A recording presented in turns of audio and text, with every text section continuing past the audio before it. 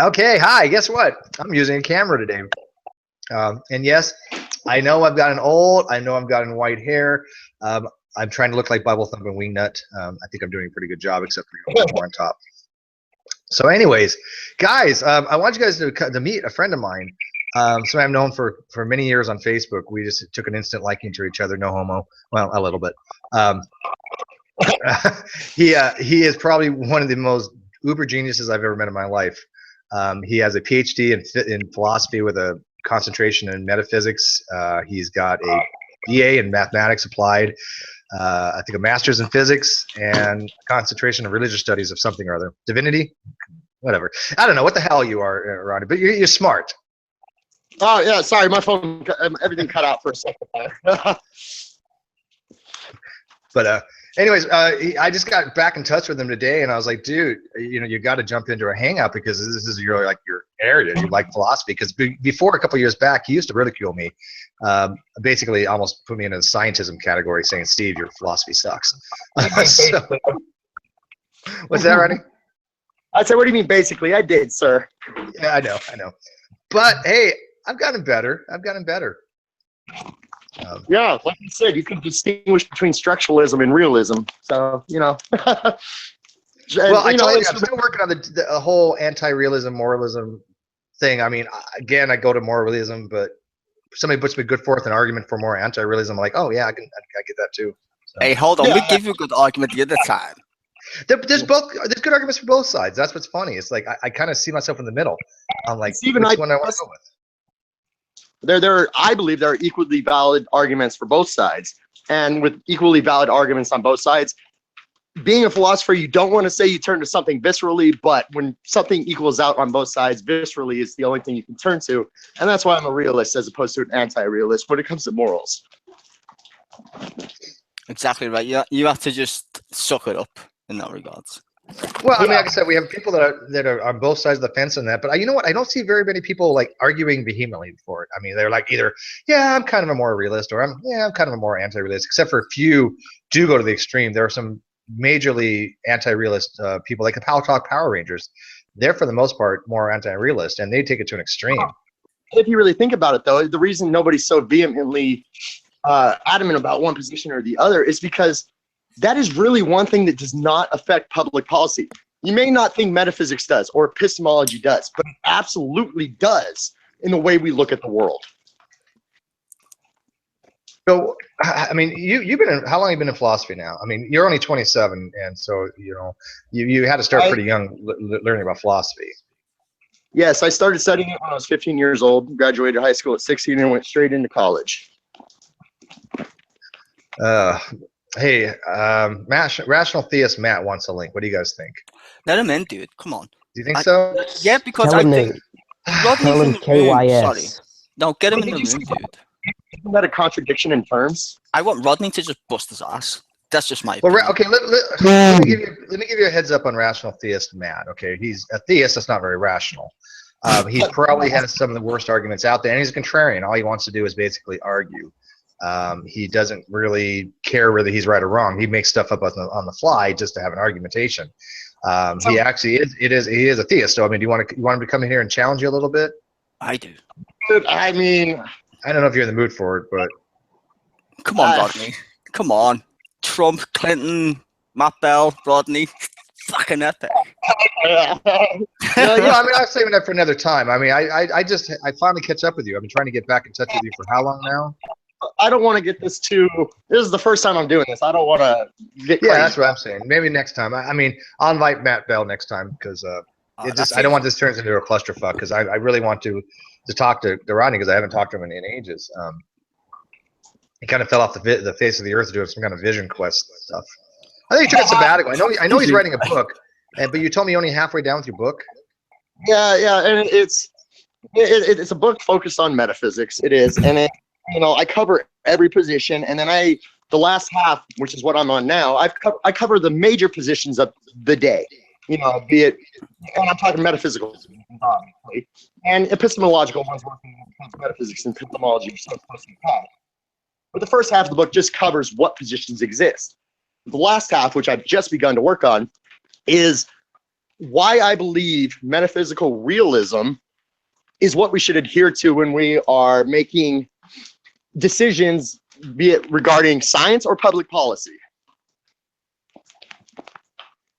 Helena, I sent you a link. You want to come in? Helena said, ask him if he thinks intentionality is normative, and if so, yes, and if not, why not? So it's intentionality normative. I believe it is. And why? Because the intentions don't change in action, and thus it's not an objective standard that one can adhere to. And she's doing housework around the house, but she's really Helena Handbasket. You got to meet, dude. One, she's like uber hot, and don't listen to that, Helen. That's put your fingers in the ears. But she's uber hot and uber smart, and she really is getting balls deep into this philosophy stuff. And she actually has hangouts with like Alex Malpass, who you're quite familiar with, and she's learning about all kinds of like moral realism stuff and modal ontological arguments. And by the way, I know he is writing a book because I have read some of it, and I didn't know what the hell he was talking about. I was like, okay. That's because you're a moral objectivism type person, though. No, it's because it's on a level that I'm just yeah, well, you called me a moral nihilist, which I did appreciate, but you have to be a realist at the same time. Well, I call you a moral nihilist. Well, I kind of liked it when you said it, though. I'm not saying that was abusive. I was like, okay, that's cool. I didn't dislike it. I was just saying I was a realist. What's that, Rodney? I said, isn't a nihilist always a moral nihilist as well? I guess so. Well, yeah, technically speaking, yeah, which is well, we do. Hey, by the way, Dustmeister. By the way, yours is bigger than mine. Screw you. What's going on, guys? Yeah. How's it going? His is so much bigger than mine. Oh my god, I got Mike envy again. But anyways, real quickly, we do have an epistemological nihilist in our community.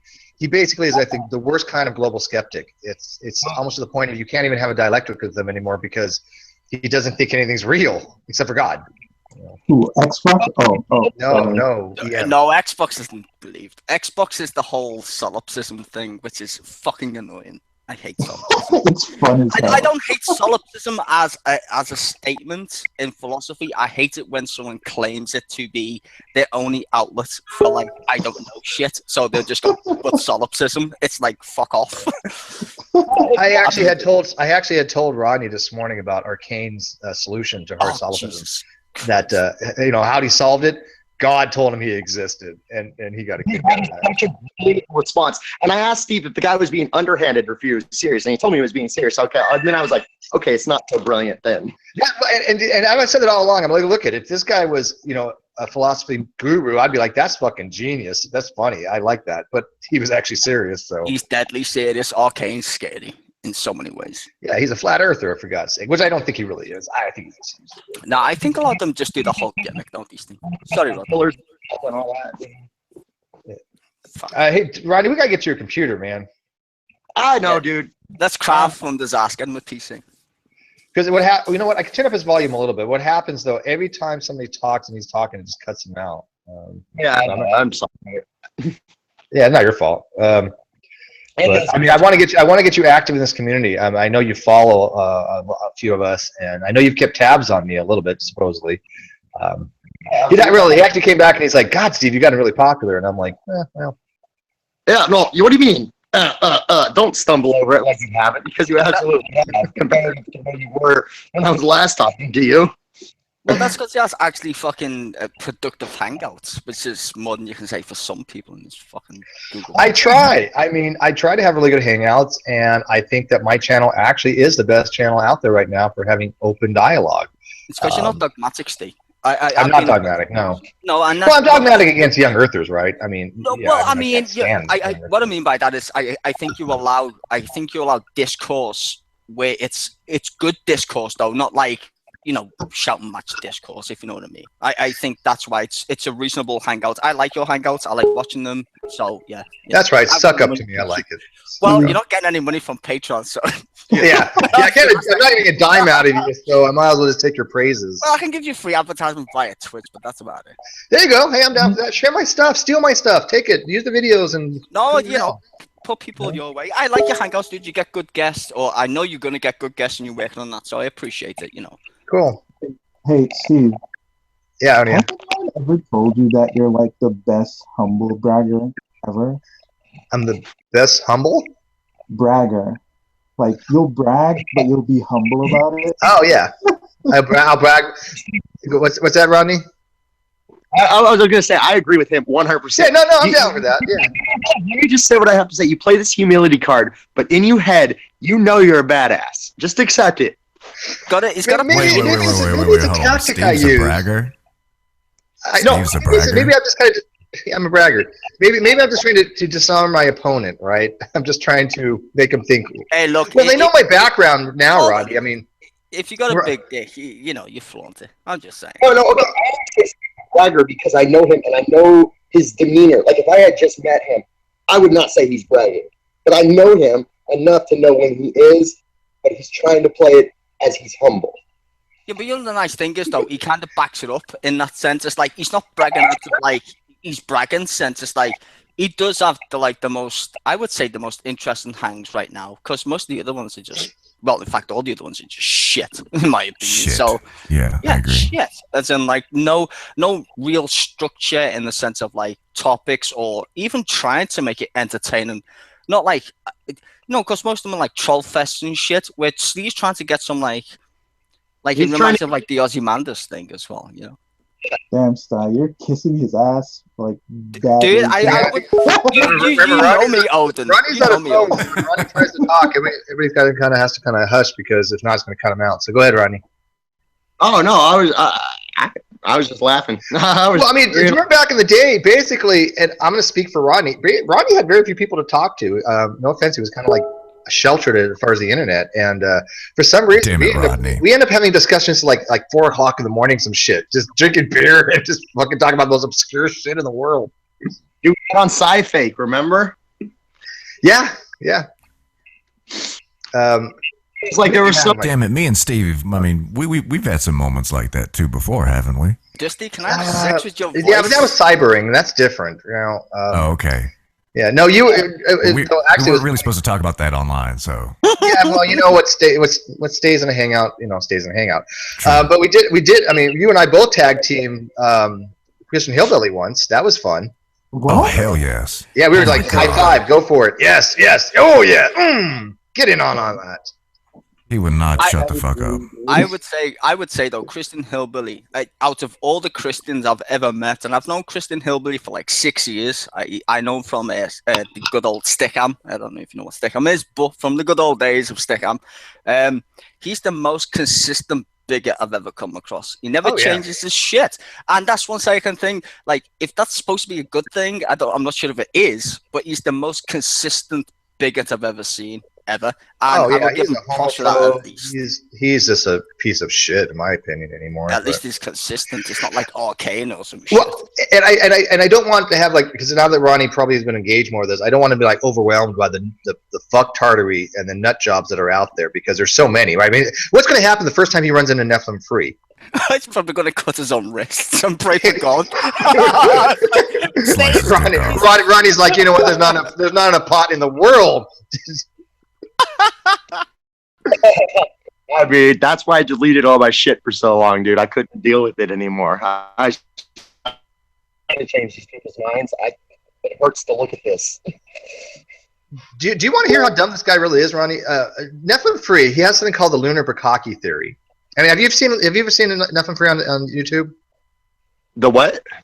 Have you ever seen Nephilim Free on YouTube? No, I have not. Yeah. Lunar bukkake? Is that what the fuck you said? Yeah, he has the lunar bukkake theory. And the lunar bukkake... Yes. I'm not lying here. This is not fun. Wow. I'm not at the good part yet. So the lunar bukkake theory is his theory that during the global flood, the fountains of the deep opened up, and all the water spewed out of the earth and became ice and all hit the moon, and that's how we got craters on the moon. So the earth jizzed out water, and then it became jizzed out water, became craters in the moon. Yeah. Wrap your head around that, Rodney. Welcome to my world. Like how? What? Like what? Wouldn't it just? Something. That's what I want to know. Am I missing something? No. That's basically it in a nutshell. water spews forth from the earth, it immediately turns into ice and creates craters on the moon? Correct. What the fuck? That solves everything. I know, right? I mean, We can all go home. Debate over. Steve, I thought that was the explanation that I put in the side chat. I'll put it. Yeah, I'm not going to get to that livid right now. It's daytime, but yeah, I mean, For yourself. we are just dealing with the dumb of the dumb. I mean, some of these people can't even understand why the Earth is round, or at least of late regular spheroid. No, so you don't even know what a triangle is, apparently. I mean, lunar eclipses and solar eclipses don't prove the Earth's round, right? You don't even need to see the sun to see to prove the world's fucking round. I know, exactly. Yeah, it's and just by the way, I sent Reds a link, and he asked for it a while ago, and he hasn't came in. So where's Red? Yeah, I told him to unblock me. He's got me blocked because I trolled him ages Oh, ago. that's why he can't. Who are we talking about again? Who is this? Red's rhetoric. Red's rhetoric. He's a nice guy, Get but your shit in here, son. he takes things to heart too much. Bless him. That's why he keeps debating flat earthers. He literally likes to engage these people.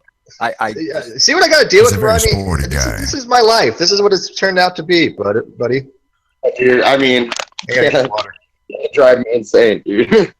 Well, it kind of does after a while. I mean, we have such awesome people in our community, and all these fucking people on the other side of the fence. We call them the Clown Car Posse, or the CCP, and they're the dumbest of the dumb. I mean, we're talking like 4 or 5 standard deviations from norm on the bell curve of intelligence, and they think they've disproved things like the theory of evolution. They've disproved gravity, I think. I mean, they're just dumb, and yet they really think that they have this massive amount of wealth of knowledge between them. And I guarantee it, I don't think any one of them has had any college level experience whatsoever. Well, Zero. They couldn't have. I mean, the same math that they go, well, the Earth isn't round, kind of shit. Like, well, you do know what binary code is that's in your computer, right? It's the same math that gives us, like, fucking round Earth. And they're like, oh, conspiracy, NASA did it. It's like, I just want to crush my own. Just wait, Rodney. You're in for a treat, buddy. I mean, I'm just kind of like trying to comprehend everything that's going on at the moment, and I truly can't believe that people not only espouse this, but honestly believe it. Oh no, they're deadly serious. They're like failed suicide bombers, Rodney. That's how bad it is. Yeah, when you're a failed suicide bomber, you know you're stupid, right? Yeah. Yeah, right. Like, But at the same time, it's like natural selection didn't take care of your dumb ass. So what does that button do Damn. again? Oh, okay. the Darwin Award. Yeah. Now we have this other guy. By the way, Ronnie's getting into botany a little bit, so he may know a little about. Have you ever studied DNA at all? I mean, like, other than just like the basic biology classes that are necessary for an undergraduate degree, but Do you remember what happens? Do you happen to remember when DNA goes in solution and it dissolves in solution? Do you remember what happens? Dude, I mean, talk to my younger brother about this. He's working on his PhD in biochemistry at Iowa State. Oh, that's true. That's true. Yeah, I forgot he actually is. Get him on the You know what's funny is his brother. Yeah, no, seriously, his brother is working on a PhD in biochemistry. The guy looks like a fucking built like a. His arms like the size of my fucking head. Yeah, you would think. So you're smart and you're fucking built. Jesus. I would love to see that guy smash Ronnie, like with Well, a anyways, virtual power yeah, fist. anyways, Ronnie thinks that instead of DNA just going into dissolving in a solution, he thinks that DNA falls apart in water, like just literally breaks apart. And yet, if that happened, we can never do a PCR reaction. He doesn't understand what holds the DNA together. I just wonder if you look at anything like that. Polymer chain reactions. That's all he does. Exactly. How do you do a PCR reaction if DNA is all fragmented? You It's all absolutely broken could. up like tissue paper. Now, I guess there are types of PMR. I guess Fiona would probably have to be a better person to talk about. It's not using the typical PCR machine. I know what you're talking about. Jeffrey tried to explain it to me, and I just said, "You shut up," because he handed me a blob. I went to his chemistry lab. He was on a test. I'm looking at him like, "Oh, what's in here?" He's like, "Oh, it's E. coli." I'm like, "You asshole!" He's like, "You're good. Don't worry." You're good. Just lick it. lick somebody No, behind. but the way I understood it, and I have to ask Fiona. I have to ask Fiona when I see her. I know she's in the live feed. I thought that there are times. I thought for the DNA reactions, actually, you do want to use an endonuclease to snip DNA in certain parts, and you use a restriction. What's it called? Restriction, fragmentation, polymerization, or something like that. I think it's a What's it called? RFLP analysis. Yeah, RFLP analysis. Restriction, fragmented, length, poly. Isn't that only about breaking bonds, though? Well, hang on one second. Let me finish. I don't remember what it's called, but anyways, you want to isolate a certain part of it, and then you use that for DNA analysis. Is that correct, Fiona? Would you want to do it just a specific fragment of the DNA? I think it's endonuclease, but Fiona can correct me. Restriction endonuclease. Restriction endonuclease. Yeah, but even the whole entire DNA structure wouldn't dissolve, right? In the sense of what Ronnie was saying. No, he thinks it just like flows apart like tissue paper and shit. You know. Yeah. Well, they're made from proteins, right? So it wouldn't anyway, even if. Well, no, DNA is not made from proteins. Well, I mean, okay. I'm just gonna say I'm not a DNA genius or anything, but as far as chemicals would go, there would still be a certain structure to certain properties of DNA. I'm guessing, and a chemical bond of some sort. And but anyways, I thought you might get a kick out of that if you remember. I'm trying to think of the other weird shit that people put in our community. Tell Jeffrey would just like slap himself in the face and be like, "I hate humanity." That's what Fiona on her G+ did this morning. And again, she has a PhD in biology, specifically in molecular biology. And she actually is like, I've lost the will to live. She's like, I just can't do this anymore. These people are fucking idiots. He doesn't have time for this shit. Like, he won't even get in debates anymore. He's just, all he says is, "You're a fucking idiot. I don't have time for this." So he's in grad. He has to teach, work on his research. He's like, "I don't have the time for this." What's some of the other things that these people have come up with? Because of Awesome Avenger, just happened to come here at the exact same time I'm talking about dissolving and degrading, which, is like 3 minutes out of our entire thing. So what else is it? No, but Steve, I have a question for you. Go for it. Okay, and it's a question that goes for everybody here. Jeffrey and I have argued about this many a time, and we're still on opposite sides of the fence. What do you think is the more fundamental science, physics or chemistry? Oh, fuck you. Physics. I'm gonna say physics. Fuck you. Yeah, you know what? Oh my God. I'm with you. I think you say physics because I say physics, and I think your brother says chemistry, right? Absolutely. Yeah, I say physics. He says chemistry. Yeah. The only reason I say physics is because chemical reactions are determined by physical laws. Yeah. Okay. Well, even very simply, like we have the idiot over there. He's mentioning things like Le Chatelier's principle, and Le Chatelier's principle just has to do with equilibrium equations, and so that's based on physics, right? Things like just solubility equations and acid-base reactions; those are all based upon physics. Bonds have to do with physics, not chem. I mean, they do have to do with chemistry, obviously, but how do you have even a hydrogen bond if you don't have physics first, right? You have to have the hydrogen. You have to have some kind of electrostatic of the hydrogen. So, I mean, the way I look at it, I'm going to agree with Steve and probably Rodney and then other people. I don't know about chemistry, but I would agree that the reason why physics come first is you can't have the molecular. Well, what I learned at school is physics equals atoms, chemistry equals molecules. I know that's a really stupid way to put it. No, it's not. Yeah, it's not. What happens in chemistry when you have? Chemistry is important. Don't get me wrong. Hang on, Stein, because again, we're going to crosstalk here, and Ronnie has really bad connection. Way to put it. That is the best way to put it. Yeah, no, I agree, and I agree with Stizer. Okay, well, I was trying to be nice. Wow, I was being nice for once. If you even have an atom, right? You don't even have a molecule. You just have an atom. What regulates that atom? It's not chemistry. It's the laws of physics, right? Exactly. Chemistry is the coalescing of atoms. Well, as far as I was aware, anyway. Is it still the same? Probably. I hope so. But I wouldn't be into physics. I like physics because there's a lot more to it. In regards to the universe, chemistry is awesome. Don't get me wrong. Chemists, awesome. I love you guys. You come up with crazy shit all the time. But in a sense of throughout the whole universe. I know physics does. Yeah, physics explains. Well, okay, I shouldn't say explains. Well, better for like minutia, weird shit at the atomic level. Where chemistry is boss for like Nobel Prize winning for like changing fucking stuff into other stuff. I wouldn't say that physics holds true throughout the universe. Obviously, in the very core of a black hole, physics. No. Okay, I mean the 4 laws of physics. I'm not talking about the center of black holes. I'm not talking about dwarf stars where shit just goes haywire. I'm just talking pressures. We're talking about shit we know. Yeah, I agree with it's funny. I was actually, somebody had talked about pressures the other day, and I found a chart on Wiki that actually showed the comparison between various things in pascals. And the amount of pressure, and I think it was pentapascals, inside the density of a neutron star.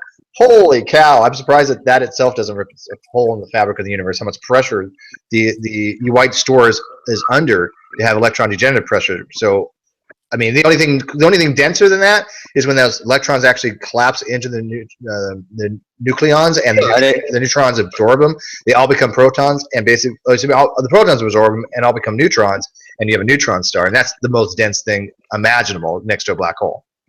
Neutron star, absolutely. Yeah. No. Right? No, but the fact that they exist is fucking awesome. Like, I think the first time I think like SETI got a message from space or some, well, not the first, but like SETI was talking about like alien signals, and they were like, "We found an alien," and they were like, "Oh no, it's just a fucking star." Which every time they said they found alien signals, it's kind of has not panned out. But anyways, hey Rodney, what else you want to tell people about yourself, man? I mean, without doxing you too much. But I mean, this is his real name, so anybody can look him up. Yeah, just dox him anyway. Fuck yeah, he lives at 555 Main Street. Yeah, sure. I don't know. I guess the fact that I would consider. I don't even know, dude. Yeah, you have to know me. I put you on the spot. I don't like labels. Yeah, exactly. I was just like, well. Well, you used to teach a little bit. I think you were assistant. Well, I mean, adjunct. I don't know what the hell they call it.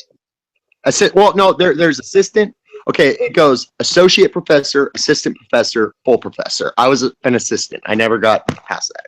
Okay, which is not too bad. What were the courses that you taught? Do you remember? They were philosophy courses. One was an intro to epistemology, and one was an intro to metaphysics. Undergrad classes. See, the epistemology would have been cool. I wouldn't understand the metaphysics one, but I like learning about building up epistemological frameworks. We deal with this a lot with these people that come in here trying to run the precept type argument. You can't know anything unless you accept God first, and then you can know something, and then you're borrowing from my worldview. It's like, what? No, exactly. But I think the problem with philosophy and its designation of branches of philosophy is people don't realize how closely they are tied together. For instance, metaphysics and epistemology, I think those are basically the same subject looked at in a different way. Epistemology and what? What was the other subject? Oh, metaphysics. Because one is looking at how you can know stuff, and the other is looking at what exists. Well, knowing what exists depends on how you can know it exists. Thus, epistemology and metaphysics are basically hand in hand. Can I see relations like that? Go ahead, Sterling. Hey, Rodney, how would you because obviously you're better at this stuff than me, how would you say that the change between, let's say, a philosophical analysis, I'm being broad here, so I don't want to pin you down on any certain type of subject, but let's say you're using philosophy like solipsism or some kind of weird shit. How would you say that differs from metaphysics in regards to like the historical aspect of it?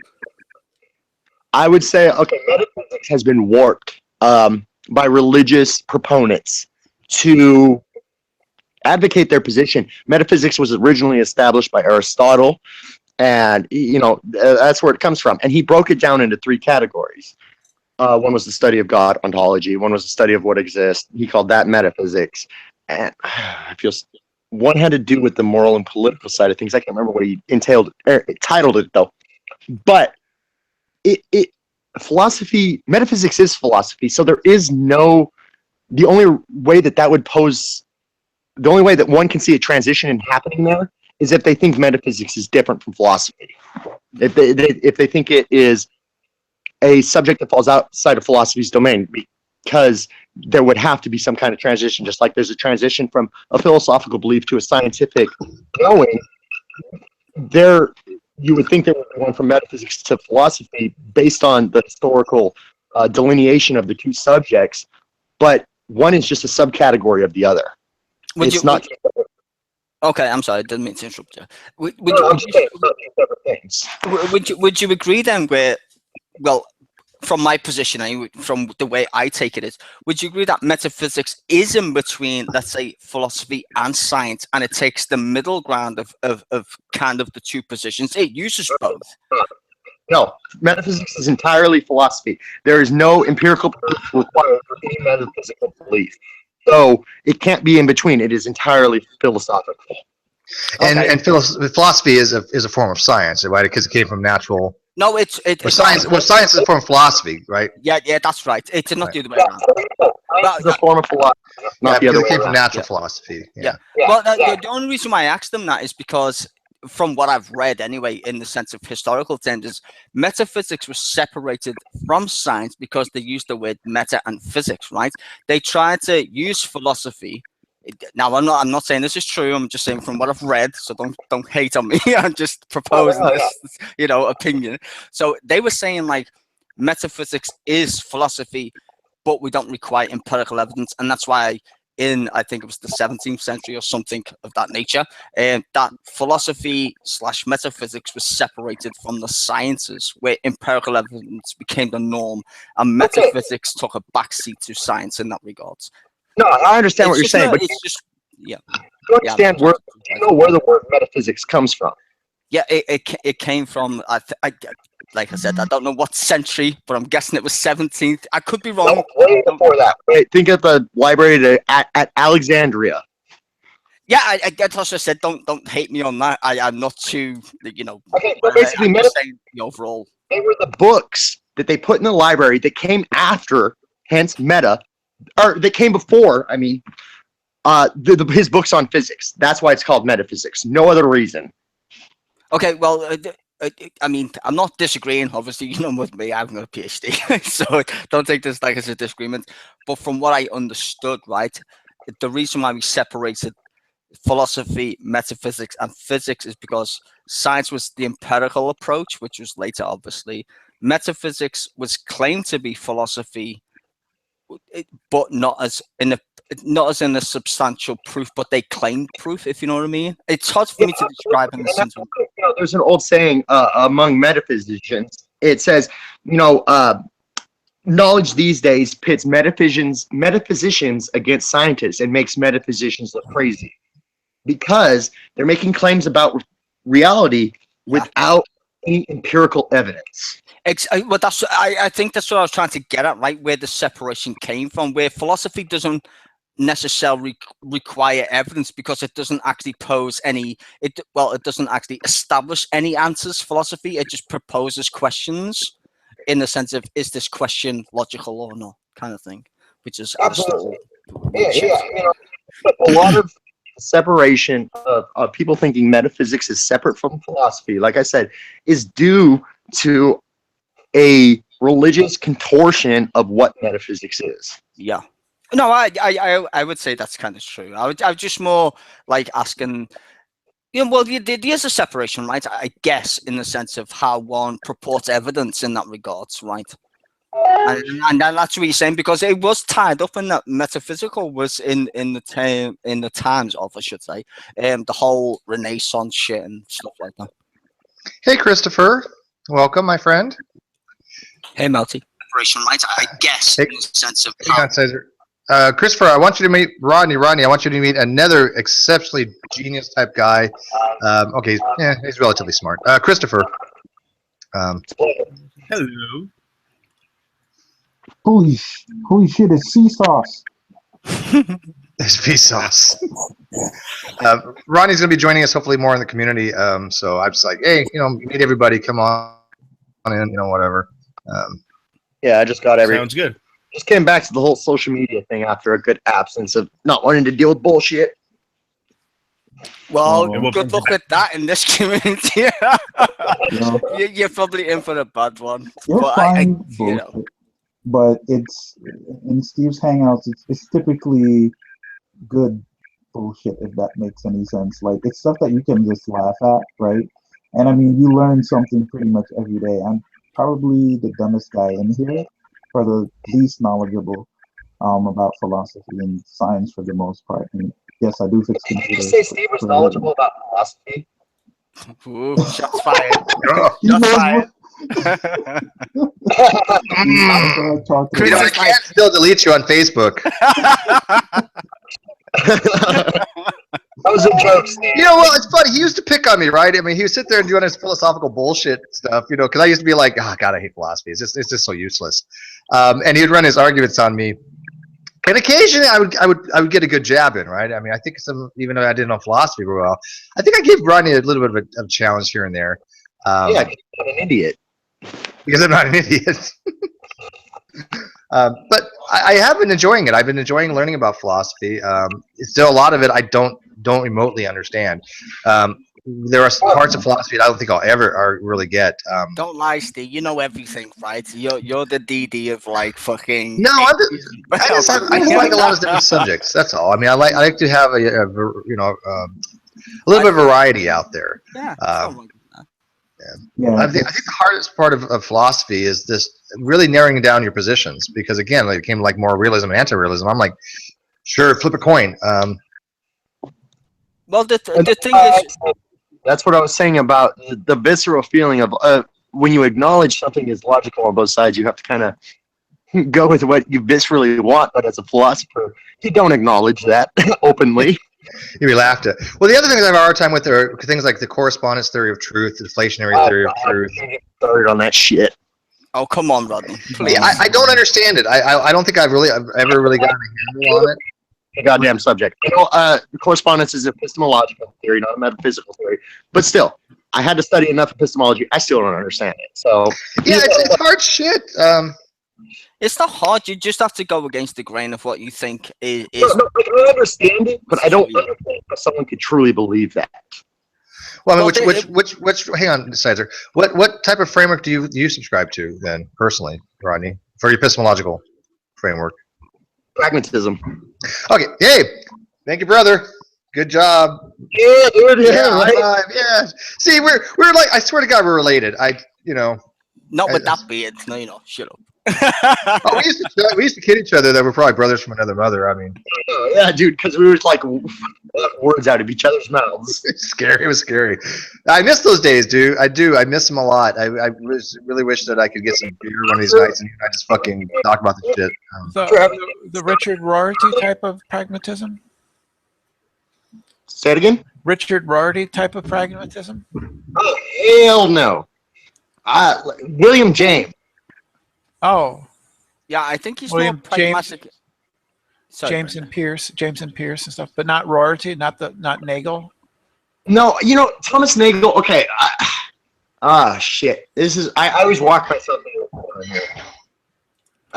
Come on, Rodney. Nagel Do it was for the very on top of what he was doing, but I think he was skewed by the Vienna school. I think he was adhering too much to one school and not following logic, just like all the other Vienna philosophers. When their logical positivism came out, which is just another form of pragmatism, that they were so convinced they were right, they wouldn't open their eyes to other possibilities. Would you say that then? I guess the only question to ask you is, would you say morals are inherent in regards to how the specialization of humans is then? I would say, or you would go with the Thomas Hobbes, where it's like, that's bullshit. It's just like conjecture. well, and say no. I would say that the models are entirely inherent. They are entirely something that is a construct of the human mind. They don't inherently exist there. Thank you. I totally agree with Rodney on that point. Oh yeah, that's another thing. See, and that's where Steve called me a moral nihilist, and I said that, and he was like, "You're a fucking nihilist." I was like, "Okay, that's fine with me." I find the hardest ones are people that actually accept things like Plato's, versions of the various constructs of people thinking there's actually some archetype of like a triangle is a esoteric, ethereal concept that manifests material. What's that? You're talking about theory of forms? Yeah, theory of forms. Who the fuck honestly believes that shit? A lot of people in the people that we meet every day. Yeah. No, we get people. Dude, we get all kinds of shit, brother. Do they have any kind of like collegiate education? Nope. Because okay, well there you go. That's the answer. No. Nope. We're talking people that I doubt they have GEDs. They don't even. And I want to put something out there real quick. I guess Sean just recently posted his transcripts or some of them, and I'm maybe I'm sure he went to college. My thing is, I want to know if he went to college for nuclear engineering, if he has a degree in nuclear physics, and I don't see that anywhere on the transcript say anything about nuclear. That's what I'm curious. This is off topic, but if he does, great. I will apologize and say yes, he's a actual nuclear engineer with a degree or master's degree in nuclear engineering. But I think that if Sean has a degree in nuclear engineering, we all should be scared because because I mean I have how many people now? Dozens of actual physicists going no, this guy's wrong. So well, what he said, like I mean, I have a master's in physics. I know a little something. I'm not a doctor in it. But he was saying that. He was saying that radiometric dating can be flawed because electron capture. We know that electron capture can actually change the way decay rates are. Some of them are about 0.2%, 0.8%, depending on the isotope. It depends on the actual shell.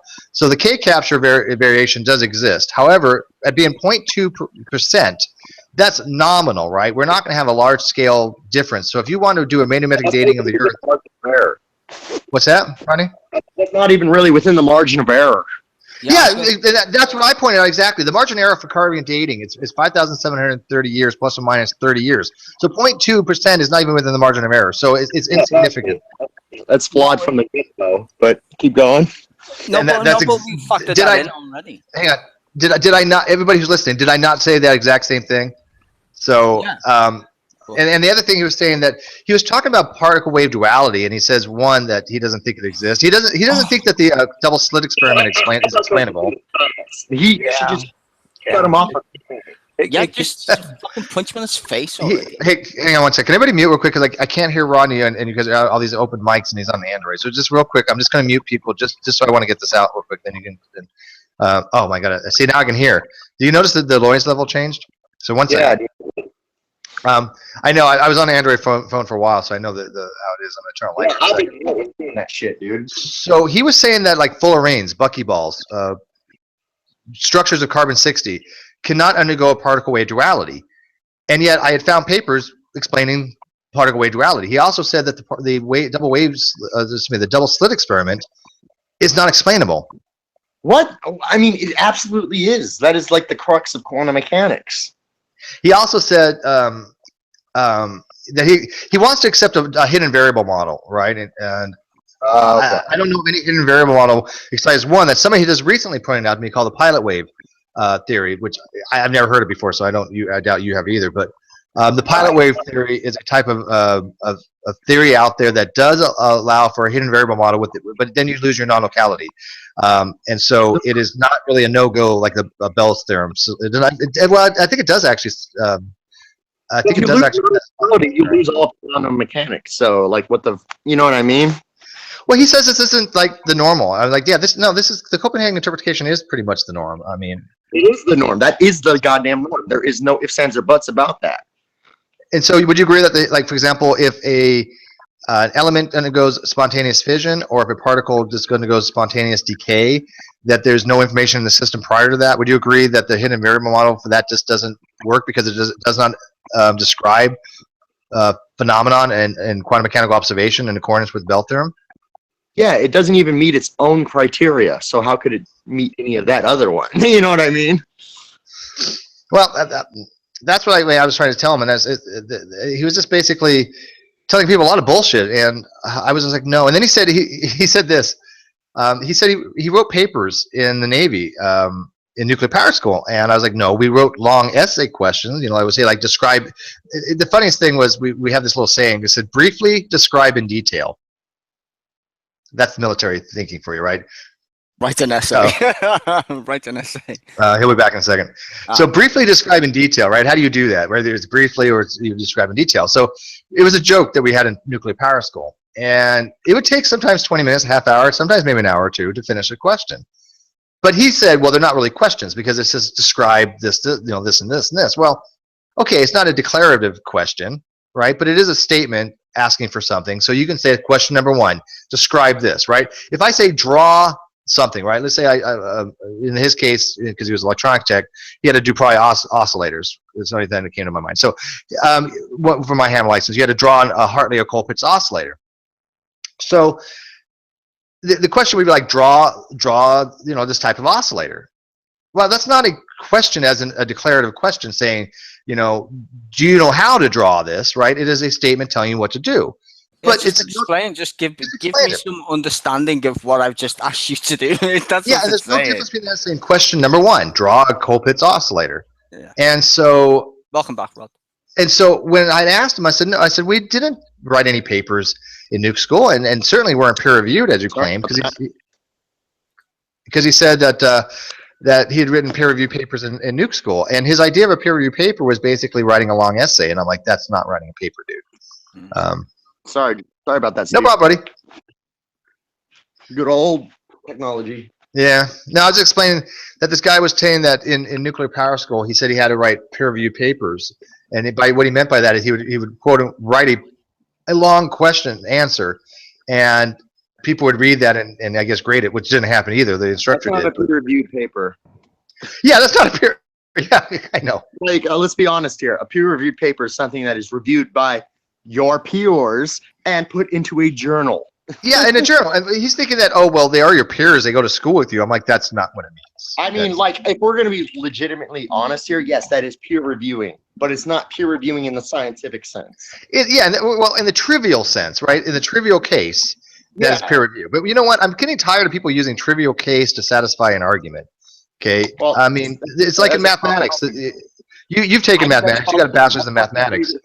That was one of my favorite arguments to present. What's You're that? like, oh, well, I do this, even though it has absolutely nothing to do with X, Y, or Z. Well, I mean, you've taken mathematics, so I mean, you know what a trivial zero is. Do you remember what trivial zero? Yeah, absolutely. Yeah, Okay. yeah. So in a trivial case, who cares? I mean, what is it? God damn it! What's the name of the one that you get $1 million if you solve it? It has to do with Questions, the 7 of them. yeah. Well, one of them has to do with finding the 0 points as it approaches like the half. God damn it! Oh God, the two. Anybody, sorry, you can remember? I'm looking like Scientists. Yang-Mills existence gap. What was it? I think it's the Yang-Mills existence gap is what you're No, talking it wasn't the Yang Mills. It was even simpler than that. Just basically, oh my God, it had to do with the gamma function. Oh, I know what one you're talking about, but I don't know the name of it. I don't either. I can't remember for the life of me. Long story short, we know there's trivial zeros involved with it, and so to say, oh well, there's this zero, but what they do is the same thing here. Oh well, it's peer review because my colleagues here are peers and they're reading my paper, so they're reviewing it. That's a trivial case. Within science, that is not peer reviewed. Yeah. Does anybody remember that what I'm talking about? It's one of the Millennium Prizes. Come on, it's a big one. It's the Riemann hypothesis. Oh, what? The Riemann hypothesis. I know what you're talking. I know what you're talking about. Oh shit! I know what you're talking about. I know who Riemann is. One of the best mathematicians ever. But are you talking about his? Excuse me. Are you talking about his third hypothesis? Oh, I don't remember. It's one of it had to do with the. I don't even remember that. I wouldn't be able to explain it right, and I don't want to butcher it. So. Is it the one that he had written in the margins of his book that he never proved? No, that was Fermat's last theorem. Oh fuck! God, I feel like such an idiot. Here I am, a person with a degree in math, and I fucked that up. Not the first one that's done that. Actually, somebody else the other day with mathematics, they said Euler did that. They said Steve, Euler had written in margin, and I was like, no, that was not Euler. That was Steve, What? I literally just watched a documentary on the last theorem of that dude. Yeah. It was Well, on- yeah, I don't believe he actually solved it. I think he may have thought he did, but no, he do you, didn't say. do you know what? Do you remember what Fermat's theorem is, Tizer? No, he didn't say he solved it. What he said was, well, he kind of said that he solved it. I'll give you that. What he was saying is right that no one said there was any evidence for it. That's what he said. I watched it. It's on the BBC. It's on. Well, do you remember what the theorem stated? Do you know what it was about, Sizer? It was about the fucking equilateral triangle thing. That's all I remember. Sort of. It was, if I remember correctly, Fermat's last theorem was basically if there's no solution, you can't prove solutions for anything greater than a squared equals b squared equals c squared. Something along those lines. Well, from what I gathered from it, he was trying to solve infinity, but he didn't know it. He was trying to solve the problem. You don't solve infinity. I mean, a squared equals b squared equals c squared. Okay. Well, what I'm saying is right. What he was trying to do is he was trying to say, look at this geometry, and therefore the geometry must equal x, right? And the problem is the x didn't equal x. That's not what it was. Have you guys heard? That was my interpretation, like I said. He was trying to solve a problem that isn't necessarily solvable. Well, it is, but he was looking at it the wrong way, in my opinion. There was actually a poem written about that. It's very quick, and I remember it off the top of my head. It said, there was a fellow from Trinity who took up the square of infinity, but the number of digits gave him the fidgets, so he dropped math and took up divinity. Yeah, because pi equals God, right? Well, infinity itself is a quandrum to human beings because it's a concept. It doesn't actually have any forebodings in science. Well, so I'm told. From what I understand, anyway. Infinity it is a bit bonkers. There are it's no like actual infinites. I disagree, Odie. I think there are actual infinities. In mathematics, an actual infinity is any set that is a complete set. Yeah, but the set can be. I mean, in reality. Yeah. Well, in reality, that's a complete set, right? That's what an actual infinity actually means. Yeah, but hold on. Again, we got to take turns here because Rodney is okay, our. I apologize. No all I said was I'm gonna have to disagree with you, Steve, and agree with them. Yeah. Well, you know what? Again, I can eject you at any time. Boo! So wait, you don't think that actually discourse. You don't think that actual infinities exist because even in concept. Okay, how about conceptually? Because again, an actual infinity is a set. Conceptually, what the hell kind of question is that? Okay, so you agree that absolute infinity, if you have a set that has elements, right? That's a complete set. Steve, in mathematics, we can give that a number, though. We can call it 1. It means you give it an alpha number. Yeah, you give it an alpha. No, we can give it an alpha number. We can call it 1. That's the basis of general relativity, and that's the only reason why it works. If you don't add a decimal point in general relativity, which is infinity, it doesn't fucking work. I mean, have no idea. Einstein, when Einstein came up with the proposal of relativity and general relativity, he was like, oh fuck, black holes, and everyone was like, Schopenhauer, or whatever his fucking name was, the German bloke. He was like, hey, black holes, and Einstein was like, oh no, you didn't just do that, and he was like, yes, I did, and then he was like, no, you didn't, and he was like, yeah, you just the decimal points. Actually, no. General theory of relativity predicted black holes. Seriously, that's how it happened. In layman's terms, just for layman's terms, that's how it happened. You know what? Smoke some more, Joe. Physics is my favorite. I want to go back to Rodney here. I didn't understand a word you were talking about, Stizer. That was. He's gonna agree. Watch. Tesla said about relativity, right? He said it was the greatest Nikola Tesla. Yeah. He said it was the greatest hoax ever perpetrated on the scientific community. Of course it was, because it's only relative to people who are fucking stupid. When did Tesla die? What year? Dude, I don't remember, but he said this in 1896 or some shit. He said it when? 1933. Was he alive? Really? He was alive in the 30s? That was near the end of his death. He was on his deathbed when he said this. I thought like the government had him killed. No, don't be silly. Because he was producing some sonic ray. No, he died of pauper. No, I mean, haven't you heard that before? He's supposed to produce some sonic death ray, and so the government. He did make a death ray. He did make it. He actually did. Was it the really 30s? He was. I mean, he lived to the 30s. Yeah, dude. I mean, yeah. Like, I think it was like what, 37, I think, or 36. Yeah, he was employed by the Bell Corporation. The FBI toned down his big ass machine. But anyways, let's go back to this. Let's get back to infinity. So, yeah. When you say action infinities don't exist, what do you mean by that, Rodney? I mean, are you an empirical scientist? I fall between empiricism and realism. It's kind of like no. Well, I mean, what? I mean, okay, let's go with empiricism. Let's go with empirical, sure. I know you're changing your answer based on you seeing where I'm going with this. Fuck you. High five, Rodney. Are you an empirical scientist? Yes or no? No, I'm not a scientist, so that would answer no. Okay, so just say yes. Physics doesn't mean anything.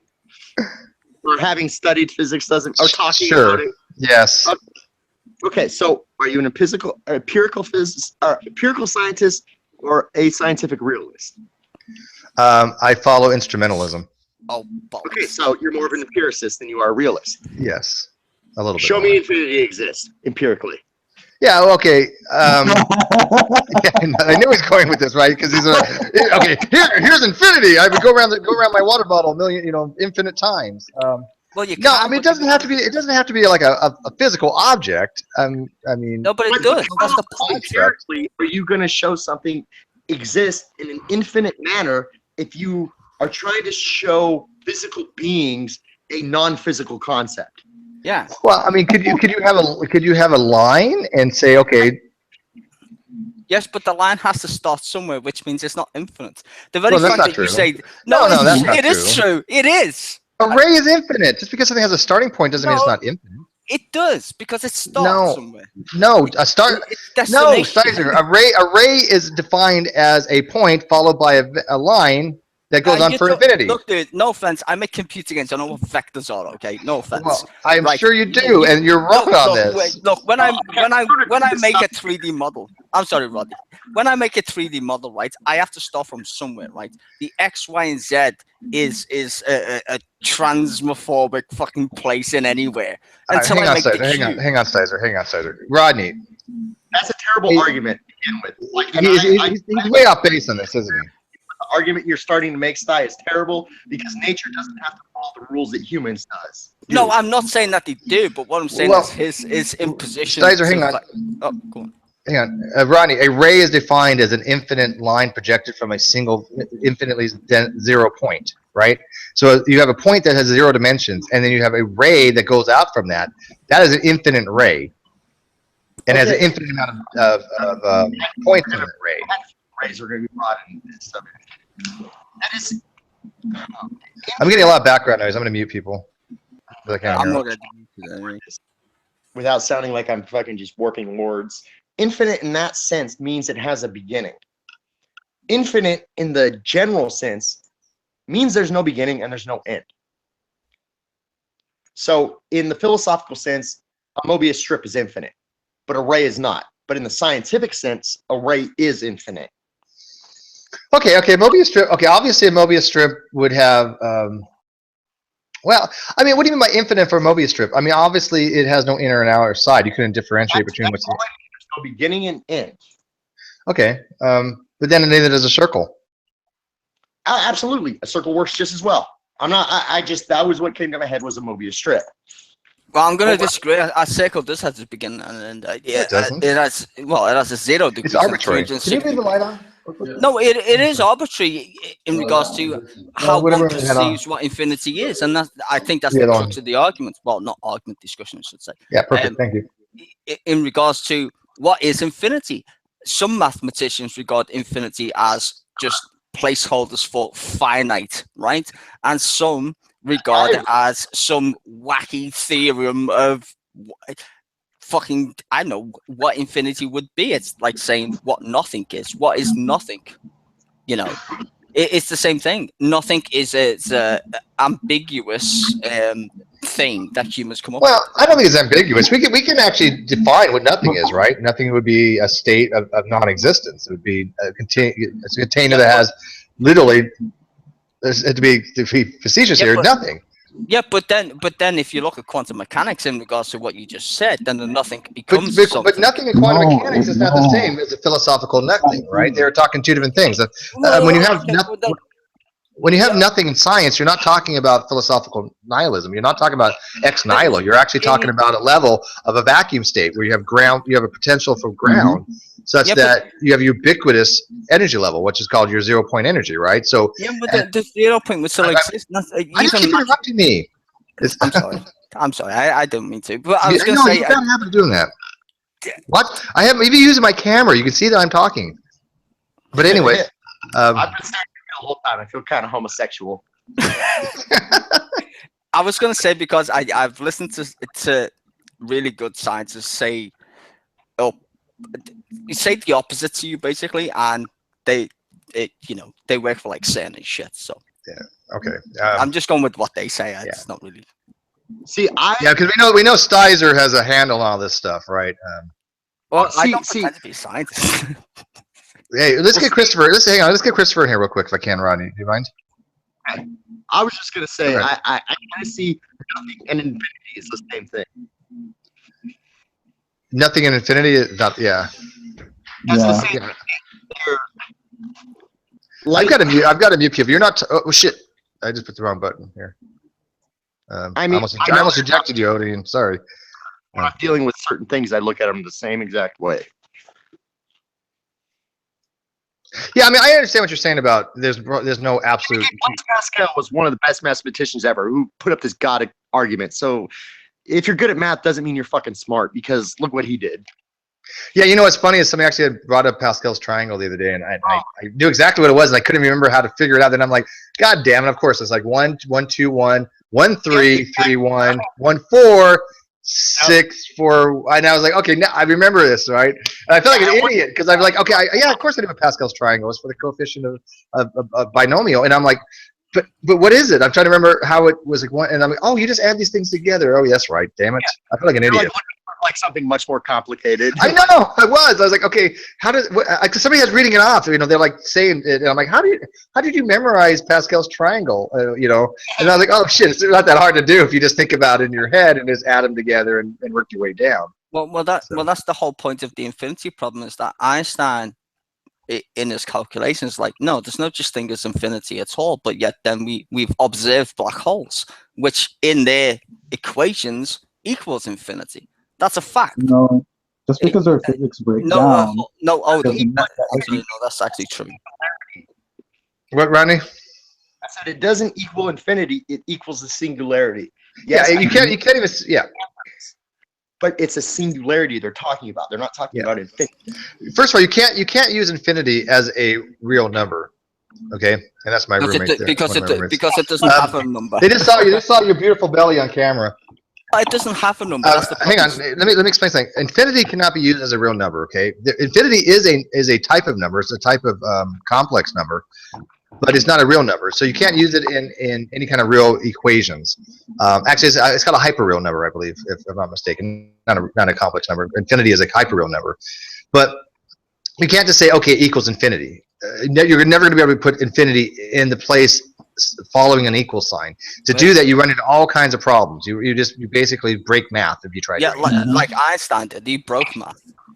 Is my mic too loud? Somebody says my mic is too loud. No, fuck them. Their fucking headphones are too loud. Okay. Your mic's fine, Steve. Yeah, I mean, I've been adjusting the audio level, so it should be pretty good right now. Christopher, are you still with us, my friend? Did we put you to sleep? What? I was trying to see if Mowdy was still there. I'm not asleep. No, Mowdy. Yeah. No, Steve. Anyway, you can't go ahead. Infinity on the one side of an equal sign and have it make sense, as long as infinity's on the other side. You mean infinity equals infinity? Yeah, absolutely. Well, first of all, that's a tautology, but no, it's not. It absolutely is. What are you talking about? It's not. How is it not a tautology? It's a tautological equation. Well, because you can make it a definitive thing. Like I just said in special relativity, it's a decimal point, and that's being proven already. I don't know why. 1 equals 1. Applied to physics equation, not infinity in theoretical mathematical. Well, I mean, we might have our differences in how one's applied, but when you talk about special relativity, it's a decimal point. That's how you got black I don't know holes. what you mean by decimal point in special relativity. I don't either. Let me explain. Let me explain Stizer. Stizer has a weird view of science and physics that nobody ever understood. That is understands. We don't understand Stizer speak. That is true. Yeah. Stizer speaks a bit. Like he seems like he's intelligent, but then he says some things. I'm like, hold on. Yeah, well, it's like he's trying to break through that epistemic boundary, right? He's trying to get the actual handle on this stuff. But unfortunately, I love Stizer, but he doesn't want to listen to people that that trying to correct him, right? He just doesn't want to listen to that for some reason. Like, for example, Stizer, do you remember? Okay, I'm not gonna put you on the spot right here, but he did. No, but yeah, okay. You said at one time you studied quantum mechanics for like 8 years, 12 years, and I asked you what a complex conjugate was, and you had no freaking idea. I didn't know, but that's what I never studied. But I explained to you what a complex conjugate is, and I hope you've learned and remember what a complex conjugate is. Well, I can't remember, if that helps. Well, you should know what that is. Well, that was my. I have a level. Right? When somebody says they're an expert in something, I expect a basal level or something. And if you say that you that's okay. Wait, you say that you studied quantum mechanics for 12 years or whatever it was, and never heard of a complex conjugate. That's like saying you're a mechanic and you never heard of a carburetor, of a gear shift. Yeah, you know? Watching What the Bleep Down the Rabbit Hole is not studying quantum mechanics. Well, I never said I was a scientist. I just do it as like because it's interesting. But one thing I do know is that a decimal point, and I can show you the actual physicist who said it because he's got a PhD. I think you just read a lot of stuff, Stizer. No, I don't read anything really. Well, I heard it here.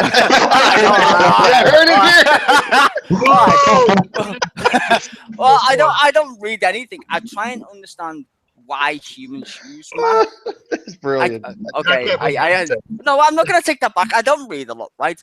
What I try and do. I don't read anything. No, because to be fair, right? I'm not. No, hold on. I'm trying to be as fair as possible. I'm not a fucking scientist. I'm not a mathematician. I'm a layman. Okay, I'm like the guy who does your plumbing. Okay, but if I know how to plumb shit, and you go to me, is that really a good idea? And I say, trust me. Yes. Okay. So when I've listened to physicists and other people say stuff about the cosmos, yeah, I find that interesting. I don't find the Bible interesting. No, I agree, but I think what happens is that you kind of get all this information, and all of a sudden your brain acts like a blender and just kind of spins it all around, and then when it comes back out, it's not exactly what you heard. Yeah, it probably doesn't sound the same, but I will tell you honestly that I've seen physicists who work at MIT, Yale, and Oxford University literally say we have got no fucking idea what's going on. Like, seriously. And I've been like shell-shocked at that because I like science to know what it's doing. And when a physicist who's won a Nobel Prize literally tells you on the BBC we've got no fucking idea what's going on in the universe, it kind of is a bit perplexing at that point. So, I'm going to agree with that because Faraday, you know what he said? He said anybody who says they understand quantum mechanics does not understand quantum mechanics. So I can agree with that. But it sounds like you listen more to Deepak Chopra than you do Neil deGrasse Tyson. I'm not a Deepak Chopra, Rodney. I'm not. I'm a big Maxwell's demon kind of guy. Like Sylvia Brown, a fan of you? Are you a fan of Sylvia Brown too? I know she's fast. I don't even know who Sylvia Brown is, Rodney. What's wrong with Deepak? And what's wrong with Deepak? And by the way, hey, Rodney, who'd you? I get way too much background noise. You guys all got to mute if you're not talking, especially Odin. You got the most. JJ, I'm muting you too, because I can't hear Rodney if I got any other mute over. I'm on a shitty phone. Sorry. Yeah, who'd you attribute that to? By the way, Rodney. What? It was Feynman, not Faraday. Feynman. Yeah, I thought you said Faraday too, and I'm like, no, that was Feynman. I'd like to mix those two names up. No, it was Feynman, Richard Feynman, who said that. Yeah, I thought I heard you say that. I was like, no, but no, it wasn't Faraday. No, it wasn't Faraday. He was way too before that shit. Okay, Steve. Can I get a mic check real quick? Yeah, you sound like shit. No, I'm just kidding. All right. That's just your normal voice. No, is it? Come on. You sound good. What do you want? It's fine, JJ. It's not out. Okay. No, it's a little loud. I might have to lower it a little bit. Well, you can either lower it or I can move it. I guess it'd be better if you lowered it. He sounds He's fine. fine. To me. Yeah, so you're fine as long as you make sure you don't like talk when Ronnie's talking, because then give you mute As long as I don't your talk mic directly when you're into not it. talking, because if not, I can't hear Ronnie with the shit because he's on an Android. No Okay, problem. what I was trying to explain is before this, I do listen to like actual scientists, and it's shocking. Like when you get into quantum mechanics and other shit. Well, you know, whatever populism, let's say, right? Okay. So popular scientists, like, you know, whatever. Shut up, Rodney. Let me finish. Okay, when you listen to the norm, right? You're like, I even get shocked. It's like, wow, we don't know a lot of stuff. But I mean, we do as like humans in empirical. I think everybody agrees with that. But like, I get shocked at some of the shit they come up with. 1993, right? Excuse me? I'm sorry. You know who Lord Kelvin was? Nope. Yes. Okay, do you know what the Kelvin scale of temperature is? Yes. That's a ridiculous temperature scale. I've got Why? no idea. Kelvin was a physicist in the 19th century, and in 1893, he said, all the major problems in physics are solved out. It's all details now. Well, guess what happened? Fucking quantum mechanics. Yeah, it's threw a monkey wrench in it, right? I mean, and what's wrong with Kelvin? I mean, you really want to get some weird scales? Look at the Rankine. Rankine is a I weird have a hard scale. enough time with Celsius. Yeah. Let alone Kelvin, right? Yeah, then Yeah. Celsius is really confusing, right? Really, come on. Yeah, but at least I but don't come on here and say I'm a scientist and shit. It's funny, hey Ronnie. Do you remember back when talking on Ron Thibaud's pages on about Sylvia Brown? Do you remember those days? Yeah, dude. Sylvia Brown. Sylvia Brown's known as she was. You could go ahead. Horrible psychic. Yes. Oh wow. It's like a contradiction in terms. A horrible person is what she Yes. was. Yes, I agree. Well, why was I asked you? Do I know? We used to spin a video together of the forum, the comment section, and it was Ron Thibaud's, and he debunks pseudoscience, especially mysticism and these people that say they channel the dead. So he's really against the Long Island Medium, which was Teresa Caputo. Who does that? Teresa Caputo. So this guy's name is Ron Thibaud. I've invited him before to come in. He never has. His web is sci-fake. Sci-fake, yeah, sci-fake. And that's back in the day when Ronnie and I, you know, we were really big into this sci-fake stuff and getting these people debunked. And I just wonder if you remember the ones we were talking about with Sylvia Brown, because she is a nasty, nasty person. No, she's dead now, but hold on, what's she nasty about then? No, she told the mother. She told her mother that her daughter, who had been abducted 2 years prior, was dead, and she needed to stop looking for her. Well, guess what? This mother killed herself over that statement. They found the daughter 2 weeks after the mother killed herself. And she did that she did it 2 other times, so 3 times total. And in one case, the mother committed suicide. I think it was she Filipino or something like that? Yeah, Filipino lady in California.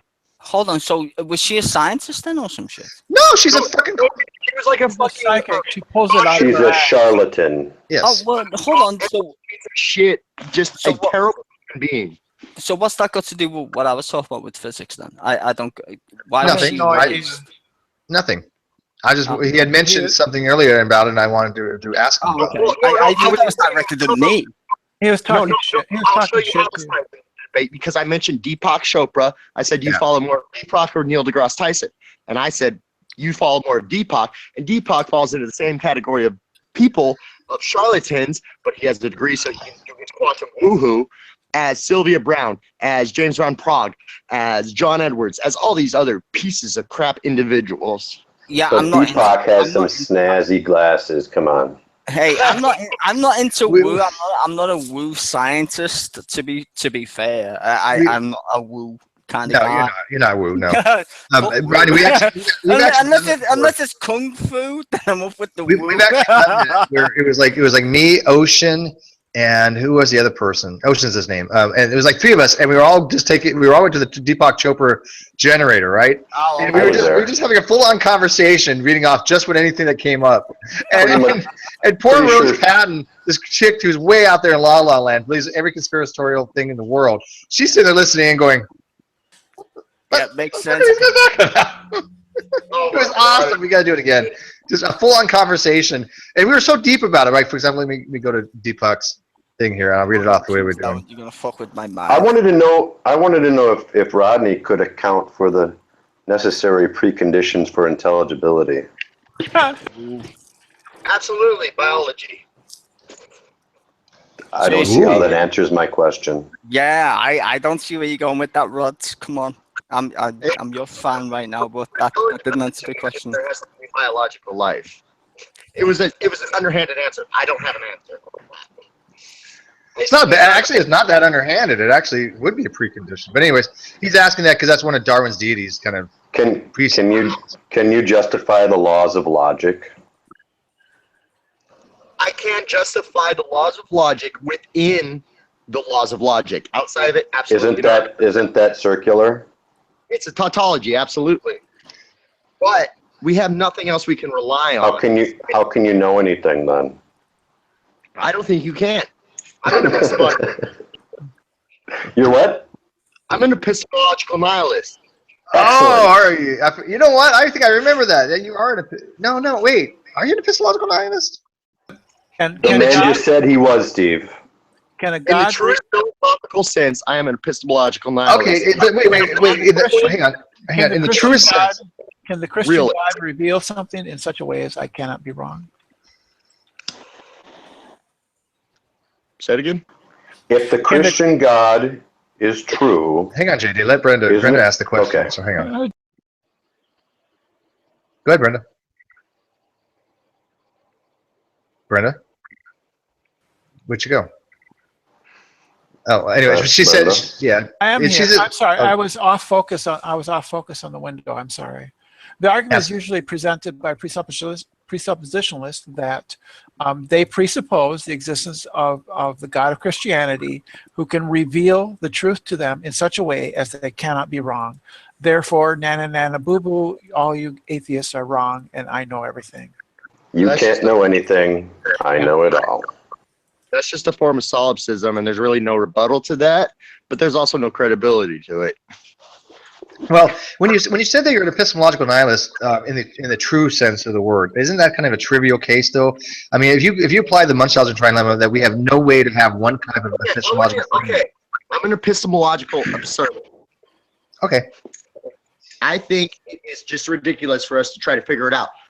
I mean that in the truest sense. That's what I truly believe. There's a practical side of me that recognizes epistemological pragmatism for the life that we can acknowledge exists. Well, you know how I'm going to respond to that? I'm going to respond to that in the brilliant words of Deepak. Interdependence unfolds into innumerable brightness. Yes. And you know that the human nervous system is inside mortal bliss? Yes. Yeah. And eternal stillness exists in our own chaos. That's deep. I like that. Words that sound intelligent together. I know. I actually like that one, though. That one's pretty good. Eternal stillness exists as your own chaos. That's deep, man. Wow. It is enigmatic. No, that's not deep. That's just stupid. You know what? You're not high enough.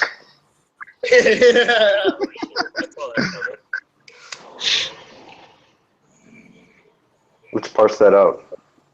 Never pet a burning dog?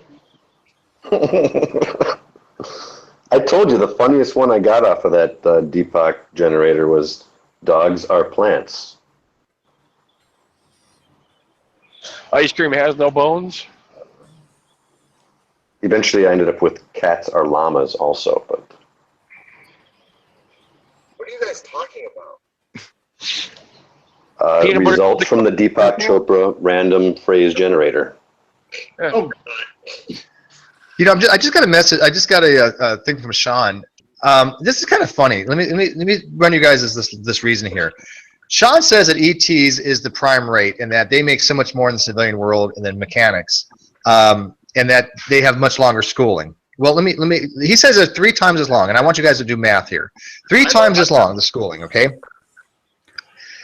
The power school that we both go to is the same amount of time. It's 6 months. The prototype we go to is the same amount of time. It's 6 months. The only difference is that A school, which is just the beginning, just basic shit. For mechanic, it's 3 months. For an ET, it's 6 months. Okay, so their A school is twice as long. So the entire pipeline for mechanic is 15 months.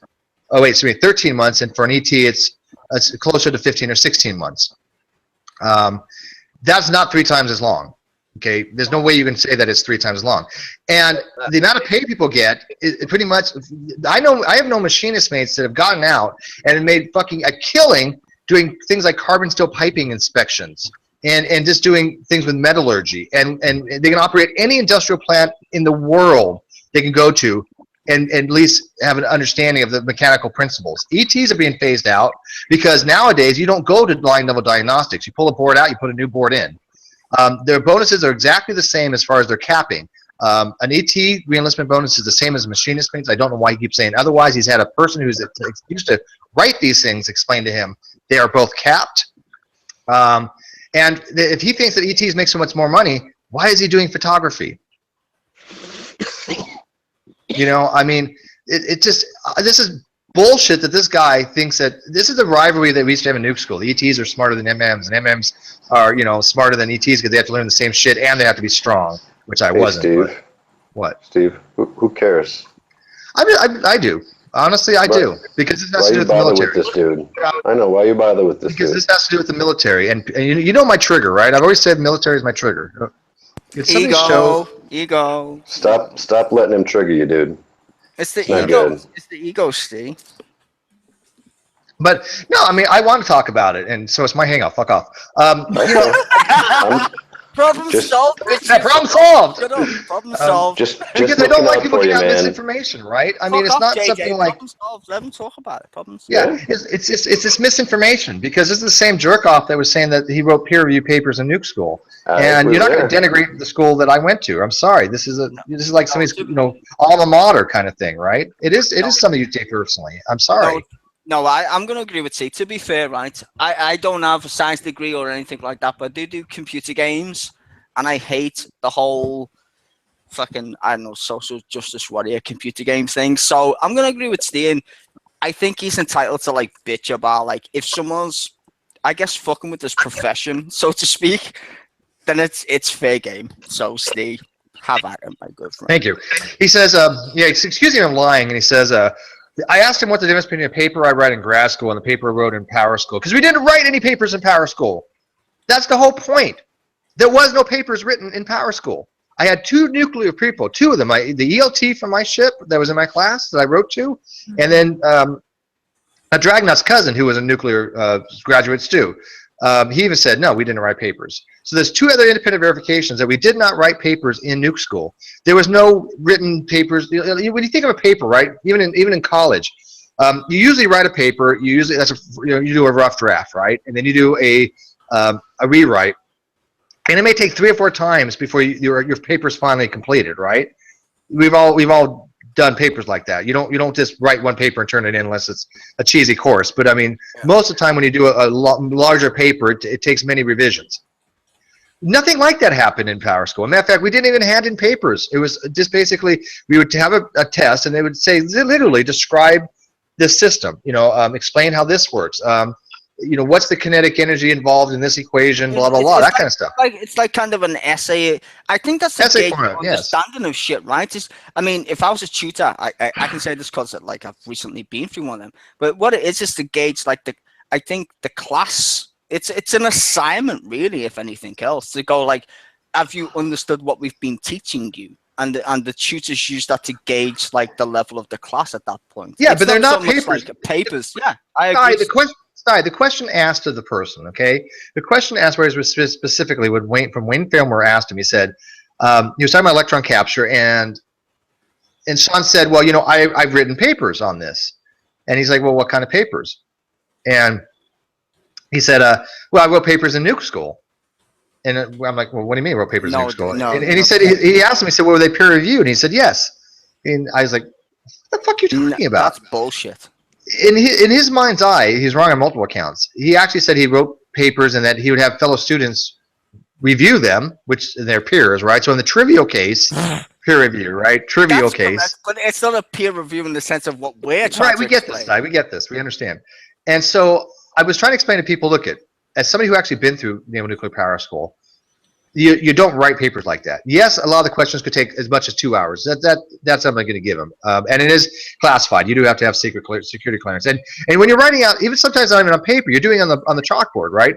And you've seen those things, those videos where you have like MIT and you have like those boards that come down and they're all over the place. That's kind of like what it is. You're just basically writing this shit out like mad, going, okay, this, you know, here's your diagram of the reactor, and here's your reactor flux density, here's the equation for the startup rate, and here's the equation for figuring out beta bar, and the 6-factor formula you're using, all these different variables in there, which are just ungodly to really to even derive. But it's still not a paper in the sense that. But it's still not a paper. Yeah. And so when he's telling people that, oh, I used to write peer-reviewed papers, I'm like, fuck you, because the people that actually do write them, you basically tell them that what they're doing is the same thing. That's not the same thing, and not at all. Well, the peer-reviewed papers when you find some shit that's new, if anything, or you're revising something that you know, but then you're giving it another take. That's why you get peer-reviewed by your peers. The peers are basically the fucking professors, right? They peer-review your shit, not the students. Yes, I agree. That does happen. Anybody can get peer-reviewed in that context, right? If your friends, your peers, technically speaking, in a class, but not in the context which he's using it. That's bullshit. That is complete bollocks. I've been peer-reviewed. I've got a HND, which, you know, diploma, whatever the fuck you want to call it, in graphic design / gaming. Not that it's interesting to you guys, but the point is, we went through the same process, right? You would get peer-reviewed by your other classmates, but it's not a peer review like a scientific. No, and we understand that, Stizer. Yes. It's complete bollocks. Hey, Rodney, Helena says because you're an epistemological nihilist or epistemological absurdist, nobody has to believe anything you say because we don't know anything. I agree. You would. I agree. She's absolutely right. She is absolutely right. How do you know that? How do you know that?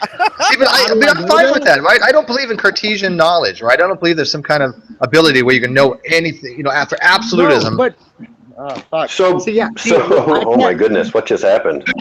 Beyond talking you guys are all talking over each other. Stop it. One at a time. Seems like that we can just forego talking about what you know and just talk about what you believe without any justification. That might be interesting. Absolutely, let's do it. What you know, what you don't know. No, believe. See, okay, I try to explain it as best as I can. I'm an epistemological nihilist, a true philosophy. In everyday life, I'm an epistemological pragmatist. Continue. I know I can't prove X, Y, or Z to the greatest degree, but I know also that I can use X, Y, or Z practically and pragmatically in certain aspects of my life. Right. You have a pragmatist theory of Helen, knowledge. Yes, I know you're being this preceptor, but, you know, you'd be surprised how many times preceptors actually say something that's like, yeah, you know what, okay. But, I mean, I've only met a handful of epistemological nihilists, and I don't think Ronnie is an extreme one. Again, I think this is like the trivial case, but... It is. No. I'm saying that I adhere to it in the strictest sense of philosophy, that but I don't let it dictate my life. I let epistemological pragmatism dictate my life. So you do have a framework you built your epistemological system on, right?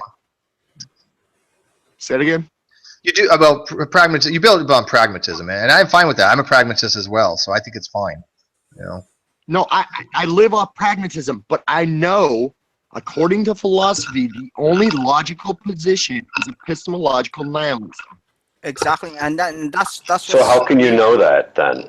Shut up, JJ. Don't get it. Yeah, wait. Yeah, aren't you having a contradiction there? How do you know that if you can't know that to begin with? I know it. Okay, what I know is that according to the rules of philosophy, not any objective standard of knowledge, that epistemological nihilism is the most logical position. Okay, can I? And epistemological nihilism. Okay, I'm going to say this, right? I'm going to say it better than the philosopher in the room, which is amazing. I'm going to get to say this. But I think what Rodney is trying to explain, because he's stoned, and he could probably say it better if he wasn't. No offense, Rodney. Why don't you... Hold on, JJ. I don't think you need to speak for him, Sty. I'm not. That's why I was making a good joke. In case you I'm sorry. Go ahead. Go ahead. Okay, let me finish. Okay.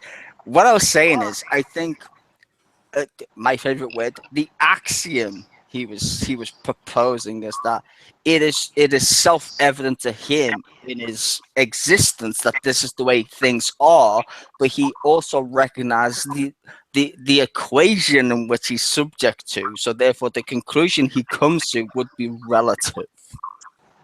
Hence, I don't know what the hell you're talking about. I have no idea what that just meant. Well, Rodney, can you even translate knew that? exactly what I just said, didn't you, Rodney? That made perfect sense to me. Perfect sense. Did it? Yeah, Ronnie is high as fuck right now, so listen to this. That's what it made What? Yes. Well, wait a minute. How can you say that you know the most logical thing is epistemological nihilism if isn't that self-refuting? In the rules of what is defined as philosophy. But it's self-refuting, right? I mean, if you haven't put... That's the whole point. Man's wearing a Yoda shirt. Come on. Okay. Look, what I'm saying is, if we're going to adhere to any rules of reasoning, what rules are we going to adhere to? Those of philosophy and those of science, correct? Okay. Okay. And is not... Okay, this is a big crux of the question. Do you place... Ah, fuck, he's... Oh. Say that again, you froze. Do you place science on a higher pedestal than philosophy, or philosophy on a higher one? Well, come on, that's a hard question. I mean, you have to you can't just throw that out there. It depends on the thing. If I'm building depends on how you answer that. Well, if I'm building a bridge, it's going to be science. But if I'm dealing with something with ethical concerns with bioethics and how we treat embryos and stuff like that, then it's philosophy. No, it's not, because that's where you bring in moral aspects there, Steve, right? Philosophy is the question. But we're talking about knowledge. We're not talking about moralism. We're talking about but you just brought moralism into it, right? I didn't. No, but it's still philosophy. I'm not even talking about the moralism part of it. Just philosophy in general. I mean, I think science. Very simply. Let me say this very simply, and I know I acknowledge it as a big contradiction. I do, but there's no resolving it without it being a contradiction, in my opinion. What I'm saying is, within the rules of philosophy, within the schools of philosophy, the one that logically, to me, makes the most sense is epistemological nihilism. Yes, okay, that may seem like a contradiction, and it absolutely is. But if I have nothing else to rely on, I have to rely on what I know, and what I know is what I can access through logic, which is in the domains of philosophy. I'm going to have to ask Ozzy about that one. That's confusing. Isn't that circular? Well, no, it absolutely is. I'm not denying it. That's why I said it's going to but it's a contradiction. That's why I never talk about it. I don't think it's circular. Odin wants to ask a question. Go ahead, Odin, buddy. Okay. Well, Odin, step away from the mic a little bit. Yeah, you're eating your mic. Just a touch. Is that better? Yes. Yeah, that's way better. Go on. Okay. I'm gonna make a claim, Rodney, and tell me what goes through your mind. I'm sorry, my phone froze. Say that one more time. I'm gonna make a claim, and I want you to tell me what goes through your mind, like, immediately. All right? Okay. All right. The only thing that we know is that we exist. Okay, Descartes. That's literally what. That's flawed too, though, isn't the whole I think therefore I am? Is that a little bit flawed? I think it is, and I thought you were going to go to the classic. The only thing the classic Socratic quote. The only thing I know is that I don't know. That itself raises its own difficulties. But the only that's why Descartes is such a great figure, but also such a bastard, because he proposed great arguments, but he proposed them for flawed reasons, and it's really hard to refute existence. You see, in my opinion, it's a very solipsistic statement. It is.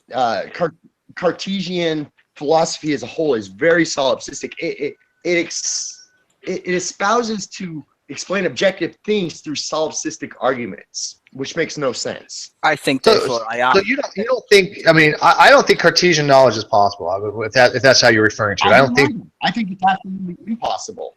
You think it is possible? No, I think it's impossible. Okay, yeah, okay.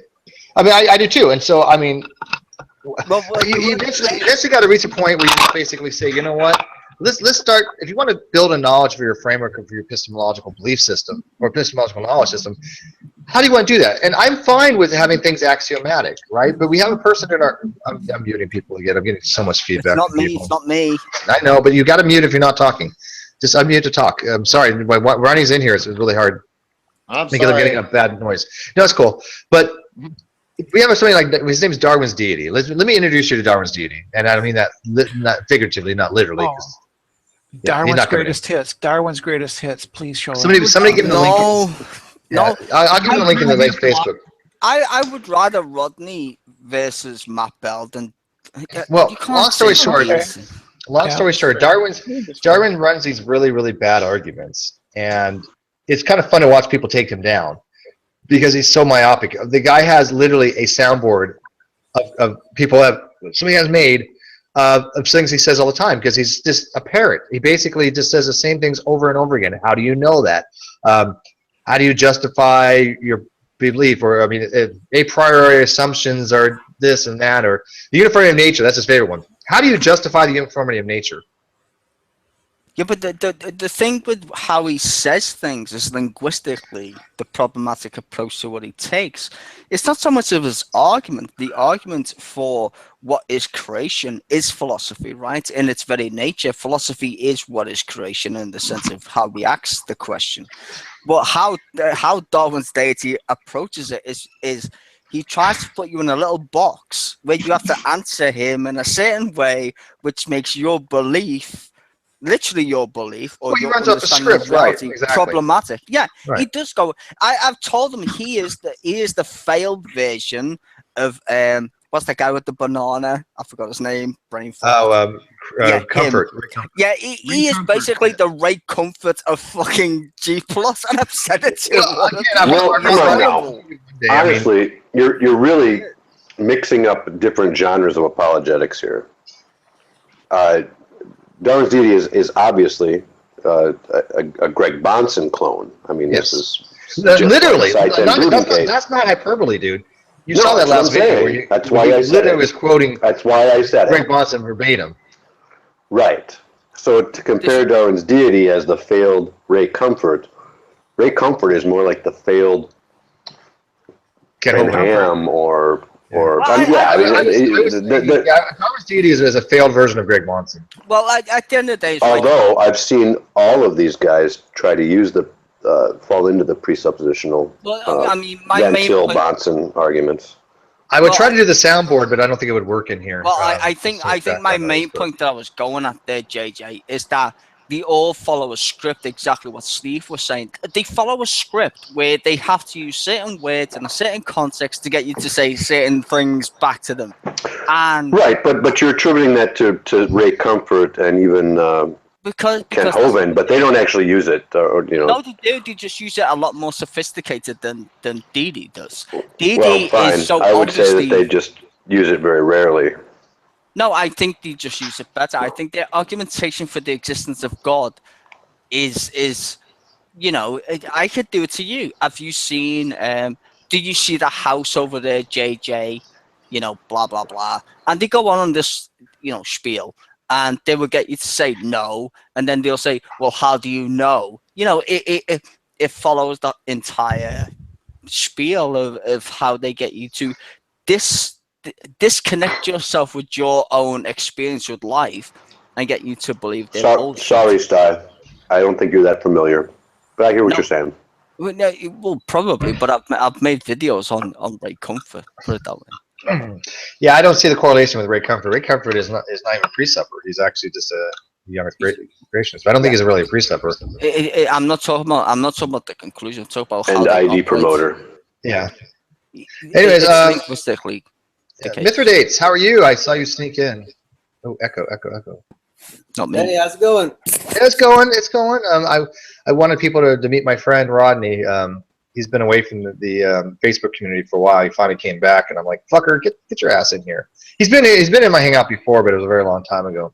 Yeah, very good. But he's legit. The guy is like super damn smart. He just boggles my mind how that's all he did. That's all he did was study like his entire life. I don't even know how old he was when he got his first PhD. I think he's working on a second, but yeah, I mean, he's just brilliant. Yet he's so down to earth because he just smokes pot and drinks beer all day long. He used to be a professor. Fuck you, racist. Racist. He's a racist against beer and pot. No. It's just he's that old school nerdy hippie type dude. Well, but, you know what the thing is, right? There's nothing wrong with that shit. I was enjoying all the nerd talk earlier. Yeah, I love it. Yeah, like I said, he sent me an excerpt of his book, and I was just like, "Oh my god, I have no idea what the hell you're talking about." I'm writing a book. Ridiculously complicated. I'm writing a book. Well, yeah, but you don't have a PhD in philosophy. I never knew I needed one to write a book. No, you just need to write a few pages and get your friends to read it. Now you're peer reviewed, and you can stick it on your CV. That's according to Sean. That's all you need, right? You could have hundreds. I think the title is good though. It's called Chaos and Creation. I thought the topic was quite nice. Yeah, that sounds good.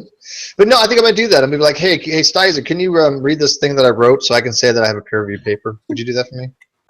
No. Because that would be unfair. I mean, as much as I love you and donate to your Patreon, nope. Do you? But that would be talent. Wait, I don't think you're Patreon. Well, that would be talent, But don't forget to subscribe to Steve's Hangout. Steve, by the way, you need a name and a webpage. I tell you what, I've got a new channel art. Somebody did my channel art. I can help you with that if you need any help. Yeah, I'm getting new channel art. I might actually be doing. I'm trying to look into if I can change the name of the channel to Great Debate Community. I'm thinking about that. You just make a new one, dude. No. I don't want to. Won't get away with that. I tried making a new one. I don't want to go that route. But since we're going to have Hugh Ross on and some of the bigger names, we are trying to make it more formalized in a little bit. So somebody did my channel art. I put it up already. It needs to be resized a little bit. He's going to fix that. But if you go to my Google Plus page now, you're going to see the new channel art that says the Great Debate Community, and the is in the little YouTube thing. It looks really nice. All right. It is a tip. Kill off Great Debates. I would call it formal something. No, right? Go with what you just said. No, because the Great Debate isn't great. Well, that's what I call it. Start your own. No, and actually, the name actually came up from a guy named, I think it was Agent of Doubt. I think that actually started it, or claims to have started the Great Debate Community.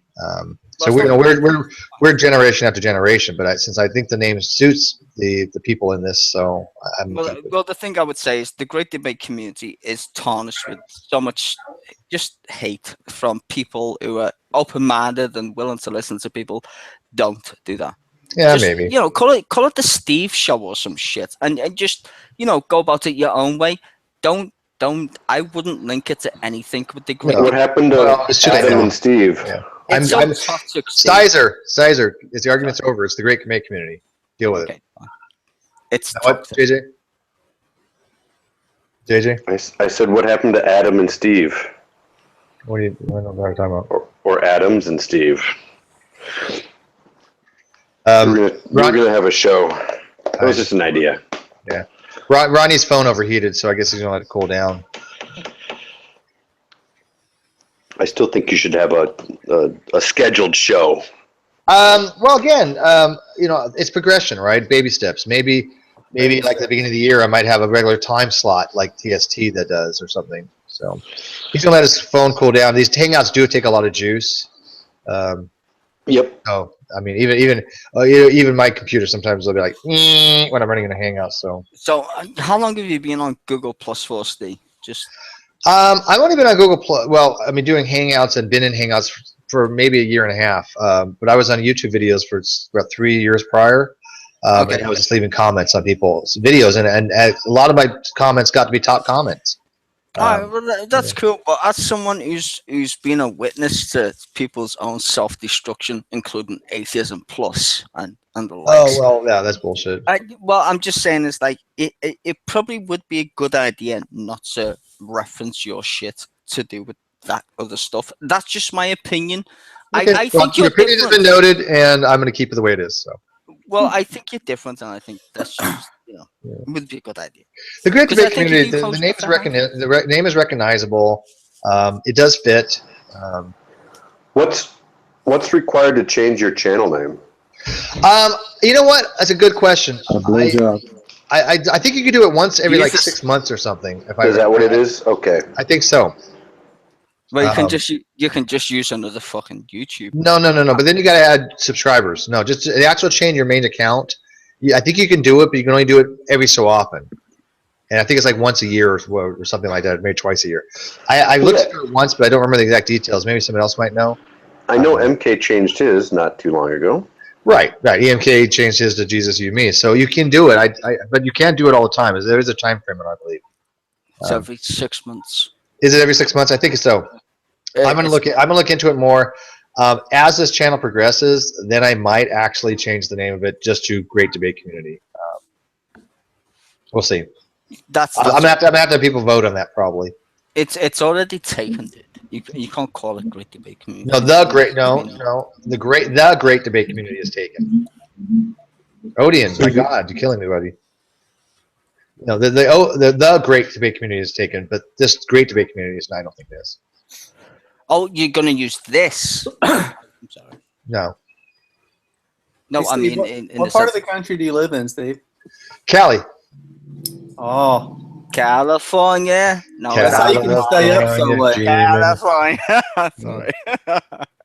See, I'm on the East Coast now, and it's nearly 11 o'clock. So it's so late when you're on. Well, I mean, I came on at 6, so that would have been a little earlier time. Only because I begged them, the bastard. I don't know. Like I said, I want to kind of get a time frame where I'm doing this regularly. Maybe fitting it in between times that Hannah's doing hers and EMK is doing his. But fuck that, Steve. You've got a better. You see, the thing is, I disagree with that only because I think you can populate your room with more educated and actual people who want to discuss topics that are rational. I don't think you need to go, well, I'm not. Well, I agree. I thank you for that. But the thing is, it's a time element. Like right now, I got 8 o'clock my time on Wednesday, and Wednesday's usually like the worst days. And I only have I have 30 viewers, give or take. It's been going up and down. That's not a lot. That's not. Red's had 80 today. Yeah, because Red's rhetoric is based on, Redline, my friend, because he demolishes idiots and people like the clusterfuck. It's literally called because he's got 3 times my subscriber base. Well, you will get up there eventually.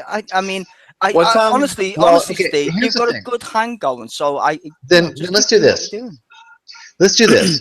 I have asked before for everybody to bring in one person with some kind of qualifications or at least of interest into the community. I'm bringing Rodney in. I don't know who. I mean, the guy has a PhD in philosophy. He has a master's in physics, a bachelor's in mathematics. All he's done since his entire life is study. And he also got a thing on religious concentration. So he's like optimal for this, right? Because he's got a little bit of knowledge of everything. And he used to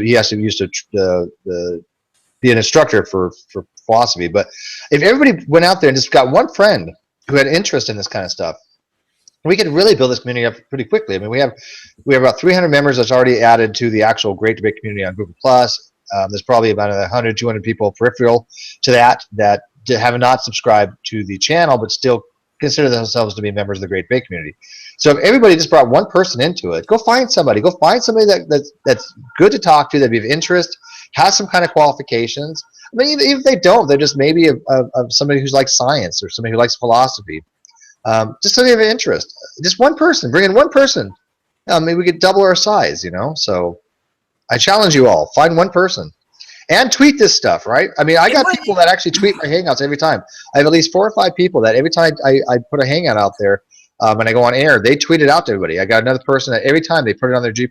I'm gonna be perfectly honest. The people I speak to, about stuff, they would be like, fuck no. Only not because of the people in the room like us, just that they wouldn't want to talk to stupid people. They'd be like, why are you asking? Well, I mean, you never know until you ask. I mean, no, I've asked them and they've been like, are you kidding me? I'm like, no. Yeah, sometimes it is hard for people. I mean, I'm sure Mithra sits there and goes, he listens in sometimes and goes, how the fuck did you people do this?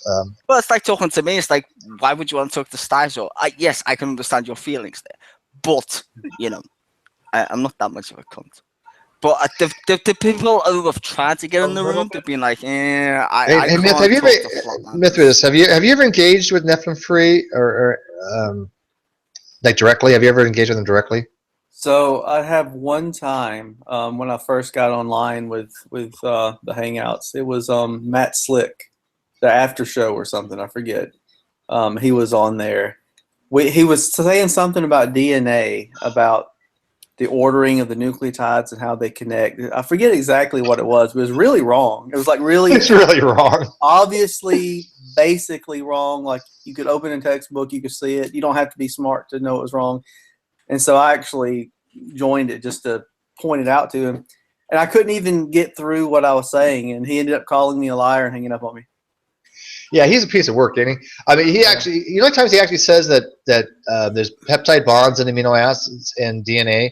I mean, and not just misspeaking. He'll say it like, "Oh yeah, the amino acids and DNA," and then somebody go, "No, that's not true." And they're like, he's like, "Oh, you're right." And then later on, he's like, "Oh, I didn't mean to say that." And then he does it like 6, 7, 8 more times. Right. I wish I could remember what he was saying. It was really, really wrong. It's amazing. Yeah, big surprise on that one. But our conversations on here, you know, Mason, you guys are pretty impressive.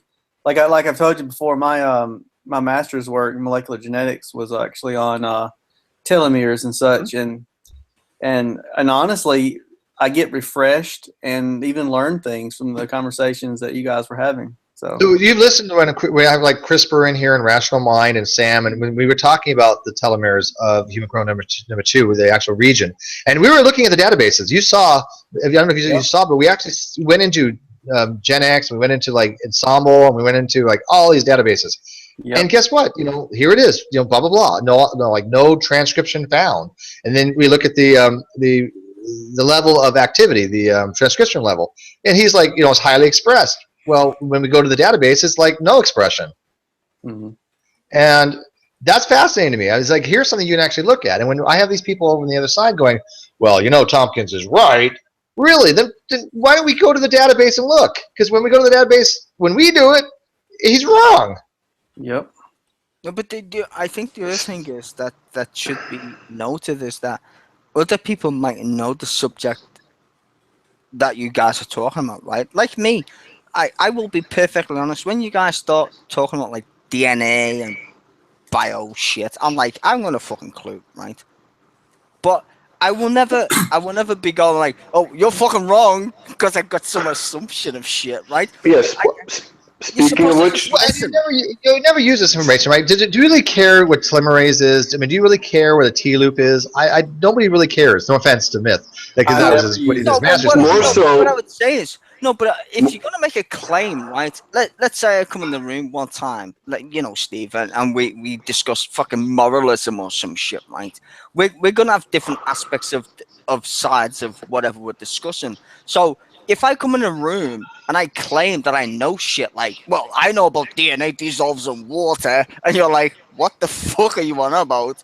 Then you know you're gonna say explain, and then you're gonna get into the Ronnie scenario, right? So what I'm saying is, in that regards, maybe you should just shut the fuck up and listen to people who know what the fuck they're talking about, and then you will educate yourself instead of being like a pre-supper in science and going, oh, I know because I took nuke school, so therefore I know DNA or whatever. Well, I took biology in college too, by the way. Just FYI. Sure, as most people have to take some kind of science. College, right? And I don't think a lot of people easier ones. Yeah, I don't think a lot of people have like a major interest in this stuff, but I think it's interesting, right? I mean, if somebody actually wanted to do a presentation on how telomeres work, I'd be like down for that, right?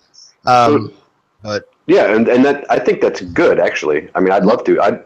So the other day when they had was that yesterday? Brenda was there.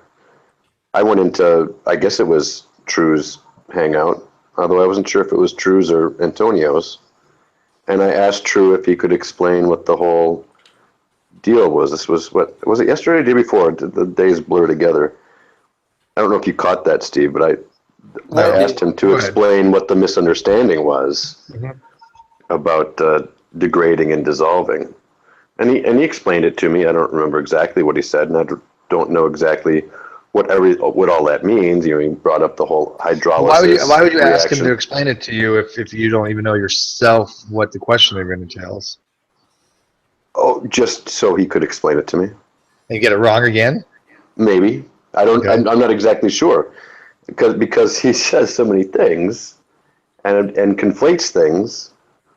that I'm not exactly sure what his original claim was even. But here's all that boils down to, and then we'll just move on because one of the reasons I asked him though, listen to me say, one of the reasons I asked him was so that it could be documented what he was. Well, we've got enough documentation. You'd be surprised. Yeah, you'd be surprised. All it boils down to is this. It's very, very simple. That was at the same time you were having your hangout. All it matters is this. The question is degrade and dissolve the same thing? The answer is no. Boom, move on. You're done. That's it. That's all it boils down to. Is degrade and dissolve the same thing? No, they're not. Well, I watched his little video about Fiona says I'm right or whatever it's called. Yeah, that was a bastardization. You know that, right? Fiona was like, bullshit. So I like Stein's comment. All I did was read the comments, and so apparently Fiona was saying that there's a part where she does say that it degrades in water. We've always said it degrades in water with nucleases or spontaneous breakage over millennia. We've always said that. That's never been an issue. Right. So, but that's not the same as degrading. Right. Yeah. Yeah, I don't know. Yeah. Anyways, Myth, what were we saying? Myth? I like Stein's thought about having some humility, and learning from people who know more. So I'm a general doc. So I'm always, whenever I'm around specialists, I'm always around people who know more than me about whatever it is we're talking about. And yeah, I don't see anything wrong with that. Yeah, sometimes it's frustrating because I always want to know more, but it's good because I'm always having a resource. Like just tonight, I went to the radiology and just went through some films with them. Just learning from people who know more. Yeah, it's an ongoing process, right? Once you get your PhD, I'm sure your learning just doesn't stop, right? I mean, it's an ongoing thing for the rest of your life, right? No, but I don't. That was a question to Myth, by the way, not you, Steiner. Yeah, I know, but I'm going to interject a little second and let Myth go afterwards, obviously. But what I would say is, I don't think having a PhD is the be-all and end-all of like some. So you basically repeated what of course. No. Yeah. Okay. Yeah. So anyway. No, Stizer, no, but I don't. Stizer, it's quiet time. Myth, I asked you a question.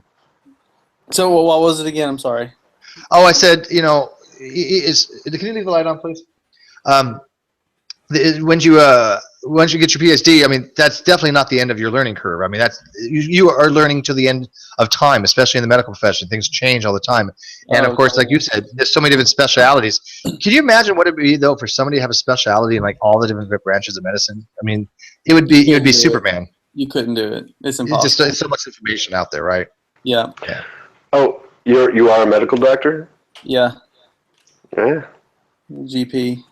And what's funny is he did his master's in telomeres, in the same stuff that we were talking about with the human chromosome 2 fusion site. And of course, this is his expertise. This is somebody who has an expertise.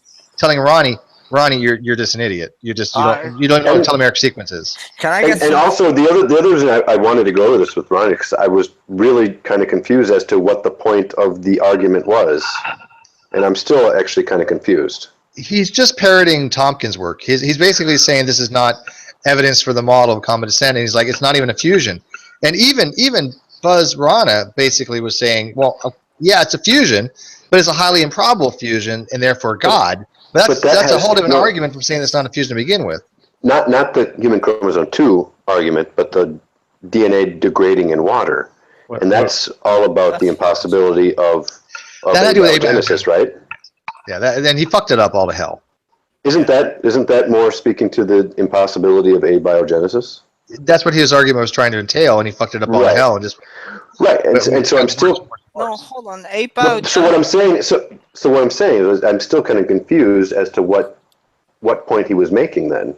He was trying to say that DNA is an unstable molecule, and that under conditions for primordial life, abiogenesis couldn't take place because it would just fallen apart given those conditions. Which is why he was saying that it would degrade.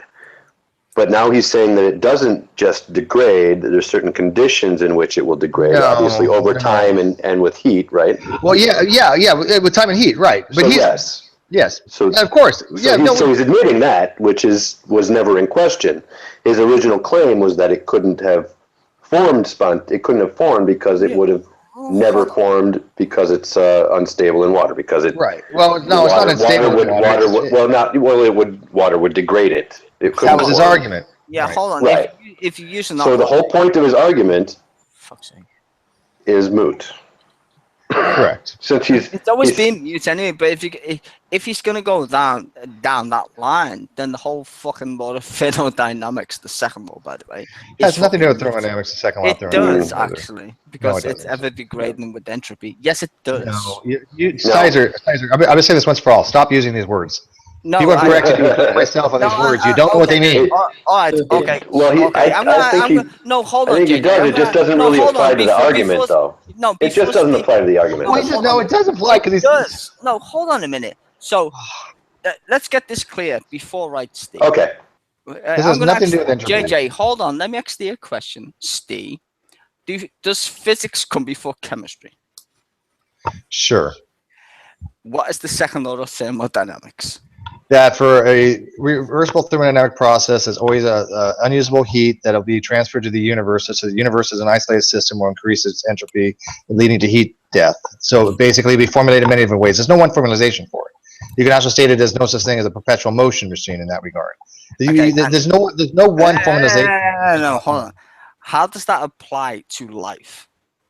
What does that got to do with DNA? This is before life even began. You're not looking at the point which is being made by Ronnie, which is obviously fucking absolute nonsense, obviously. But what he's trying to say is, right, that there's no way that this molecule can be what it is, right? Why? When physics says it can. Why? Because it has nothing to do with second law of thermodynamics. It has because of order. It does not. We know this argument better than anybody else on this planet. I've got Google Docs on every video that Ronnie ever had. It is not the second law of thermodynamics. What he's arguing is that there's a couple things that have happened. Listen, hi Stizer, it's quiet time. Okay, there's different bonds in DNA. Are you familiar with the different types of bonds? Okay, can you give me any name of bond in the DNA, Stizer? Well, I couldn't because you fucking muted me. But no, just for instance. One of the bonds is the phosphodiester bond, which is the sugar phosphate backbone. Okay, that's the one that actually holds all the nucleotides together. Yeah, that one has a half-life of about 10 to the 33, I think, million years. It's ridiculously long. Yeah, but there's other bonds in there. You don't need. You don't need that one? No. NASA actually said that, not me. We found that we found an organism on planet A. Stop! I'm pulling a run here. I don't know what the fuck you're talking about. I don't even want to grab the word. What? NASA announced aliens. NASA.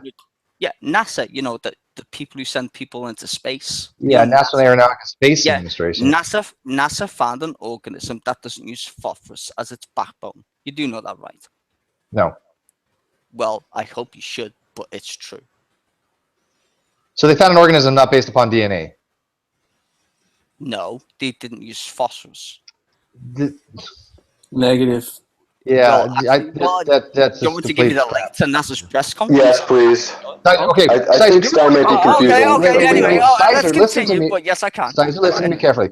Okay. Remember what I told you when you read shit and it gets blended up in your head and whatever comes out of the mouth is completely opposite of what's actually being said. Are you You're saying completely hosed on this? Don't exist? Okay, so what? Of course NASA exists, but what you said is complete bullshit. What is mostly every organism based on? What is the backbone for their shit?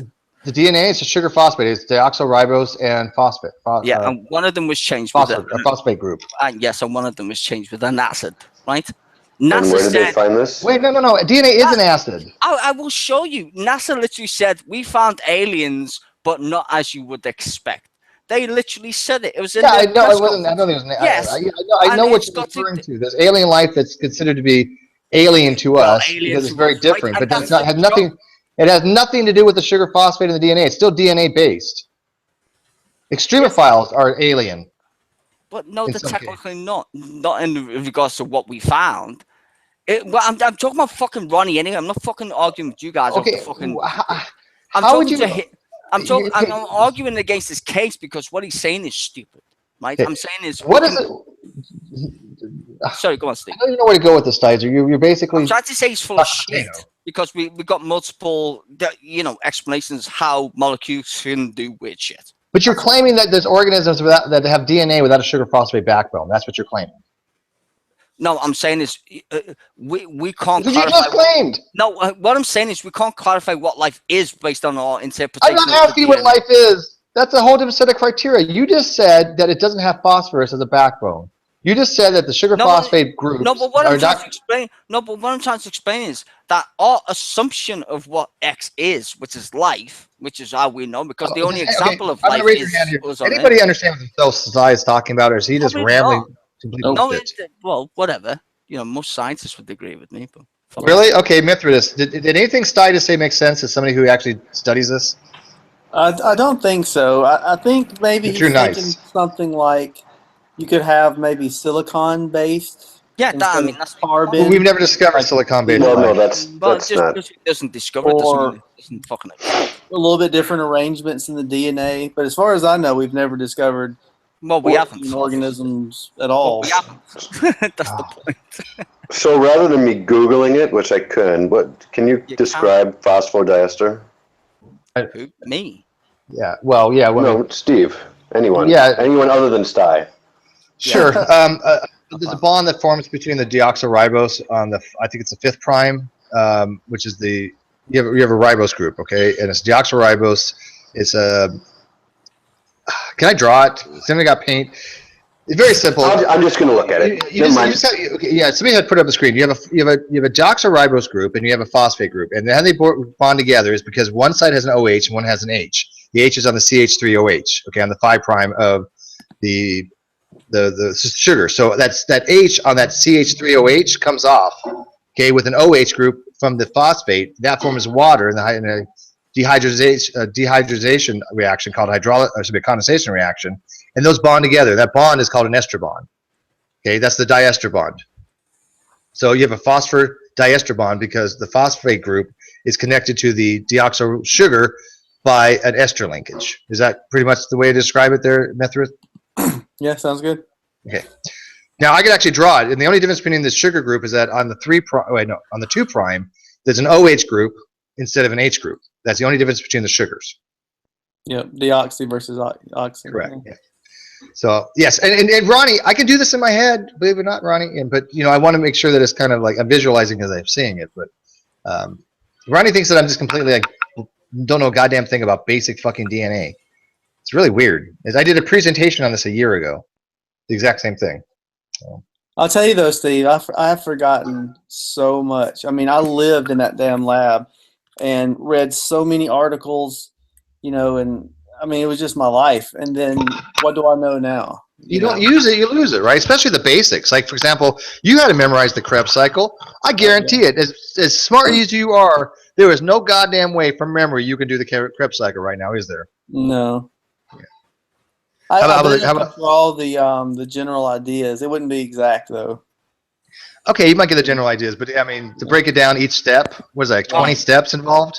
Exactly. So can I ask another question? Why do you think Ronnie proposed that madness in whatever his conclusion was? I tried to tell you. He was trying to disprove abiogenesis by saying that DNA is a very, very weak molecule as far as it falling apart. It's basically not very sturdy. Yeah, but technically speaking, DNA, isn't a molecule. Yes, it is. No, but technically, well, it is. DNA is a molecule, not technically. It is a molecule. No, but what I mean by that is, right? Shush. Okay, I'm going to use his. Sizer. No, hold on, Steve. Let me just put my. One more try, Sty. One more try. Steve. One more try. One more try. Okay, right. What I think he's trying to say is, right, that this this thing, okay, molecule, whatever the fuck you want to call it, like this thing. Well, it's a molecule. Well, I know, whatever. I'm trying to fucking go with the convo here. I'm trying to agree with you guys, but I'm trying to understand how he's thinking at this point, because I'm as boggled as you guys, right? I think what he's trying to say is that this thing isn't capable of forming like a molecular bond where you can get life, right? An organism or whatever, right? No, that's what he's saying. Am I missing the point here? Yeah. Your point here. You're way the fucking la la land. Yeah, but isn't that his entire his point? His claim was that the DNA molecule degrades into its constituent parts. That was his Bingo. original claim. But what did he mean by constituent parts? Now let me explain. He meant, right, because it was understood, I think, and maybe confused, that he meant that it would break down into. He said, okay, this is where I come in. He said this, JJ. He has said it broken down into monomers. Okay, the monomers for DNA are the nucleotides, which means you would have AMP, whatever, flowing around. The nucleotides would actually be in the water floating around. If that's the case, you lose your sequence. Okay, the sequence is gone forever. Okay, but what's now, hang on, I'm not done yet. The other bonds that he was talking about was he said that it might break the covalent bonds in the nitrogenous bases, which are even stronger, I think. No. Well, I don't know. Are they stronger? Chris would have to remind me if they're actually stronger than the superphosphate. I don't think so. But they're strong bonds, right? They don't. What's that, Mithras? The phospho bonds are covalent too. Yeah, that's true. They are covalent bonds. You're okay, right. I see. But anyways, point being, they're very, very strong bonds that don't break. Okay, the nitrogenous bases do not just fall apart when you put them in water. He also said the sugar has fallen apart in water. Okay, so he's basically said the three main parts of a nucleotide is you have the nitrogenous base, you have the sugar, and you have the phosphate group. He has said that all those not only just break apart from each other, right? Which is he didn't know what a glycosidic bond is, but the glycosidic bond is the bond between the nitrogenous base and the sugar. He didn't know the name of that. But that bond, he has said, broke. He has actually said that the phosphodiester bond has broke, and he has also said the covalent bonds inside the nitrogenous base is actually broken as well. Who knows at this point what the hell he means? Okay, right? Because none of the bonds. All right, hold on. I see where the difference comes in with my argument here.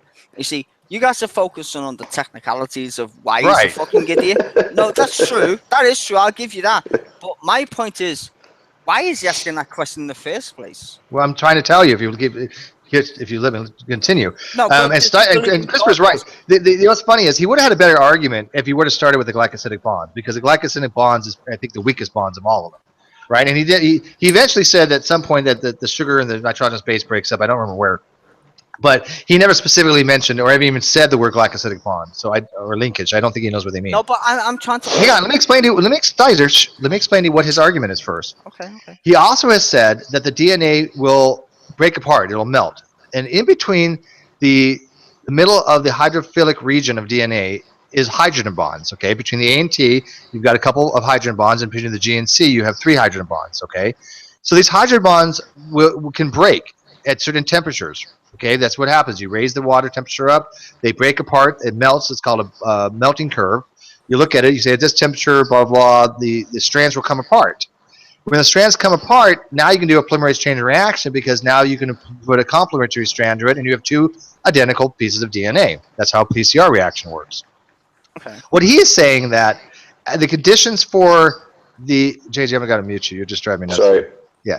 The conditions for primordial life or whatever before life began was such that the temperatures would be so hot that all those hydrogen bonds would be broken, and so DNA would never be able to stay in a double helix form. That's kind of what he was going with it. Okay. But he didn't know any of these bonds. He didn't know what a hydrogen bond was. He didn't know what a sugar phosphate backbone even was. And he kept on saying something really weird. He kept on saying the partial negative charge in the sugar phosphate backbone. I have still tried to figure out, and there may be some meaning to this. If there is, I read that was funny. But what the fuck is a partial negative charge? Because on the OH group, right? There's an OH group on the phosphate, and when it goes in solution, that H will come off of that OH, and that's what goes to form hydronium, which is H3O. So H2O will combine with that proton and forms hydronium. That's why it's called an acid, right? An acid will have a higher concentration of hydronium and lesser of hydroxyl, and a base would be the opposite way around. So when it goes in solution and that little H ion comes off, that has a negative charge on that OH. And some do, some don't, not all of them, maybe, but let's say maybe he's saying that maybe there's a partial charge because not all of them come into solution. That may be what he was going with it. But where are you saying the partial negative charge is?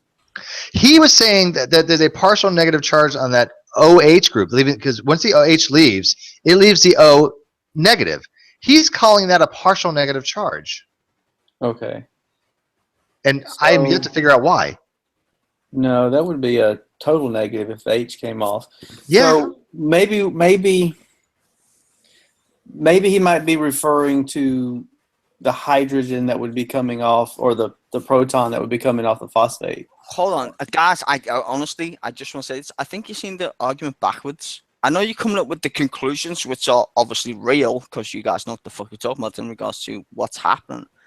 But what I'm trying to understand is, why is he coming to this conclusion in the first place? Because he wants to disprove evolution. But that's the entire and abiogenesis. Yeah, exactly. And that was my point about thermodynamics. Thermodynamics literally disproves this point. Yeah, I don't know why you keep going back to thermodynamics on this. Because atomic structures form chemical bonds, if I'm not mistaken. So the entire point of the physics of the universe would disprove his account. That's why we still look for fucking aliens, right? We're not the only people in the fucking universe, even though I grant you, we haven't found anybody else, and it's a big fucking place. But judging by the physics, everything should be the same. Hence why every sun is fucking round. We haven't found a square sun, unless you want to tell me some other differences, right? So the chemicals which we found on meteors and the shit are the same chemical bonds. Yeah, precisely. You're not even talking. You're not even talking in the realm of what we were discussing. No, here, but what I'm trying to disprove his point is that it can only happen miraculously through God. That's bullshit. The chemical structures of the universe are uniform because everything in the fucking universe. And by the way, I want to point out, yes, there is such a thing as a partial negative charge. That is true. There actually is. But in quantum, you're going to run into that kind of stuff. If I'm not mistaken. Quantum, so you can have that in molecules. In a molecule, I'm trying to think how it would work. Okay, so would that have to do with the bonds are for like a pi bond? Yeah. Well, yeah, it is like that. So if you think about like an OH. Functional group hanging off something big, right? If the H came off, if the proton came off, it would carry a positive charge with it, right? And it would leave behind a negative charge on the oxygen. That's not a partial charge, it's just a negative charge. Okay?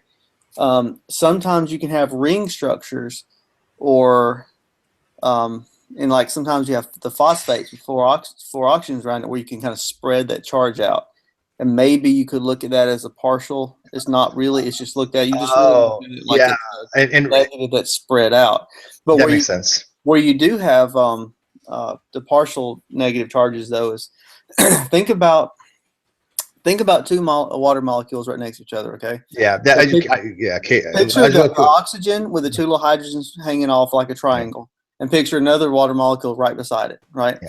The oxygen is so electronegative that it pulls the electron cloud closer to itself, closer to its nucleus, and it leaves behind that cloud, where the cloud moves from, is a sort of a positive. So you have a more negative area and a more positive area. Well, you could line up those two water molecules where the more positive end of one molecule lines up with the more negative end of the other. So you would call those like sort of a partial. No, I remember looking at water molecules now, actually, and I've seen the partial negative charge on those things. Right, so, yeah, that's the idea with the hydrogen. Christopher said it the best: the disproportionate electron sharing. Right. Yeah.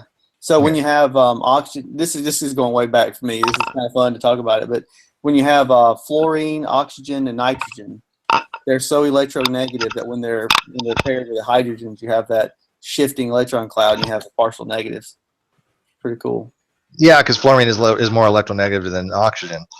Yeah. Yeah, I mean, I remember when I was doing we had pi bonds and sigma bonds. We had to learn about the orbitals, orbital hybridization, and the way the clouds actually are.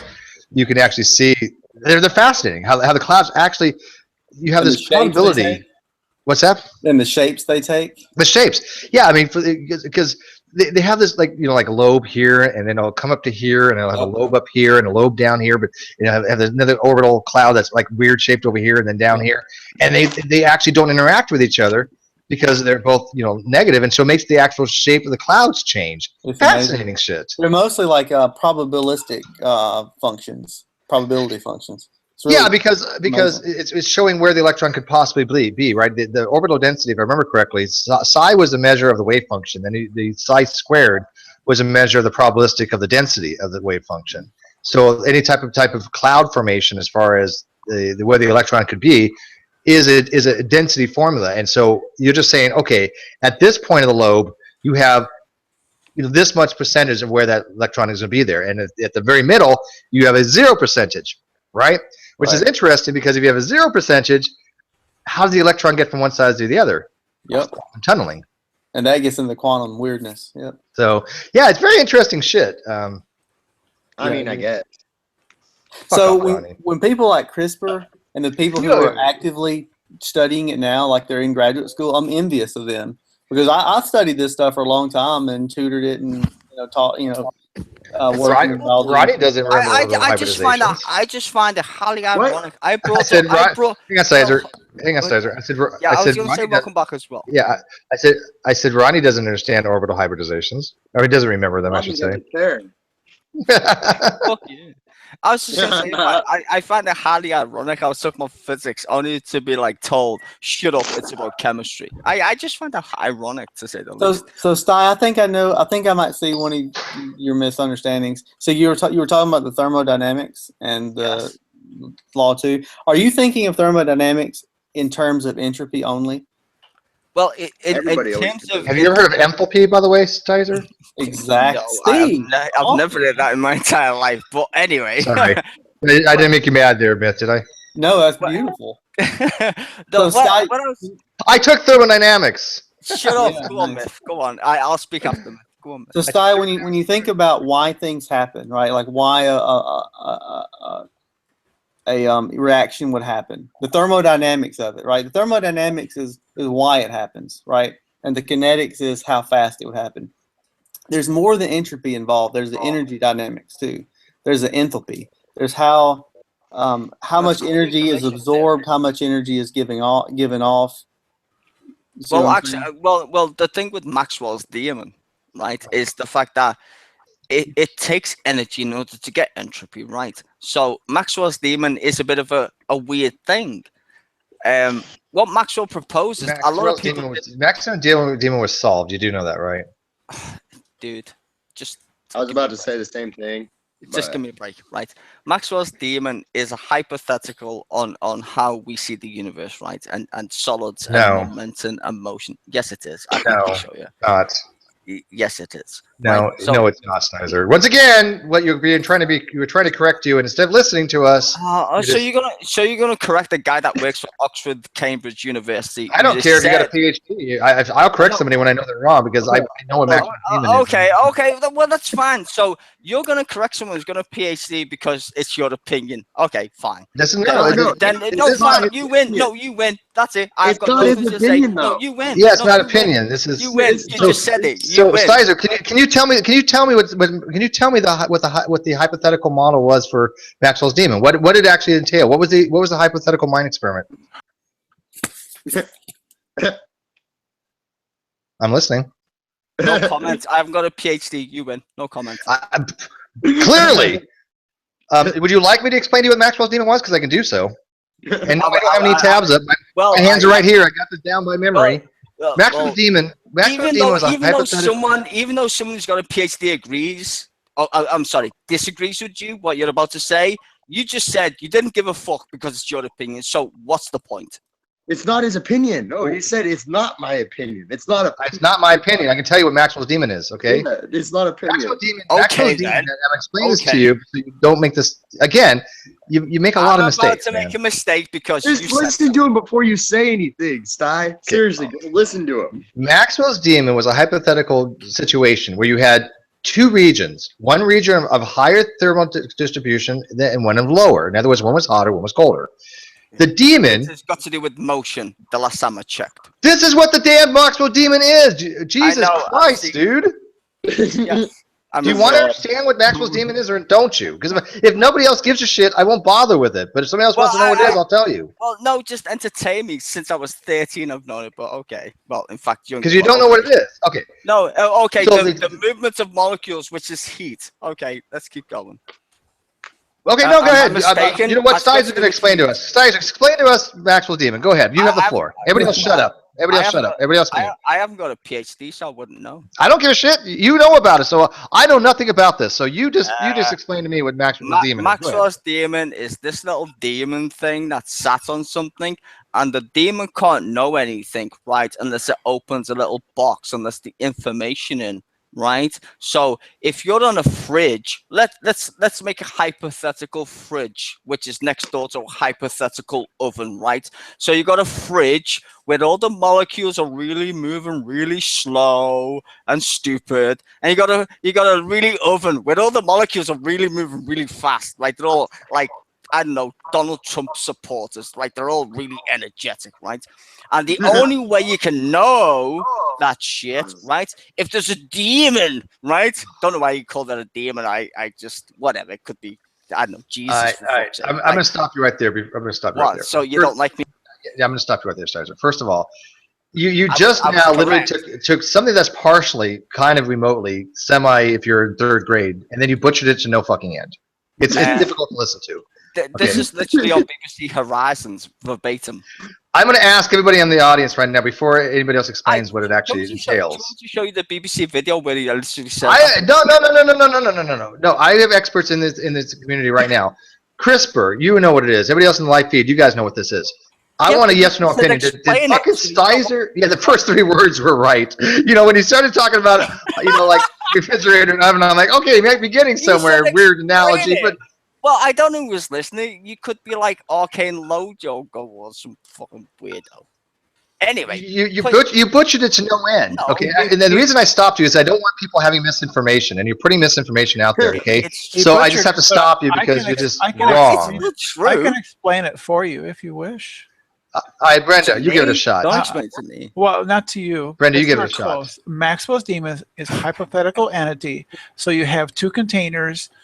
And the demon has a door, and so he sees a highly energetic particle coming his way. He lets it through, and then he sees a slower. That's how you got information theory coming from the other direction. He lets that through, and so the Maxwell's demon could take two containers and separate them into energetic, thermal, high kinetic energy and low kinetic energy on either one, simply by selecting when to open the door and allow the particles of each kind to pass through. Okay, very good. What did it violate? What was the problem with this?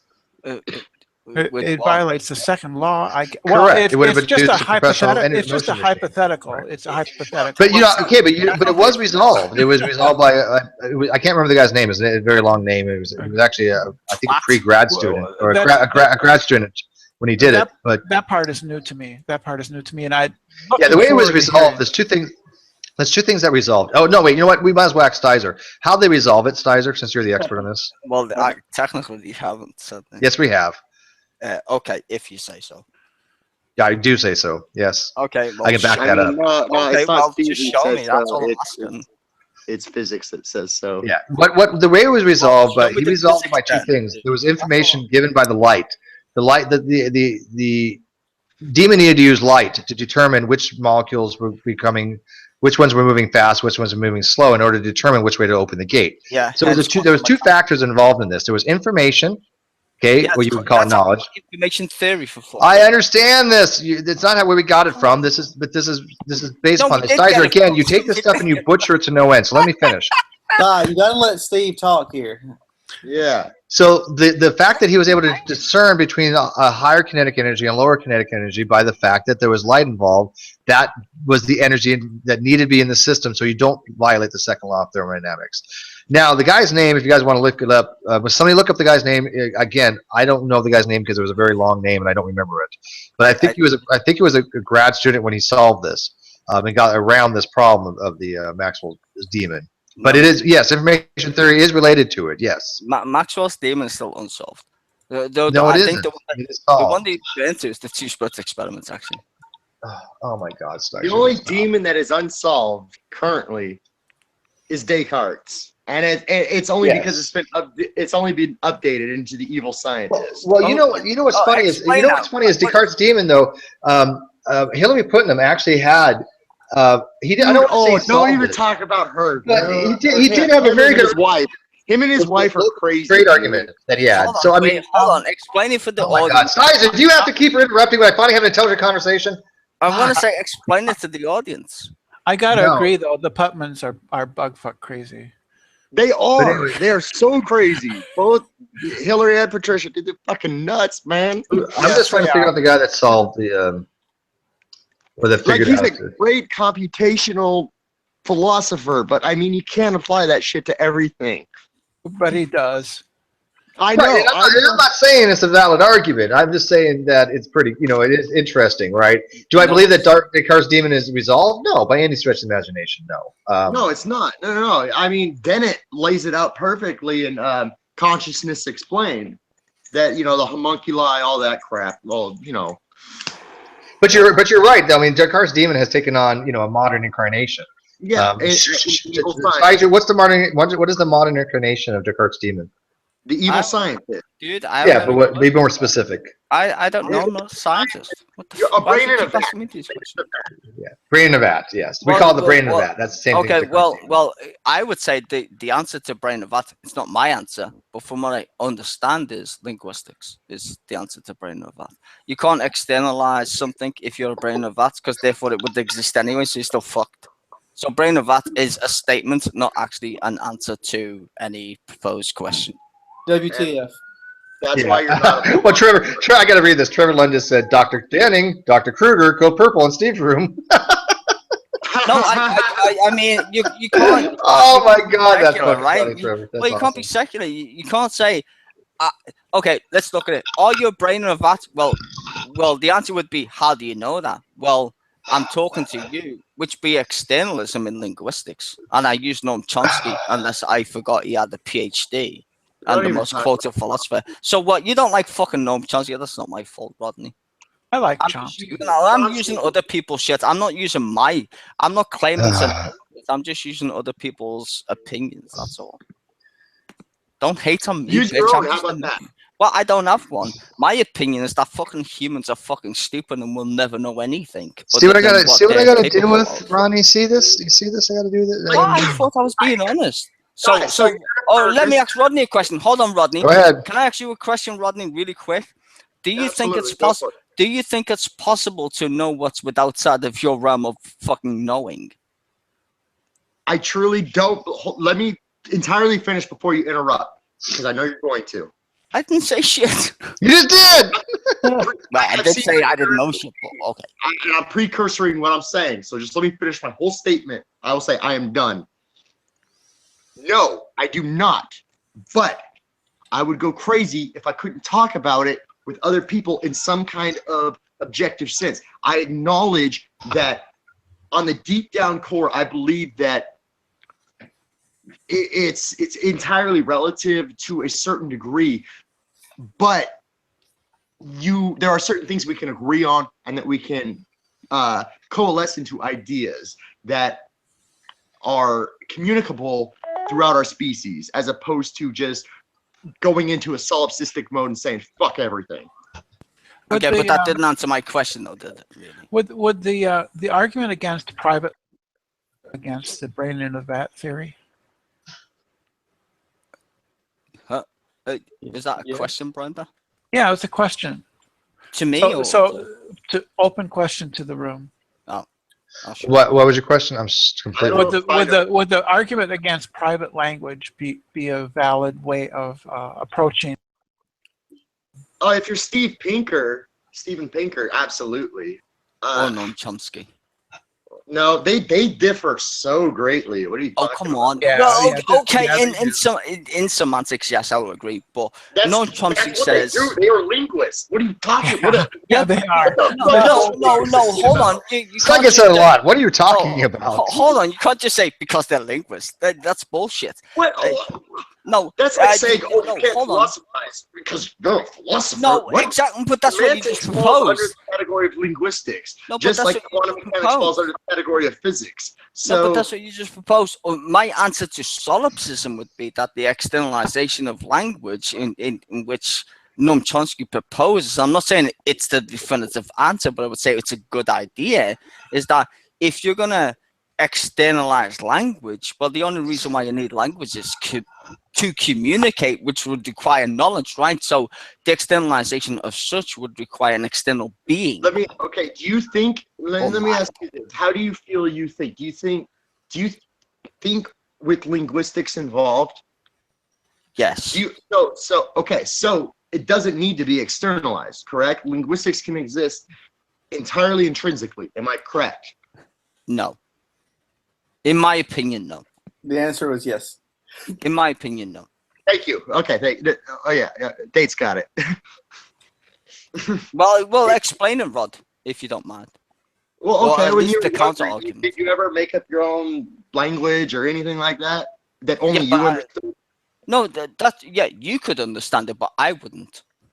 Exactly. That's what I'm saying. So therefore, you would need a third party. Exist if it can be externalized. I'm saying language can exist if it's externalized or not. Yeah, but linguistics can exist. Linguistics can exist purely internalized. Yes, that's what I'm saying.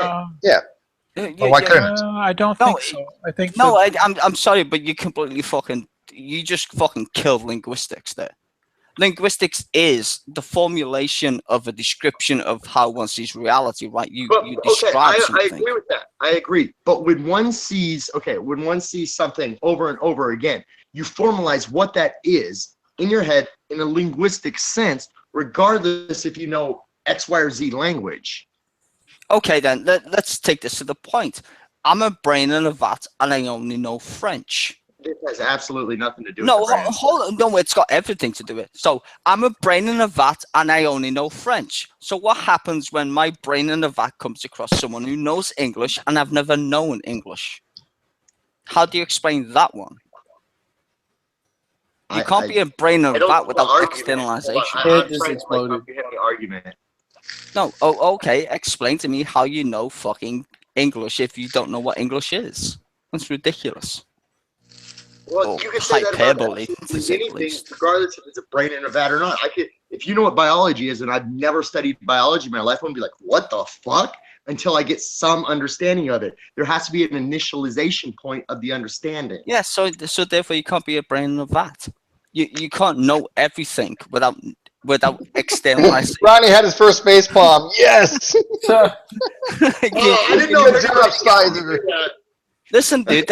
I'm sorry. As much as I love Rodney, but he's not known fucking Chomsky. As much as he's got a lot of letters after his name, I'm sorry. I subscribe to people with more PhDs.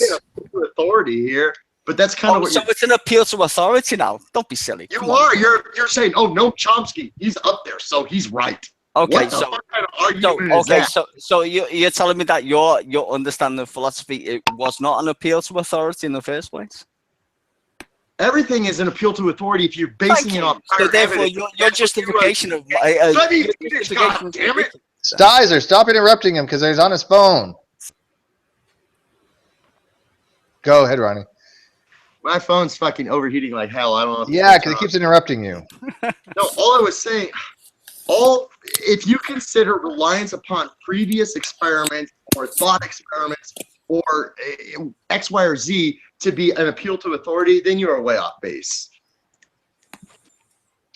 Go get a cooling system for your phone. Dude, no, I took the case off and everything. It's still just shit. Yeah, it's the Hangout. Hangouts they don't like Hangouts. Put it on the ice thing. Well, anyways, like I said, if you got to wait for it to cool down, I don't want it to blow up your phone. Well, I mean, it's like whatever. It's not like there's anything on here. What happened to your computer? It's at the other house, dude. I told you I just moved. I know you moved. That's right. Everything yet. Yeah. Well, Steve, this entire time that I've started rejoining the Hangouts, I've been on a phone. Thank you, Max. Max is not dead. Well, I'm on my MacBook Pro, laying in bed drinking bourbon. Well, I've got two computers, so fuck you both. Times two. I need a cooling something. Okay, let's get back to the point of pre-sup because I really like this. I like the pre-sup. Sorry, can I suggest something to you real quick before you get back to that point? So a lot of the ideas that we just talked about are very complicated. We try to take basic physics into the realm of linguistics and biological information processing and things like that. Yep. I would suggest looking at energy and entropy. And Google Gibbs free energy, and not a fancy equation, not any with any kind of funny symbols in it. It's a real basic Gibbs free energy? It's really basically, you know, the funny thing is, right? Caesar, hang on. Do you know what Gibbs free energy is? Guess that's a very simple equation. Even I got that memorized. Delta H minus delta T delta S. It's not that hard of an equation. Well, I don't need to know now that you just said this to me. So. Well, actually, no. Actually, Gibbs free energy would be something worthwhile to learn in this particular function, I think. No, it would correct your misunderstanding of what we were talking about earlier. Right. Well, and did I get the formula right? Delta H minus. You know what? I love the fact where people would, you know what? Like, wait, I want to get this right because I'm doing this by memory. Delta H minus delta T delta S. Can I speak for 1 second? No, I'm doing Ronnie. I'm jargon bombing. Yes. Okay. Right.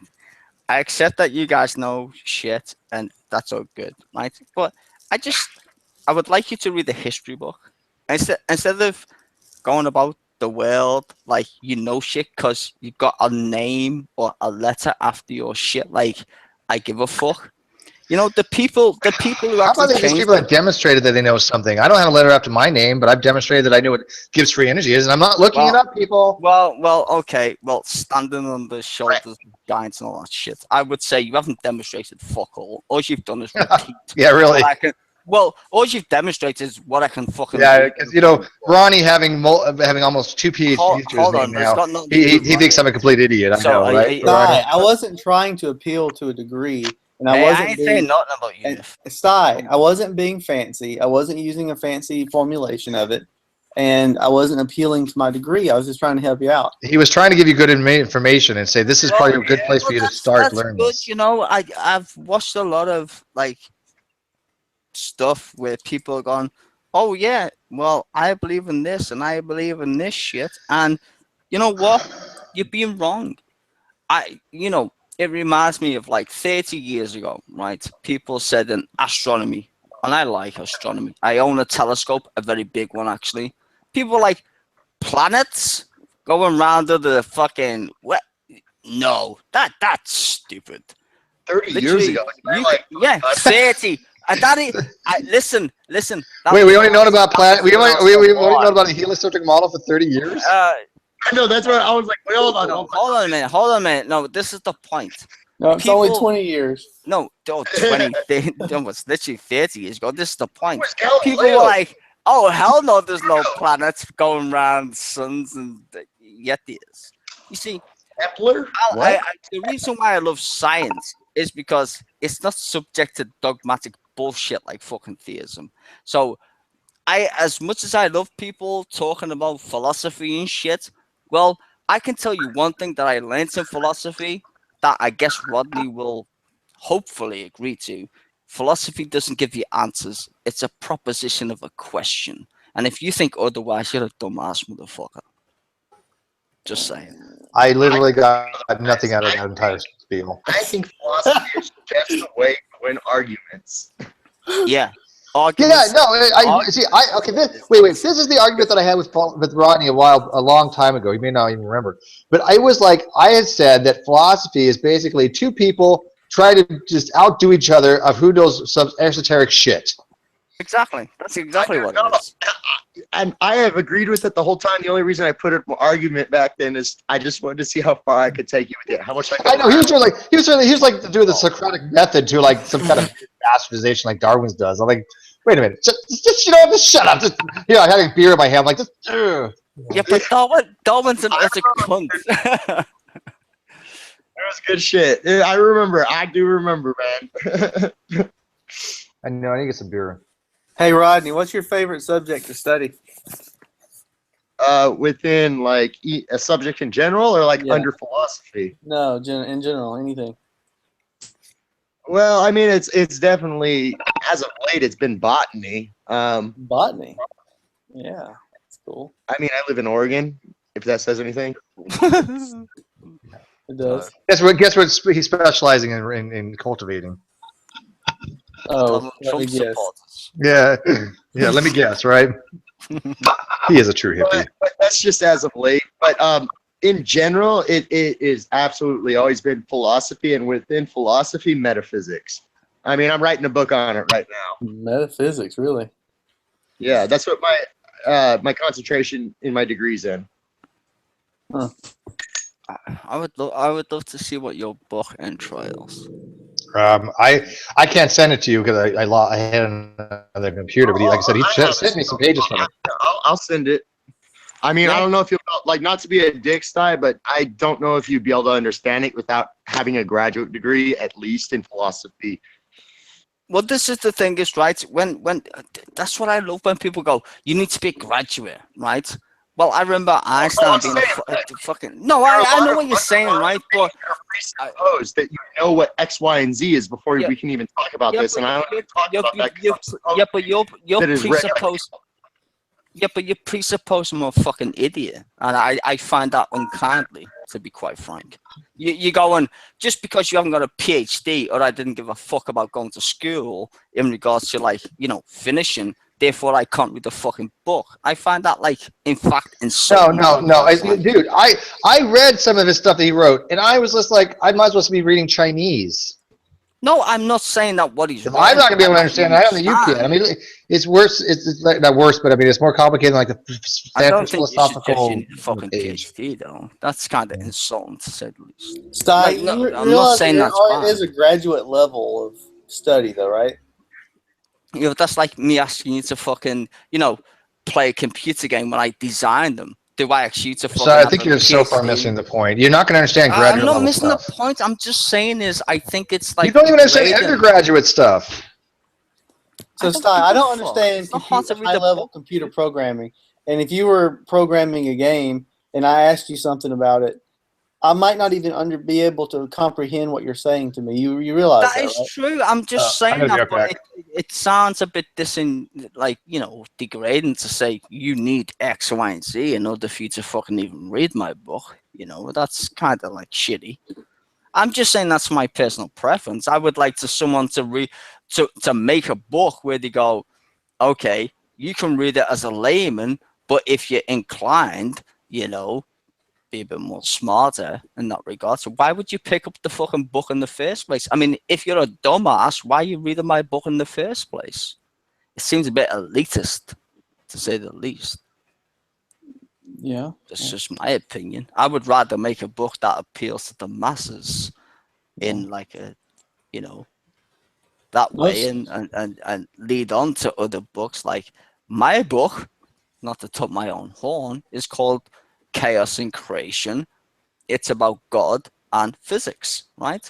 I didn't tell you to read a fucking PhD about it. It's just my opinion on how physics and God/creation is a weird thing as a concept. God's a concept, and so is science. Yeah. It's Hey, an Max, idea. what are you thinking about? What? What are you thinking about? Max is thinking about dicks. Close.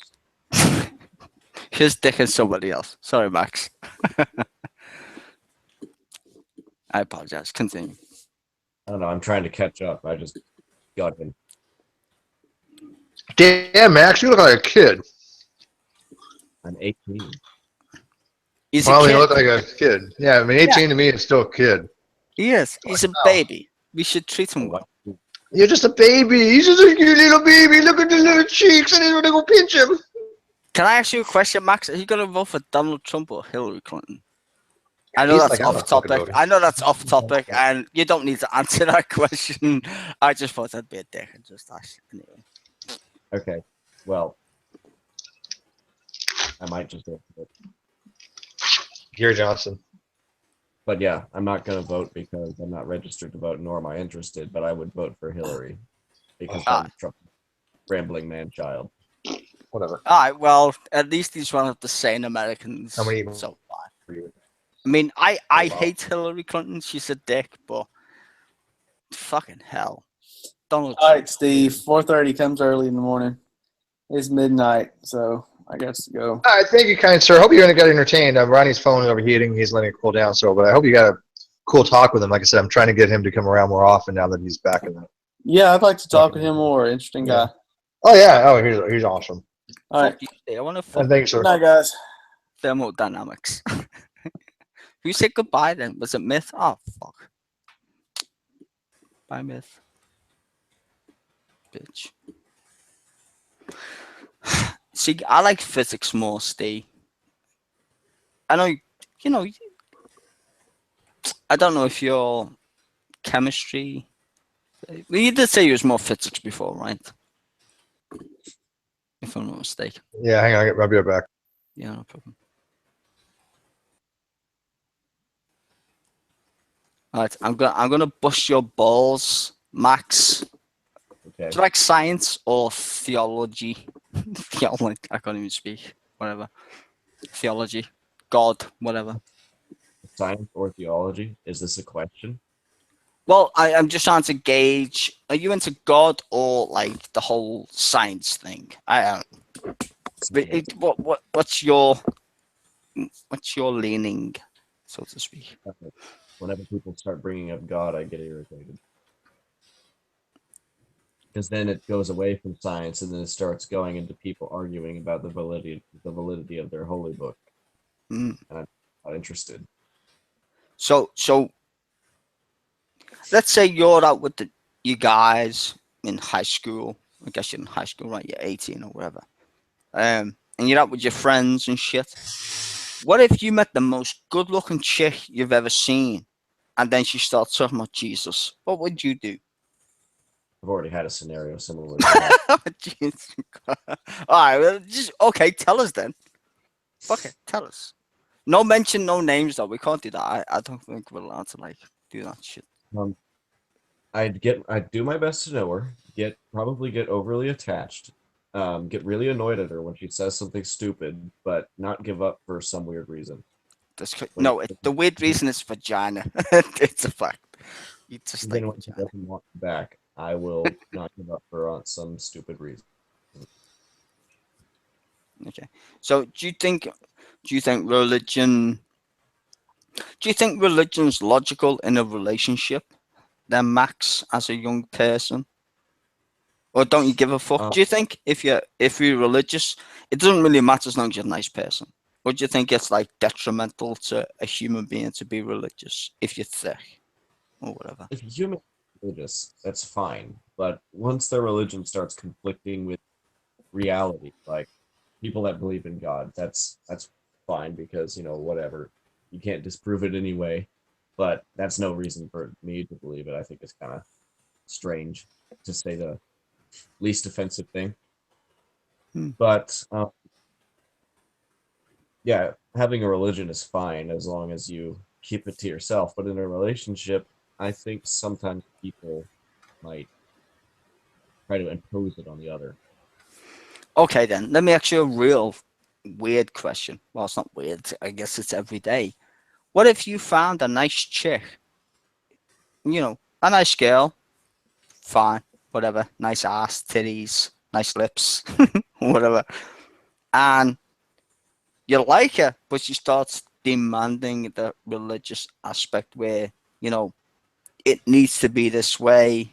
I don't give hand jobs because I'm not married.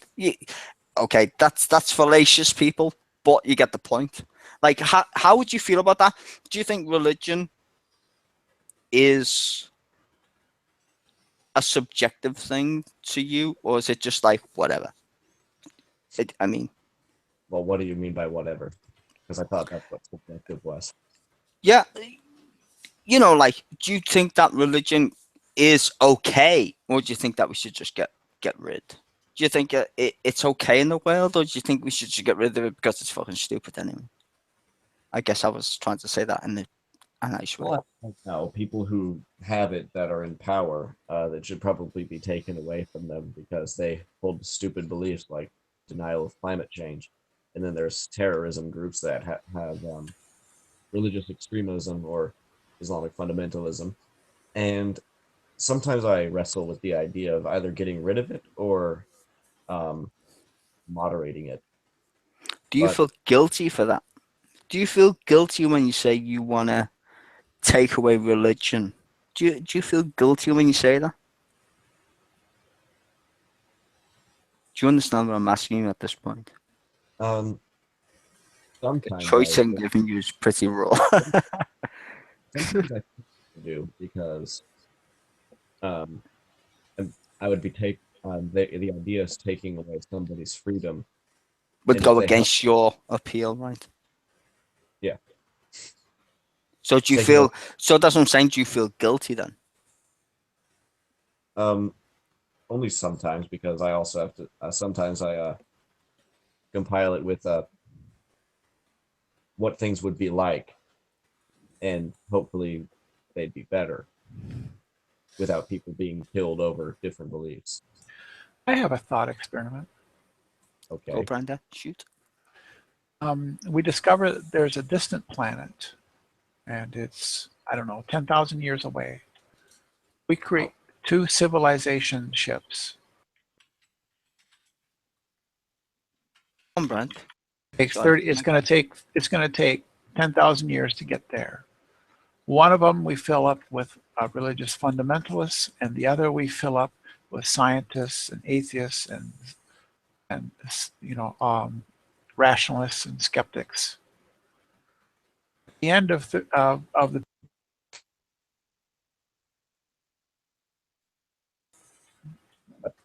which one will survive? Which one will survive? Hold on, Brenda. You need to talk again because you muted yourself somehow in between what you were saying. I didn't mean to. What part? So we have 2 civilization ships traveling to a distant star. One of them is populated by religious fundamentalists, the other by scientists, rationalists, skeptics. At the end of the period of time it takes them to get to the distant star, 10,000 years away, which one is, do they all go crazy or kill each other, and in which one survives?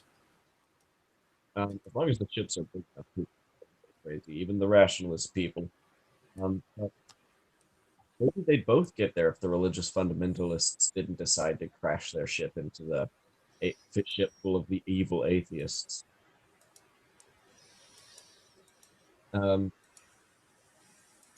Unless there was a way to communicate between the possibility they could both get there or both not. But I think the scientifically literate people would have a better chance. In my opinion. My suspicion is that the scientific ship would come back, would get to the distant star. In the meantime, humans discovered faster than light travel, and so there's already a human civilization there. And so they arrive, and one is filled with crazy people. They're crazy, or they've destroyed each other in some way. I'm going to propose that would be the scientific ship, and the other one disembarks, and they're not fundamentalists, but they are I don't know, realist pragmatists or something like that.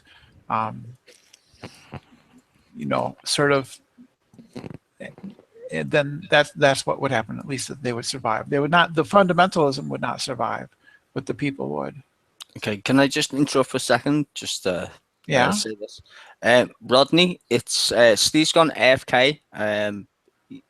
He will broadcast you when he comes back. No one's got I think so. I just want to point that out to people. He's on phone. He can still talk. Oh, there we go. I'm sorry. I was just trying to explain. No, I'm here. No, I just took it off the video chat because I think that's what was making my phone overheat, and I didn't realize I could put it on just. Yeah, you know what? I was going to tell you. I should have told you that. Yeah, change down your bandwidth. I'm going to try something. I'm going to hide you in broadcast. Keep talking. I want to see if it works for your phone.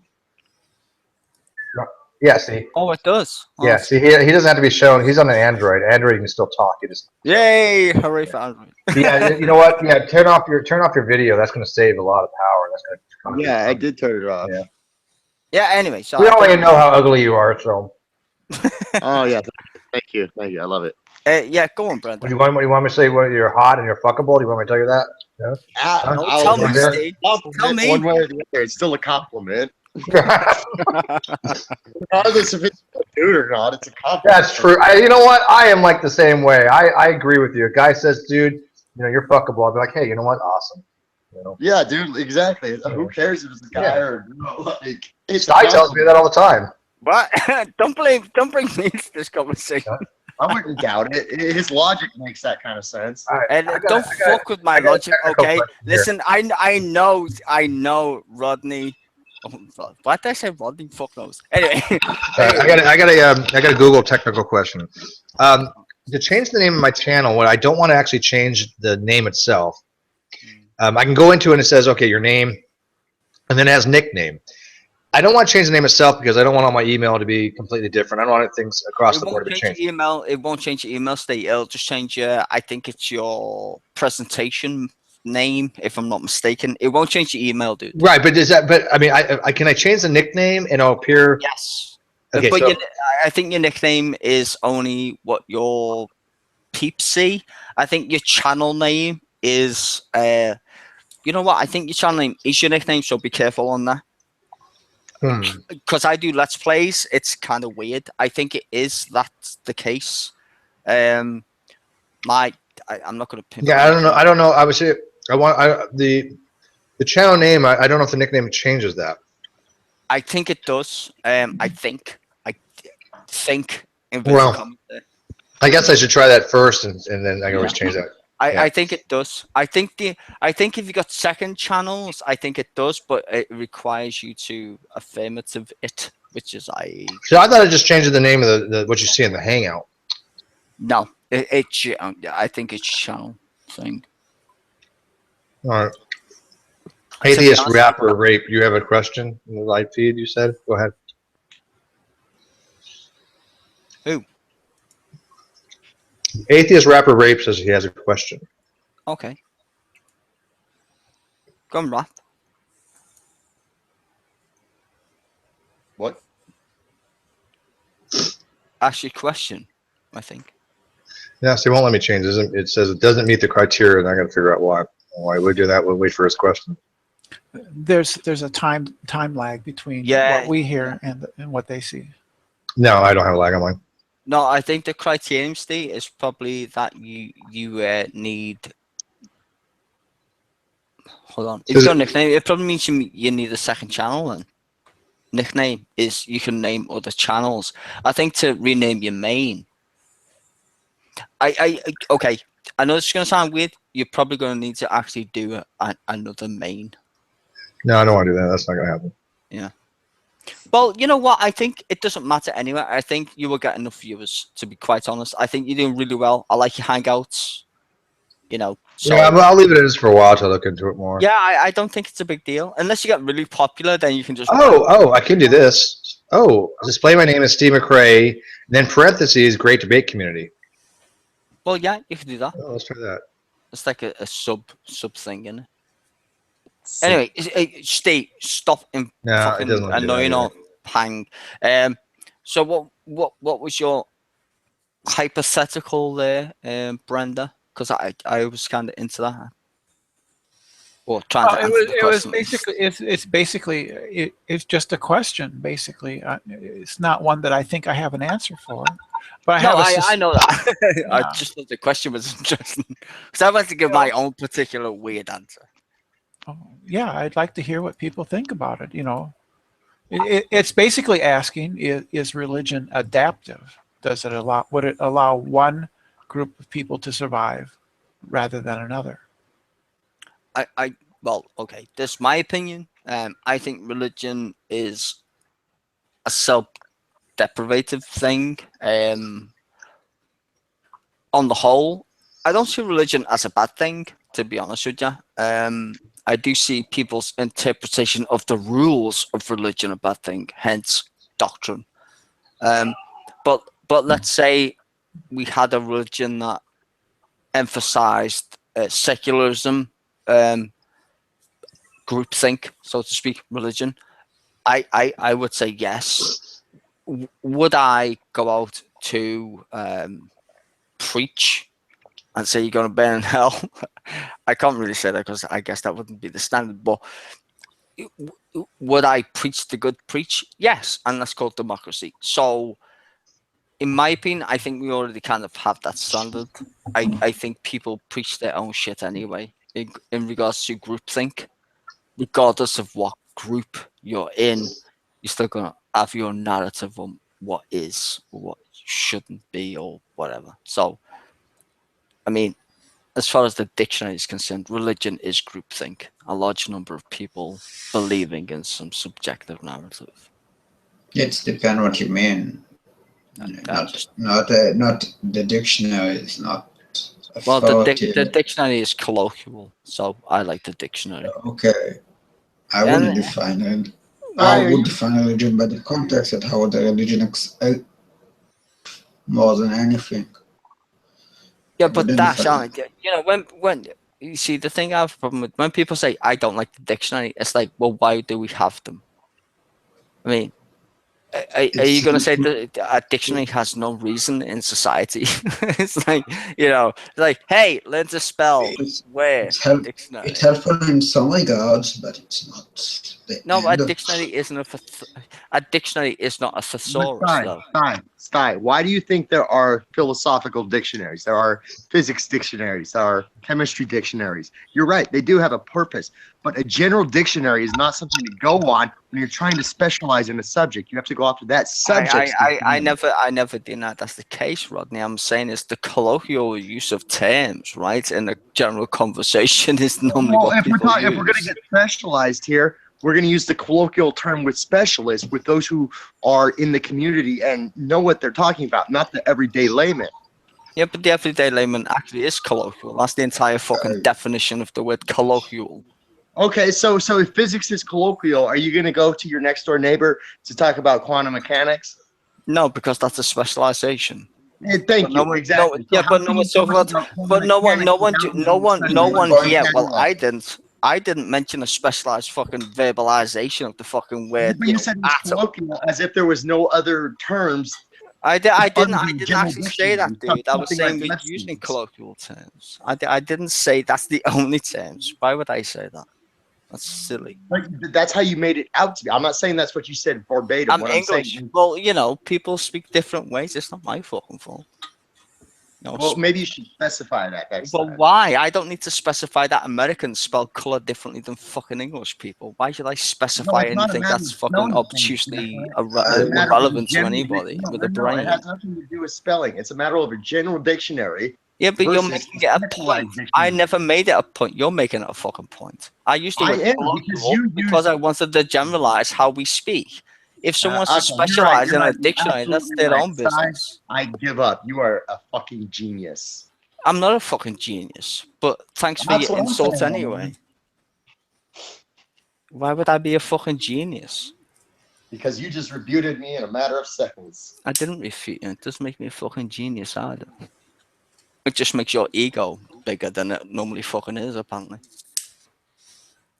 There's a lot of that going around. Right. Yeah, that's what you get when you got a PhD next to your name, apparently. You have an inflated fucking ego. I know loads of people with PhDs have been proven wrong, including fucking Einstein. And he came up with fucking E equals MC squared the last time I checked. Einstein was proven wrong? Yeah, wasn't he the person who said that fucking quantum mechanics is total tosh? No. Yep. No, that's not what he said. Oh, really? He didn't? And he was the guy who said Kaiser, you're an idiot. Seriously, you're an idiot. Yeah, Einstein didn't like the ramifications of quantum, but he didn't deny quantum he didn't like the effects. ramifications, which is an easy way to say what I've exactly just said. No, he did, but he didn't say quantum mechanics was wrong. No, he didn't. He didn't like the effects. He thought he professed there. Yeah, because his equation said that's bullshit.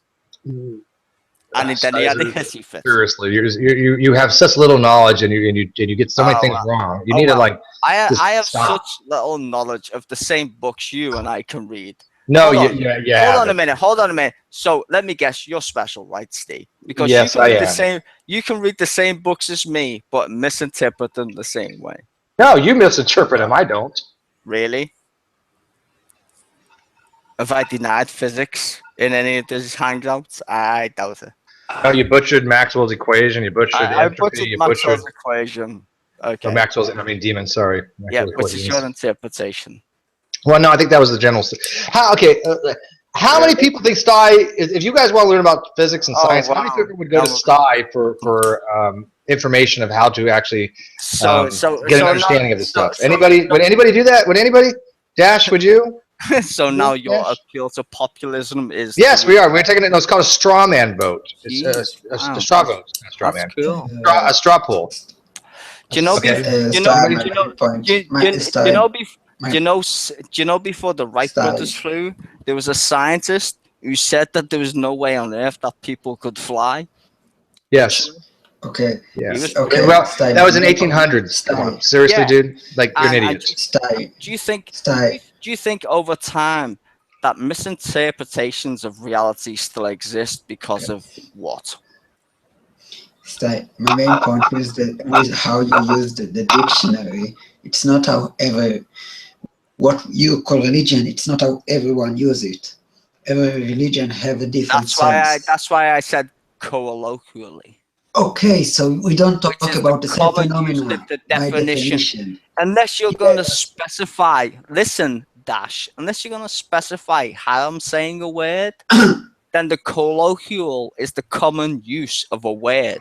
Now, you can say to me, well, I define X and X as such. Are you going to disagree that the common colloquial use of words is interpreted wrong? I say in a fucking common fucking use of the word?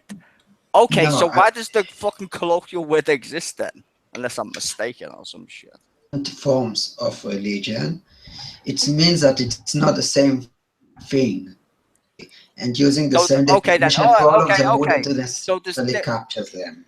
So there's different forms of religion. Is that correct? Yes, a different understanding. You just said religion. Okay, so let's get specific. Okay, if there's different forms of the colloquial word of religion, give me evidence for that, please. It's not for example, how it's used in the Jewish tradition. It's more adherence to law and not adherence to belief. How it's used in more near Eastern context, it was in relation to law, but the bearer of law. You have different understanding. I'm sorry. The law was dictated to by a deity, right? Yeah, but it's okay. So I win then. I win. So stop. What the fuck's your point? No. So you just said religion. You just gave two examples. You said religion is dictated by a belief, and then you said it's dictated by a law, and that's the difference between religion or some shit, right? And then I've just explained to you that the laws of religion are based on a deity, and then you just said yes. Shut up. So shut if up. I can speak, I mean, I haven't got a PhD. But I'm not a fucking retard at this. Why don't you let him speak? Let him speak, dude. Jesus Christ. What's up, my child? My point, the fact that there is deity doesn't mean it's an absurd belief. It's the lawgiver. The lawgiver. What the fuck's that got to do with religion? Religion doesn't say anything about that shit, colloquially. Last time I checked. Religion is groupthink. Oh, sorry, I forgot to mute my mic. It's okay. So, and real quick in the live feed, we're having an interesting discussion, much more than you guys. You guys, this is boring. Fuck you. So this guy, Sty, seriously, you don't know what the hell you're talking about. Sty. You have to come to terms with this, Sty. The first step I don't know anything. I know. You don't know what the fuck you're talking about at all in any subject. I'm a dumbass. I'm sorry. I apologize for being stupid. I apologize. Well, you just don't. You don't take people's information very well. You think you know of a little bit of knowledge, and a little bit of knowledge is dangerous, as they say. A little bit of knowledge is dangerous. So AR out there, this guy named this is funny. What's this guy's name? Atheist rapper, Rape is Natural. He actually doesn't understand this whole dissolving thing. He says it goes into solution, but doesn't dissolve. Someone explain that one to me. Okay, I don't know shit, and we're going back to the same old shit about Ronnie. Because I'm curious. So rape is natural, says hydrolysis. So hydrolysis reaction breaks the sugar phosphate backbone. Okay. How does water do this? Water is a polar solvent. Oh, he's trolling. Okay, Darth. Damn it. Oh, okay. Well, if he's trolling, then I have no interest in him. I thought he was just being. I thought he was actually an idiot. So is he actually an idiot, or is he just a trolling idiot? The way you talk to me, you could just entertain me. I'm an actual idiot, apparently. Well, we know this. So entertain me then, bitch. Well, hang on. I want to finish up this atheist rapper thing. So, atheist rapper, how does hydrolysis occur on the sugar phosphate backbone in just water? How does DNA break down? How does this happen?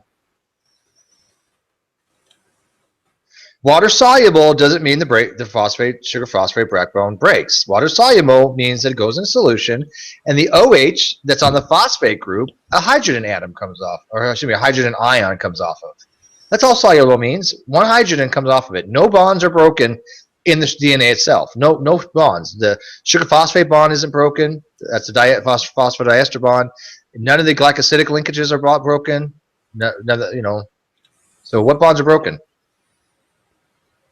Then you want to come in here, atheist rapper? Be my guest, because you're kind of being stupid right now.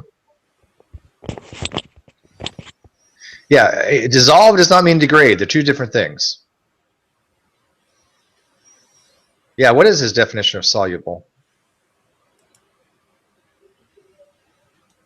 How do people get this freaking wrong? Oh, you want to come in, atheist rapper? You can come in. All right, give him 5 minutes. Oh, cool. This will be entertaining. Finally. Yeah. Oh, atheist raper. Oh, I thought it was atheist rapper. Oh, okay. I think the rapper sounds cooler. Yeah. Yo, I don't believe in God. What's your problem? Because I hate religion because I'm an atheist. That kind of shit. That would be a rap. I don't know. See, I know a lot of people like you, Steve, who can read but can't write. I know a lot of people who can't write and read. Same thing, really, isn't it? It's like, I'm looking at his channel. I see nothing on it, so. Well, rapper, raper, I get a bit confused. My eyes and my E's and all that shit. It does happen, though. Rape is natural. There you go. So is rap. Okay. So is rap. Well, rap is natural. Okay. Yeah. So hold on, what's this guy? Yeah, rappers with 2 P's. Is he a Rodney? Right? Hold on. Rappers, it is atheist raper. I'm not saying it. You look at it quick, it looks like rapper, but yes, I know rappers with 2 P's. Hey, fuck you, my jokes are real. Probably Antonio or somebody like that. Yeah, it's probably a sock account. No, he said he's gonna come in. I don't know. A sock account. It's definitely a sock account. It's absolutely a sock account. It's. I think they hate you, Steve, because you're actually popular. I know. It's so. It's funny. Rodney used to say, "I don't want to go to your room because you just want to use me to get views." I'm like, motherfucker, I got 3 times your views every month. Go look. That's the ego thing. I know, but I'm right. Yeah, you are right. I love you, Sty. I do. You know what? Here's the thing about Sty. Sty has an interest in this shit, right? So he's not like he's one of these idiots that just gets things wrong and doesn't try to correct himself. I think he does try to correct himself. He has an interest in it. He's not a complete idiot. Yeah, he's not a complete idiot. He's a partial idiot. Hey, yeah. Shut up. He's a partial negative charge. He's a partial idiot. No, I have just a different perspective on how you see things. And okay, you may have your point of view, and that's fine. But in science, the last time I checked, science was subject to change. And I'd like to keep up to date. I'm subscribed to a lot of web pages where science is the thing that I like to read. And I can honestly say a lot of the shit you guys say is fucking wrong. And I'm not saying that because I feel like I've got a PhD. I'm telling you about the people who've got PhDs. And you know what? I've disproven you, Steve, and a lot of other people. Yes, and you will say I'm stupid, but I can just link you to fucking videos where literally people with PhDs who studied the shit from MIT, Yale, and other people have said it. And I don't need to go around stroking my own dick when I know you're wrong. So, what you've done, again, is you read something, and then when you try to regurgitate the source, you get it wrong. That's the problem. I don't get it wrong. No, I don't get it wrong. No, this is the thing. I don't get it wrong. It's just that you don't like what the fuck they've said. And that's not my fault. Who have I ever disagreed that's not my fault. It's not my fault, Steve. If someone said to me from MIT, which I've literally seen... I don't know anybody from MIT that I've disagreed with on anything. I don't know what topic you're talking about. Okay, then. So you can agree with me then that dark matter and dark energy are plugs in the standard model because they've got no fucking idea how the galaxy spins around at the same rate. Dark matter and dark energy are two completely different things. No, they're not. They're actually yes, they physical are. things. Are you trying to tell me that astrophysicists are telling the rest of the planet, well, no, you're getting it wrong. Dude, dark energy and dark matter. Okay, then explain. Dark. Wait, listen to me. Listen to me carefully. Steve, you asked me a lot of questions. Wait. I've got a PhD. Explain dark matter. Wait, Dark energy and dark matter are two totally fucking different things. No, they actually are in the same equation the last time I checked. No. Yes, they are. No. Oh my God! So dark energy is a factor, which is the negative version of the cosmological constant in a field tensor equation called the matrix. There's a matrix. Why do you need that? Okay, you know what? Let me start from the beginning here. Go on, please do. Dark matter and dark energy are two different things. Completely two different things. Okay? No. Yes. Same equation. No. There's what's called the field tensor equation. There's something called the field tensor equation. Good. Okay, that has the cosmological constant in it. Oh my fucking God. And the cosmological constant is related to dark energy. Okay? Dark matter. You said they're not fucking the same. Dark matter is not dark different. You just said they're not the same shit. No, they're not the same shit. Oh my God, they're related to because of the. No, they're not. Oh my fucking God. Okay, then explain dark matter and then explain dark energy. Sure. And if I do, will you finally admit that you're fucking an idiot, Sty, and you don't know what the fuck you're talking about? As long as you just admit, you just said that they are completely different. They are completely different things. Yeah. Okay, then explain the equation for why is that the case. Show me the dark matter, the constant for dark matter, and then don't start doing a DD. I actually have a question. No. Show me the equation and show me dark energy, dark matter. No. I'm waiting. Don't do a DD. I'm not doing a DD. You claim they're the same thing. Show me the equation. Wait, equation. Instead, I will answer your question if you can answer mine. No. I can tell you the difference. That's how not the game works, Steve. If you want to talk about the standard model in fucking physics, the standard model has to do with particles. Oh, no shit. And what's the universe made of? Sherlock Holmes. Right, but that's not dark. Oh my God. Oh, that's not dark matter. So what's dark matter then? A fucking magical fucking fairy dust we sprinkle in the universe? You're so wrong. You're so wrong. Dude, shut up. You don't what do we Sty, trust me, okay? I have physicists galore that I know. They're telling me if I'm wrong. If you're going to be honest, what is dark energy do for it? I don't know. I do know though. You don't know. Okay, then. So what's dark matter? Okay, first of all, do you claim? What is dark matter? I don't claim anything. I'm asking you. What's dark matter? Do you claim that dark energy and dark matter are the same thing? Yes or no? If anybody was listening, which you obviously fucking wasn't, I said they're part of the same equation. Are they the same thing? You're saying that, not me. I said no. I said 5,000 times that you don't even things. No, you're saying that because I asked you a question. You said, "Are they the same thing?" Well, dark matter and dark energy are plugins for the standard model. No, when it comes to inflation theory. Yes, they are. Okay, does inflation theory exist? Yes or no? Dark energy is what's does inflation theory exist? Listen to me very carefully, Sty. Okay, because you keep interrupting me. Dark energy is the energy that is causing the universe to accelerate. Okay, it is equivalent. It depends on what you want to make it. There's some it's called quintessence. I gotta hate this word. Quintessence. That is one model that's used for. The other one is called the cosmological constant model, and the cosmological constant for lambda CDM. Right? Ever heard of that?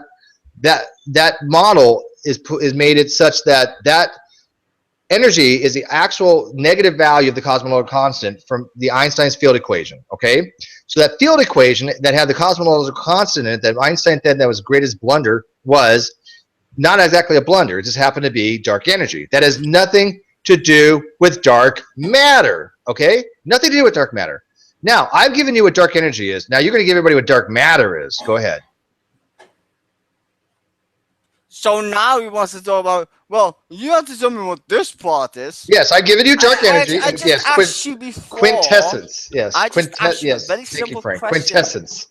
I just asked you a very basic question. No, and I give you an answer. So, are dark matter and dark energy in the same equation? Yes or no? I mean, how fucking hard can that be?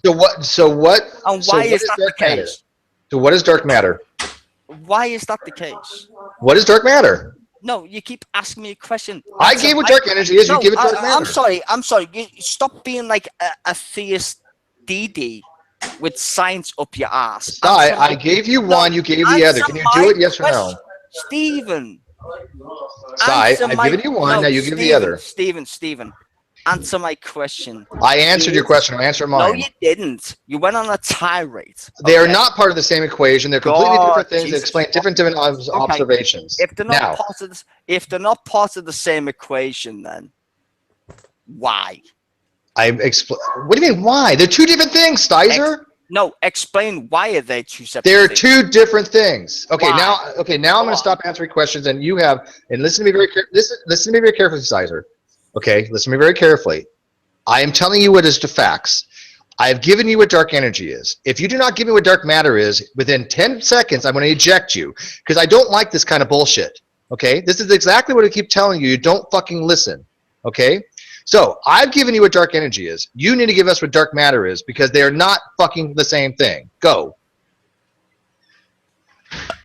I'm sorry, but you are DD right now. One. I am not DD. I'm asking you for an answer to your question. You're not even remotely answering my question. If I could, I answered your question. I explained to you what dark energy is. Now you explain to me what dark matter is. If I could even remotely answer anything without you shouting back. Are you gonna You haven't tried to. Well, I have. Okay, go ahead. You have the floor. What is dark matter? Go ahead. Okay, so proposal. What's dark matter? That's not the point of my question. Oh, shut the fuck up, Stizer. You're out of here. Just fuck this. Bye. Oh my god. I just cannot deal with when he starts getting into troll mode, man. I mean, that's just fucking ridiculous. Dark matter is. It's simple. Yes, dark matter is the matter when we look, and I'll explain it to the rest of the people because Stizer didn't know what the fuck it was, obviously. When we look at a specific galaxy, okay, the way the stars are moving cannot be fully accountable for just by the mass that's in the galaxy. So the visible mass, right? So we hypothesize there must be something that has created a large amount of gravitational force that is not visible, that's not emitting visible light, okay? That's called dark matter. Okay, we have actually mapped it. We actually looked at the galaxies, and we actually see peaks and valleys where this dark matter exists. Okay, it's not a black hole. It's nothing like that. It is actually a type of matter that's hypothesized because it exists uniformly until we have these peaks and valleys, and you can actually see in the galaxies. There's a hypothetical carrier particle to dark matter. Okay, anybody know what that hypothetical particle is? Just a curiosity. They're called dark photons. Oh, cool. Okay, that's when he's relating it to the standard model. Okay, so he's getting all this little stuff in his head all mixed up and spun around like the blender thing that I keep saying. That's what I get irritated about, because instead of wanting to actually learn from somebody, he just gets it all jumbled up and he's telling people that dark matter and dark energy are the same thing. They're not. Now the punchline is that I was sitting there on the outside, and he literally said that they're the same fucking thing. And more than once, didn't he? Well, no, that's the direct quote. They're the same fucking thing. And like, no. And if you're to state that they're both in the same equation, you wouldn't be differentiating the two of them in the same fucking equation if they weren't different. Yeah, what he meant to say was dark energy was the same thing as the cosmological constant, probably. That's probably what he was going for. But again, spun around like a blender. But again, it depends on what model you go with. I don't know quintessence. I don't understand quintessence. So maybe if somebody wants to explain quintessence, I don't understand it very well. But the other model, the model of the cosmological constant for dark energy, that's just the negative version of the cosmological constant. It's the same thing, only I believe it's the negative version of it. But somebody again could quote me on that. I haven't looked at Einstein's field equation for a very long time. I just know there's a kinetic energy component, a potential energy component, and I think a Hamiltonian operator. But Christina, is dark matter and dark energy the same thing? Does anybody think that the same? No. Yeah, I mean, come on. So I mean, when he gets in this troll mode, it just kills me. What's that, Lamed? I said it's not my field, so I can't comment on it. Well, it's not my field either, but that's just knowledge, dude. Oh, it's kind of one of those things. We have two different words for two different things. What a shocker. Yeah. You know, it's like we have evolution and pevolution. Oh wait, no, we don't. Yeah, I know. Because You know, we don't need to have two words for the same thing. If we do understand the effects of dark energy, yes, we might understand how dark matter works at the same time, but they're not the same thing. They're two independently typed things for two different observations. Is there some kind of relation between them? Possibly, but one could exist, not the other, right? Right. That dark energy was still just mathematical, kind of theoretical. Yeah, well, that's all it is. Dark energy is just the force required to cause the acceleration of the universe, right? Right. Because we know the universe is expanding, but we also know that it's also accelerating, and there's no accounting for that in the models we have right now without adding some kind of force to do that. So that's what we got. That's what we got. We called it dark energy. And Dark Matters is a great show on Netflix. Yes, it is. I haven't watched it. Is it any good? It's not bad. And by the way, if people want to compare it to Dar's deity, I'm not going to get ejected anymore. I'm not going to deal with that bullshit. I don't like trolls. That's just fuck that bullshit. Okay, wait a minute. You're saying you don't like trolls, but you let Sty in the room. How does that work? Well, he wasn't trolling too bad, and then he went off the deep end. I mean, as soon as you start calling me DD, you're out of here. I'm done. Game But over. definitionally, he is a troll, though. Well, yeah, but he's kind of like an ignorant troll. I don't think he trolls on purpose. I think he doesn't realize how clueless he really is. And so he doesn't realize what he's saying is trolling. Rodney's in the fucking outside feed in my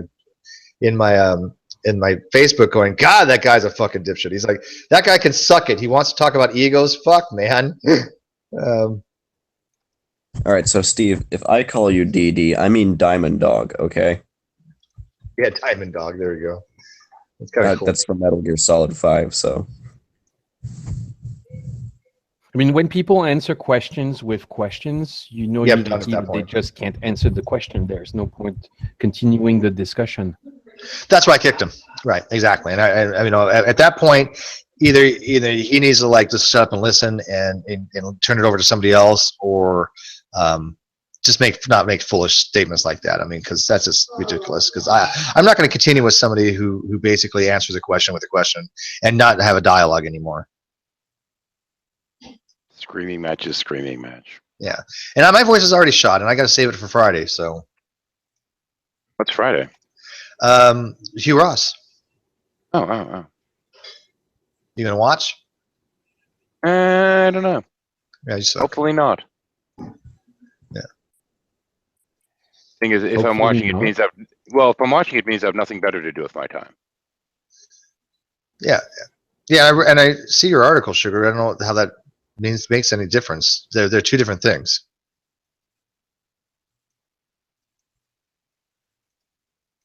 Now they couldn't be that. I mean, I'm not saying they're not related somehow. They possibly could be, but that's not neither here nor there. How they're related. They're definitely two different things. So definitely. Apples and oranges are both fruits. Therefore, it could be said that they're related. However, they are not the same fucking fruit. Yeah, and I've talked to Sizer before about gauge theory and symmetry, and I don't remember anything about this topic. To be honest with you, I don't remember anything about gauge theory. I think it's SU3, and I don't remember the standard model very well. I mean, I know the basics. I remember leptons and bosons and hadrons and shit like that. But I mean, the particle zoo has been becoming so complicated that there's just no way to really have an understanding with it unless you actually in the field. I mean, there's thousands and thousands of particles out there anymore, right? And no, I'm not sexy anymore, Sugar. Have you seen me? I mean, come on. I'll put my camera on. Look at this. I mean, look at this. I mean, good God. I mean, I look like freaking like Bible thumping ween nut. This is not sexy. I don't know. Maybe it's kind of an old manly. Look better without glasses. With the beard. Anyway. The glasses back on. You look with that like that. You look like Santa McRae. Yeah, going for the Santa look. Well, I don't know. Sugar might be into older looking men. So who knows? I don't know who that is. Sugar Rose. Glucose? No, Sugar Rose. You don't know Sugar? Everybody knows sugar. I don't know sugar. sugar. Put some sugar on me. Well, you're too young, that's why. I know that song. Sugar, he's 18. Just you can't go there, sugar. In this case, the term might be pour some drama on me, but that's okay. Oh, be nice. Oh, she does seem to be drama seeking. Isaiah Whether joined. it seeks her or she seeks it, I don't know, but one or the other. Oh, there's no question it follows her around. Yeah, I can agree with that. All right, guys, hold on. I wanted to ask Isaiah this last time, but he left before I could. Isaiah, is that a pimping Allosaurus or another dinosaur? I have no idea. Damn it. And now they're bitching at my singing. Great. Yeah, well, actually, I can't sing, so I don't blame for that. Just threatened them that I'll sing if they don't stop. Yeah, I do got pretty eyes. Women do like my eyes. I mean, look at I have pretty eyes. Look at them. Yeah, they're actually pretty Pretty, good. yeah. They're gorgeous eyes. It's a good call to open your eyes as wide as possible. Doesn't make you look weird at all. I'm not creepy. That'd be on some video I'd watch. I guarantee it. You kind of look like Tim Allen from the Santa Claus. Oh, you know what this avatar picture is only like 3 years old. That's what's scary. You should. Oh wow. You should go get really, really big headphones and eat like a piece of paper. Just like do the nap. Wait, okay. I got a napkin here. You know what I'm talking? Yeah. You know what I'm talking about? If you do that, is it then I watched the video. Yeah. after that, is it required to start insisting that mayonnaise is proof of God, or? Scott wants a link. Yeah, sure. You get a link. There you go. Then a link for you, and there's a link for you because since Rodney had to go because his phone was overheating. He'll be back another time. You get a link, and you get a link. So what do you guys think of Ronnie? I mean, Ronnie's a trip, man. I mean, I love Ronnie. I mean, we go back a ways, and he just kind of vanished a while back, personal reasons. And now that he came back in my Facebook stuff, I was like, get your fucking ass in here, dude. He's like, God, you're an internet sensation. I'm like, no, but I will be. But no, I'm not. But he's just so smart. I mean, the guy is really, really legit. Legitimate. He's legitimate. Yeah, once you get him going, right, and you get him to start rolling on philosophy, it's just mind-boggling. So we should get true empiricism in here then. No. Well, truth thing isn't philosophy. This is bad chemistry. I'd like to see him try, though.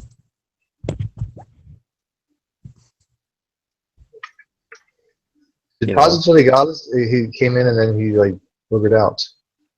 Sugar joined. I'll show you in a second. Sure. One sec. So did you have to kick Sty? I finally did. Yeah, I was like, well, you know, I want people to realize when I give people an ultimatum, I'm not joking. And there's ways to get out of the ultimatum. They're like, I don't know. That's fine, you know. But to sit there and say they're the same thing and then say, well, okay, what are they? And I give him one and he can't give the other. I don't want to hear what he has to say anymore, especially when he's just basically pulling shit out of his ass. And then after you tell him, what was the ultimatum? What? What was the ultimatum? Because I think we kept answering my questions with a question. So I'm like, look it, I get it explained to you what dark matter or dark energy is. You need to explain what dark. I explained what dark energy was. You need to explain what dark matter was because I want to make sure that he has an understanding because you're saying they're the same thing. And I kept answering my question with a question. Don't do that. The ultimatum was put out or get out.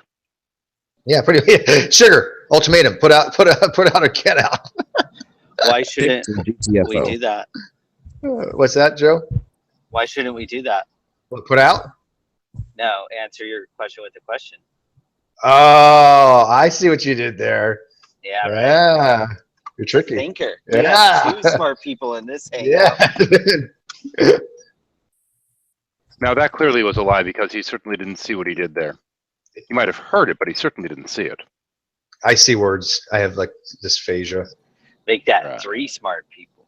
Ooh. Well, I can't be one of the smart people. Wait a minute. Who are they? Not me. Make it 2 smart people again. There we go. Much better. Yeah.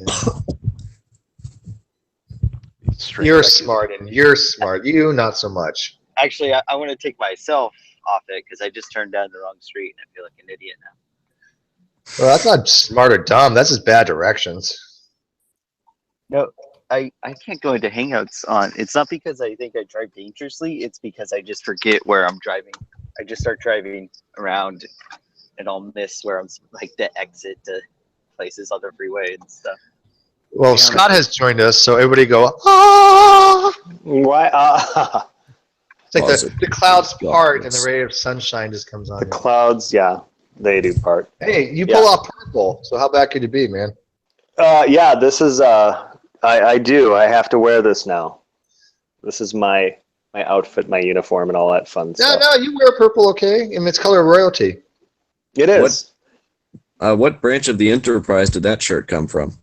That's called Paisley Park Studios. Okay. I don't know what that is. Oh, that's Princess House. Oh, okay. Yeah, so I work there. Yeah. I listened to your interview with Vito. It was good. I liked it. Yeah, thanks. Yeah, you guys did well. Yeah, Vito's great, isn't it? Yeah, great guy. That was a lot of fun. Yeah, I enjoyed it. When he did my interview. I mean, I didn't no idea what to expect, and it was very, very superficial, and I thought that was kind of cool. But it was just nice. It was just having a conversation, Yeah, it was really natural, really organic, and it was a lot of fun. I enjoyed it. I only have my conversations organic. Try to. I was just in a hangout with Rational Matt, and I was like debating if I want to stay in there or be waterboarded. And then that's when I reached out to you, Steve. So thanks for saving me. So I'm just one step above waterboarding. Great. Did he try running his argument that he put on G+ against you? No, he just ran his mouth nonstop. Well, nonstop. That's a given, but he I was in there for maybe 10 minutes, and no one could get a word in edgewise, and I'm like, all right, I'm out. Bye.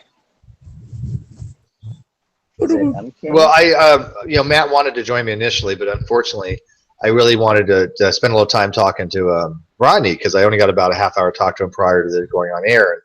And, I really missed the guy. We used to literally sit up hours and hours at night and just drink beer. You drink beer and get high. But it was just awesome. I mean, he was just a really good friend, and when he vanished, we kind of like, what the hell happened? And there's a lot of personal things going on in life that I'm not going to get into, but it's glad to have him back because I mean, he's a great bud, man. Yeah, I know the feeling. I had a friend a little while ago that kind of dropped off the map. Wait a minute, does your buddy owe you money too? No, he owes me a blowjob, I think, but that doesn't count, does it? I don't know. It's something not wanting to be repaid. So, No, he doesn't owe me anything. No, he just used to give me shit because, of course, I wasn't very philosophically minded years ago, and so he'd be like, that's a bad argument, Steve. I'm like, really? I guess so. He's like, Aristotle. I'm like, Aristotle who? He's like, God, Steve, you're an idiot. Aristotle is a bugger for the bottle. Come on, learn your Python. No, I really didn't know. I mean, I didn't. I gave him some good arguments every so often, but when we talked about science, I was kind of more in my depths, right? But when we talked about philosophy, I was a moron. Yep.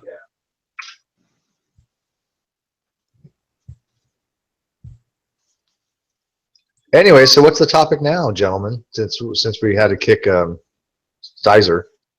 GMHs, genetically modified hangouts. Okay. They degrade in water. They degrade. I like GMOs. GMOs are delicious, people. GMOs, good for you. Eat them up. Yes, they are. I thought it was for genetically misunderstood holocausts. Man, was I wrong.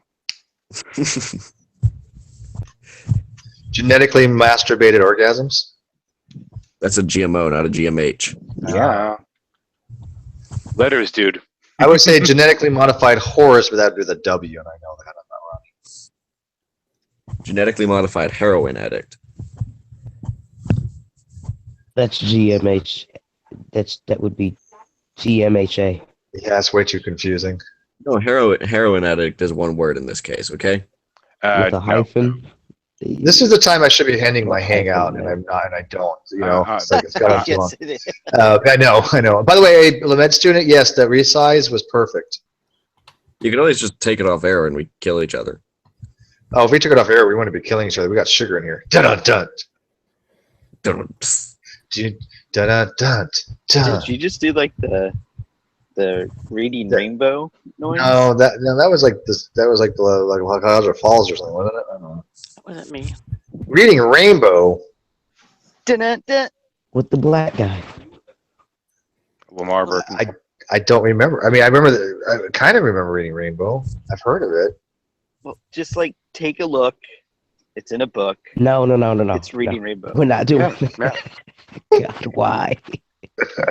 Did he butcher that? No, he's damn it. Oh my God! It is with LeVar Burton. yes, it is. Good grief! Told you, the black guy. Yeah, the black guy. Well, that narrows it down. Yeah. The guy that wore a comb on his face for years. I did not know that LeVar Burton did. Yeah. All right, so Steve, I'm quite tired, so I'm going to say something that I might regret later, but positively godless. Can I use your name? Just like privately. As I masturbate? No, what were you gonna say? No, that's not his name. That's his channel of his channel of his show. It's a podcast. Okay. Can I use it? I'm not gonna like post anywhere. Just in my head. Can I think about your name when like something very dirty pops up and I rate it?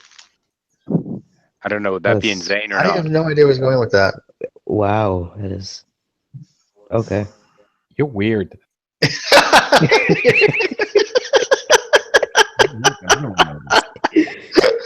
love that. You're weird. It's like no, just no.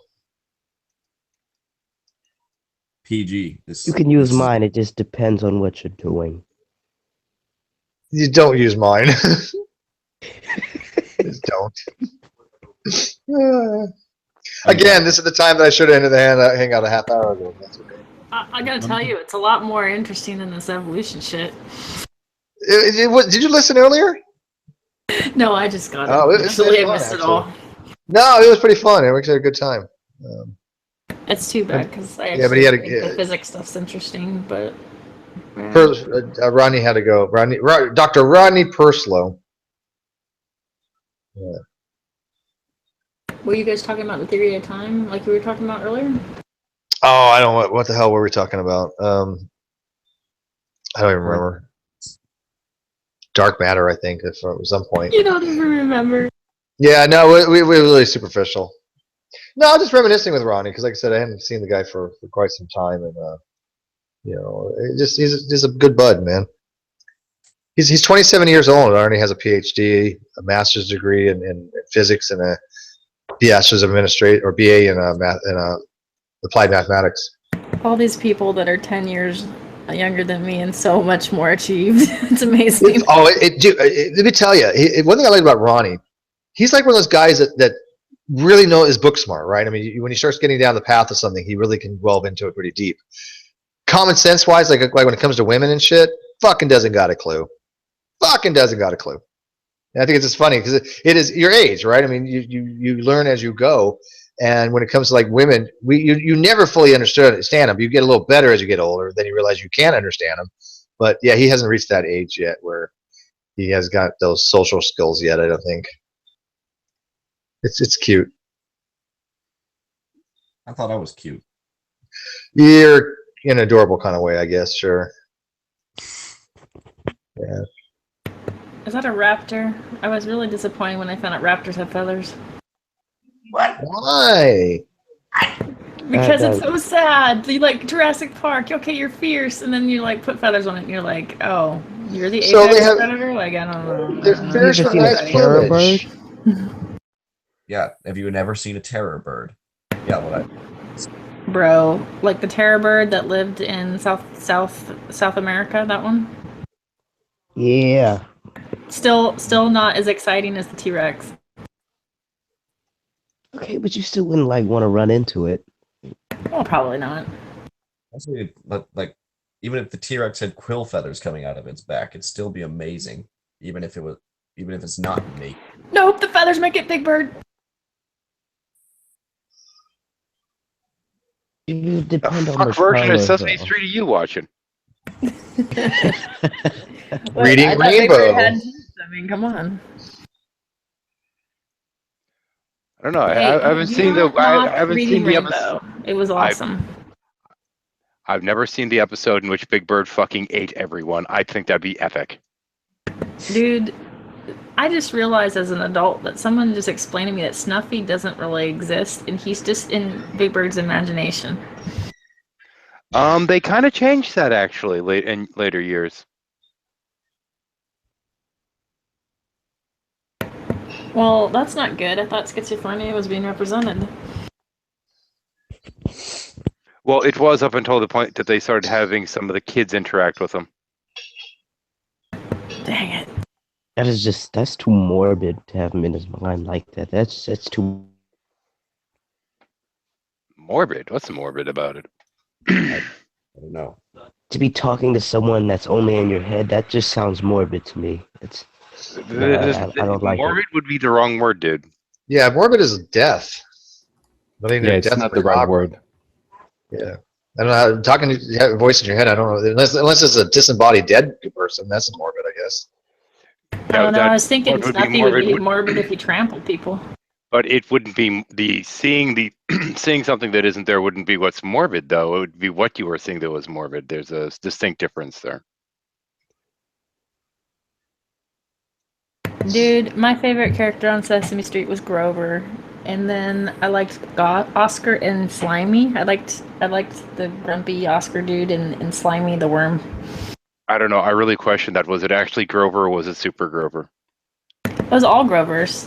Grover the waiter, Grover the salesman, Super Grover, all Grovers. I liked all Grovers. So you really liked Yoda then, didn't you? Well, yeah. Same voice. Yeah. Was it Frank Oz, right? You guys clearly haven't been subjected to the weirdness of the Teletubbies. No, I'm too old for the Teletubbies. I was Mr. Rogers and Sesame Street and Frazzle Rock. Fraggle Rock. Fraggle Thank Rock. you. That was Those are awesome. dudes. Yeah, those kind of things. Bernstein, Berenstein, whatever. Yeah, Have you seen the there's a called I think it's called Booba. It was around like 10 years ago. Does anybody remember that? I remember that. Yeah, that was creepy as shit. That was terrible. Yeah, there may or may not be people that still have the emotional scars from seeing it. Yes. What was it called? Booba. Booba. I don't. Booba. No. Right? Was that it? That was it. Oh god. Okay. It sounds like you need to be stoned to watch it. I have a 13-year-old, so around that time, then yeah, he was watching that. Scared me to death. Captain Kangaroo hated children. This is truth. This is not surprising. Have you seen that Wasn't fucking he show? I thought he was like a child psychologist or something like that. No, he hated kids. Well, do you blame him? His show was garbage. Won't you be my neighbor? That's Mr. Rogers. no, Mr. Rogers. Love is Mr. fine. Rogers. Well, who'd you say, Mr. Who? Captain Kangaroo. Captain Kangaroo, dude. Okay, yeah, no, okay, you're right. Yeah. Sorry. So close, Steve. So close. Pinwheel. Someone mentioned Pinwheel in chat. Yeah, I watched Pinwheel. That was on Nickelodeon. I remember that. They used to have cartoons in the middle, and there's that, my name is Simon, and I like to draw drawings. Yeah, that's something for you youngins. Romper Room, yeah. I see Sugar Rhodes. And that same name is like, I see Scott, and you're like, he sees me. He sees me. Yeah, it's a TV That's how show. it should now. be. That was good. Now, I like the aliens from Sesame Street. The yep. Nope. Republicans and Democrats. Yeah, right.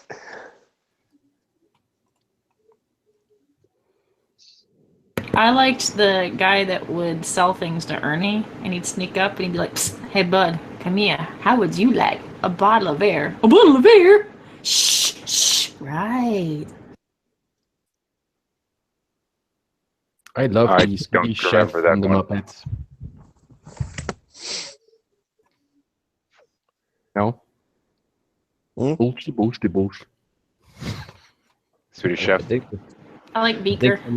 Put this hangout in a cup of water because it's degrading. Well, like I said, I should have ended it a half hour ago, but whatever. My favorite was the Count. Count Chocula? No, that's a cereal dude. Oh, the vampire.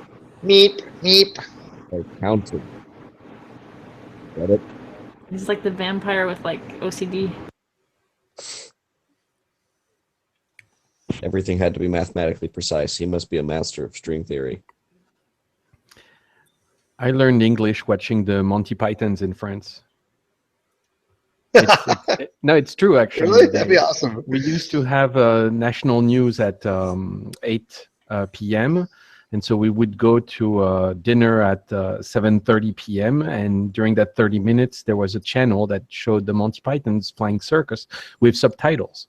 And so I learned slowly the words and the expressions, and I started... We are the knights who say ni. That's how I'm learning South Korean right now, is by watching all South Korean TV. Or I'm learning Korean, not obviously South Korean. Why do you want to learn South Korean? No, just Korean. I just misspoke. Well, why do you want to learn Korean? Because like being bilingual is a thing. But why Korean? I need something to do. Yeah, and I'm all for people being bi. Yeah, that's cool with that. But why Korea? Don't judge your life.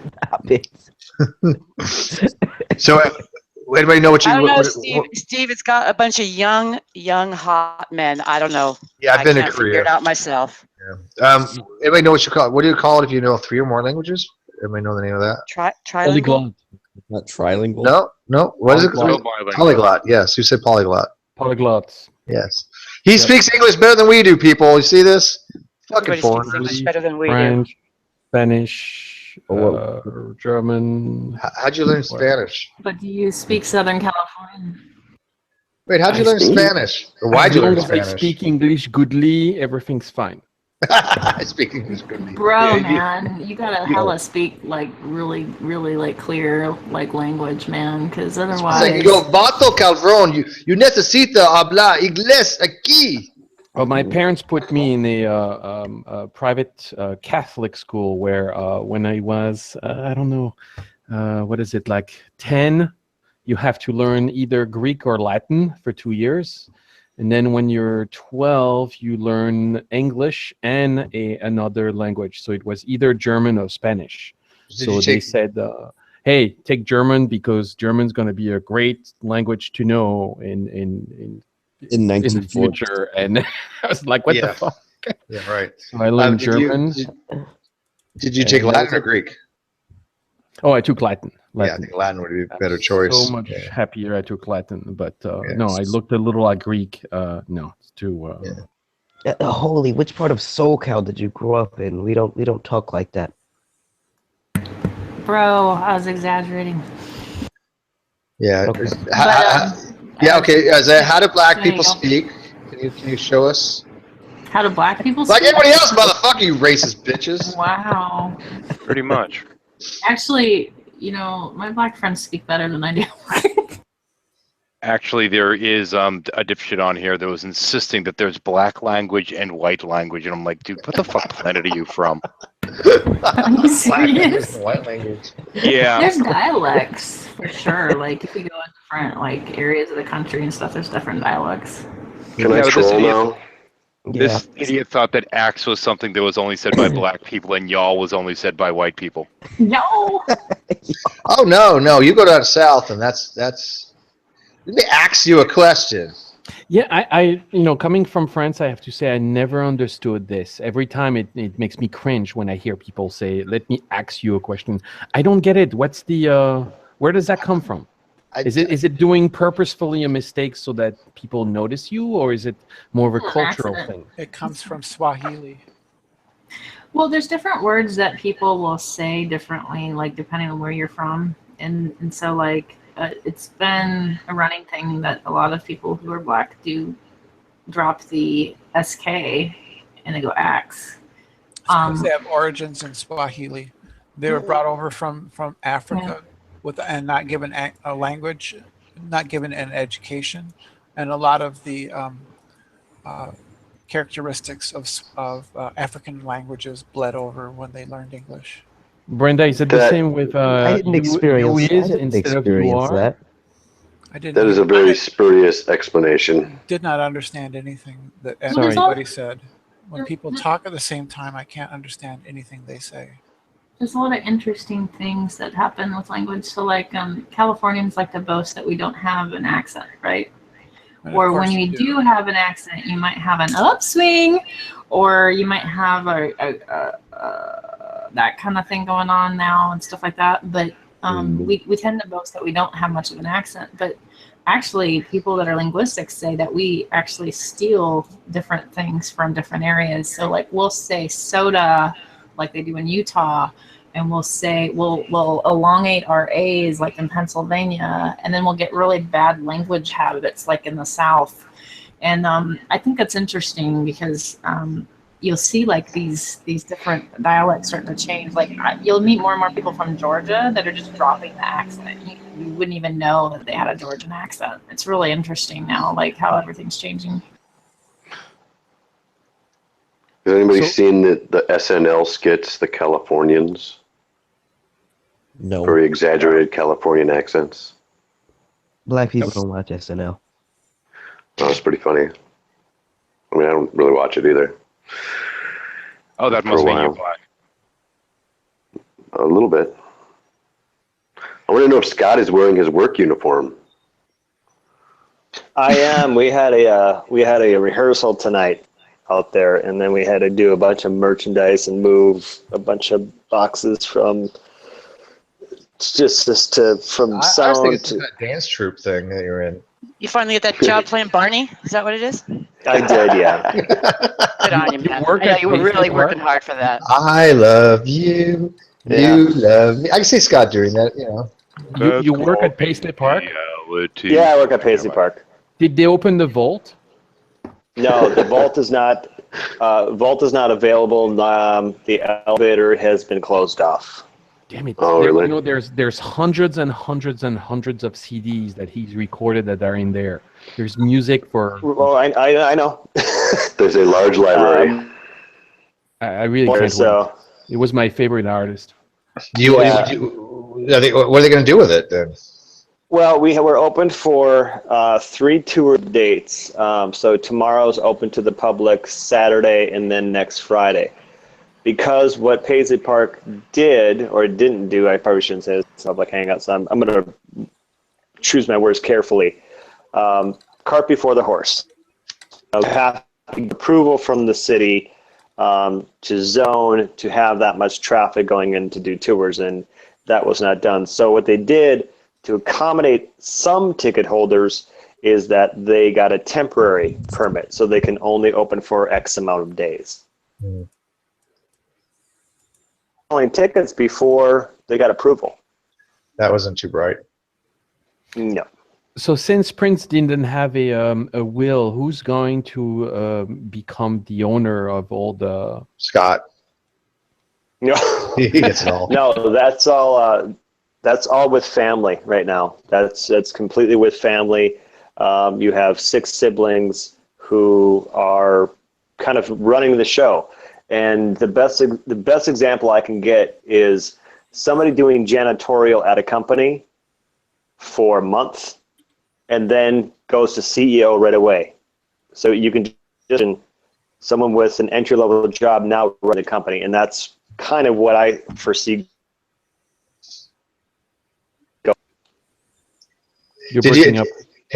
Scott, did you ever listen to Kevin Smith talk about the time he? Did you listen to that when he was talking about Prince? Was that one of the funniest? That was brilliant. That I was enthralled by that. That was one of the funniest. You know what's funny about that? The story I've ever heard. Yeah, you know what's funny about that, Steve? That is. You broke up. What? There's no exaggeration. That is 100% truth. Oh, I don't think he was exaggerating at all. I think that's what made it funny. I think that he was like literally not even trying to exaggerate. He was relating exactly what happened, and that's what made it funny. Yeah, I mean, I have similar stories. Could rival Kevin Smith easily. We could have a Smith off, and it would be dirty. just as funny. That sounds dirty. Right, it does sound dirty. But if we get Kevin Smith on here, I'm gonna have that happen. You know, it's kind of like this. I mean, with my experience, we had our orientation on Monday, where we were not allowed to park in the grounds of Paisley Park. We're going to get shuttled in. From where? We don't know. They don't tell us. You know, and today we finally got these shirts. Initially, we had no idea when we were going to get the shirts. You know, no one knew anything that was going on. And when we got there on Monday to tour the studio, it was in shambles. Luckily, it's now clean. It's gorgeous, but it was a little nerve-wracking. So the studio staff wasn't maintaining it? I don't. It's not that the studio staff was maintaining it. It was that they were doing all the construction. Oh. Like the elevator will not be available, so that all gets closed off.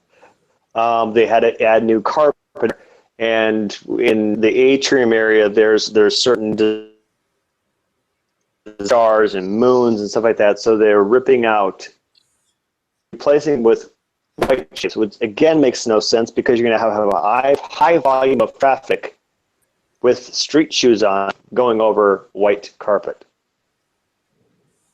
You know, makes no sense to me, but that's all right. That's. You know, I'm okay.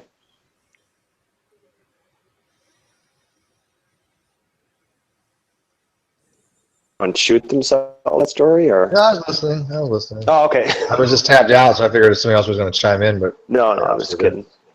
Yeah. So no, I think it'd be cool. I mean, it will literally be flying on by the seat of our pants tomorrow. Well, you know, sometimes you just got to go with the flow, right? You got to just basically wing it. Yeah, and this is just a part-time job, and this is just my way of giving back and giving back for the fans who, and I want to give them the best experiences I can. I do accounting during the day, so if this doesn't work out, well, I had this experience, and this is a great story. Do you have to go around and did you like print impressions too? I'm sorry? Did you print impressions? You have impersonators out there. Yeah, that'd be awesome. I thought about doing a Prince tribute because I have a replica of one of his guitars, but we'll see. How do you do accounting, by the way? I swear to God, I've said it a million times, that was the most god-awful, boring fucking class of my life. I took intro to accounting, then I took accounting 1, and then I took accounting 2, and I made it halfway through, and I said, I hate this shit, and I just dropped it. I couldn't take it. It was just, oh my God. The only reason I like what I do is because that's not just what I do. I'm in charge of the employees activities committee, so I'm in charge of all the events with all the staff. So I get to, you know, give them the news and do the newsletters and all that fun stuff. So okay, at least you get a little more almost headed towards human resources then. Yeah. Yeah, there's a little human resources there too. Because accounting, I just don't know what you're talking about, Steve. I mean, accounting's great. It's fun. I mean, you sit there and you pull up next to the other building and you swing across on the ropes and you start attacking them with swords made out of. Oh, never mind. That's not it, Shadow. That might be Monty Python. I might be getting confused. Where have you been, by the way? Have you been around? I've been around, sort of. Not really. I basically got sucked into working on one of the books for months and months and months, and the editor is doing the final fucking pass-through right now. Just making sure everything's ship-shape, and then she gets to start on book 2. Oh, okay. Deidre, you're one to talk. Where the hell have you been? I haven't seen you in a hangout. I'm in here, actually. I had to move, and I had a new job, and all sorts of things happened, so I just have been trying to right myself. I mean, I've seen you on G+ and maybe in a YouTube chat occasionally, but never in a hangout. Yeah, or not I needed to hide away for a while. I've been going through I mean, I don't really. I'm pretty open. I've gone through some depression issues, and so the last thing I wanted to do is get torn limb by limb between a fundy and an atheist all day. So I just kept it kind of The atheist fundy sandwich. You're the middle. Yeah. right. Actually, most atheists are actually a lot kinder to me than the fundies are. So. Yeah, well, you're not the only one that says that. So. Deidre, can you account for the laws of logic? Can I account for the laws of logic? Yes, some douchebag made them up back around the time of Aristotle. The correct answer is no, and then you move on to some other topic. No, the correct answer is, do I have to? Ah. Well, I would say no, do I have to? If I really wanted to be really annoying, I'd be like, how do you know it's logical? Ooh. What? I could Matt Slick you. I can Matt Slick you like the best. I don't think so. Because my deity has revealed it to me in such a way as I cannot be wrong.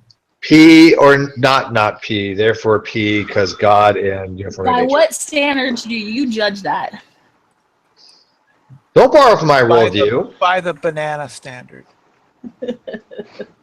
By Joe Sunseed's cat. No, actually, I'm kind of a Kierkegaardian. I think that I think faith is beyond standards of logic, actually. So I'm really annoying. I'm actually one of those people that most people want to beat in the face. No, they call us a fetus. I'm a bit of a fetus. Though I think that faith is best exercised in action. And I think that it's, it's one of those things that is a matter of the conscience. So for me, I don't think I can wrestle people to God through logic, though I do watch people that I think do give a good try. I think Matt Bell, when he's not berating people. So 1% of the time then. He's not that bad, or he's an example. Or Max was really pretty good at it. I thought Max did a really good job. And I'm just bidding good night. So have a good night, everybody. Okay. Thank you, Scott, for coming up, Brian. All right. See you. I really need to bug him. I didn't realize we're full. I haven't sparred with Max in ages. Did Lydia want to come in here? I didn't know we were full because I didn't know we have packing peanuts. So do we have? No, wait. I don't think we have any packing peanuts. I can go. I'll go. No, fuck off. Not leaving. No, you fuck off. No, you fuck off. Listen, Lydia, woman. Lydia, the tattooed lady. Who in here is not a packing peanut? I mean, I would be glad to make room for somebody else. Well, we just made room anyway. What is that? Us packing peanuts are really nervous around that squirrel. Oh, you should be. He's a nibbler. Yes. No. I just bite. They go right for your nuts every time. Fuck that shit. No foreplay with the nuts. Just bite those fuckers right off. You gotta be scared of Fundy Fox. Funny Fox is great. I haven't pulled him out in a while. Then again, I've been having some weird fucking computer issues that never mind. But yeah, I've been having problems with the video, and you can't really do puppets without the video. Just the voice without putting the puppet up on cam is really fucking weird. Do you have evangelical emu too?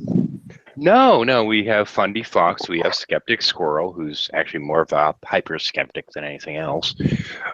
We have Woo Weasel, Drama Llama. We have Bully Goat, and who am I missing? Squolf and the Rent-A-Rat. The Rent-A-Rat's a temp. You should have Ronnie Rabbit. Ronnie No, the rabbit puppets that folks menace have are really kind of crap. But then again, so is Ronnie, I suppose. Yeah, he just leaves little shit pellets everywhere, you know. I have a focus menace, actually. I have a bat, actually.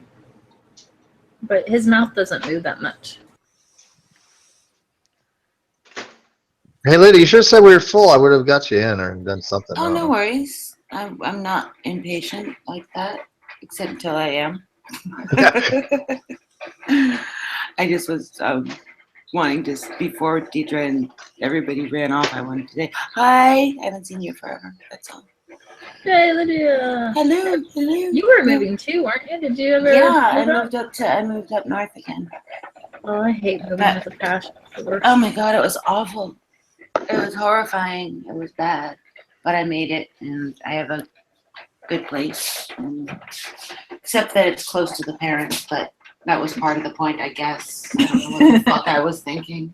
Just make sure you have your center time where you can like kind of recenter yourself. Well, yeah, the first week was hell on earth because I didn't have a car, and so I would have to like call my mom for groceries. Like, one, had no money for groceries. Two, had no vehicle to go get groceries. I'm in the fucking boonies, so it's like it was awful.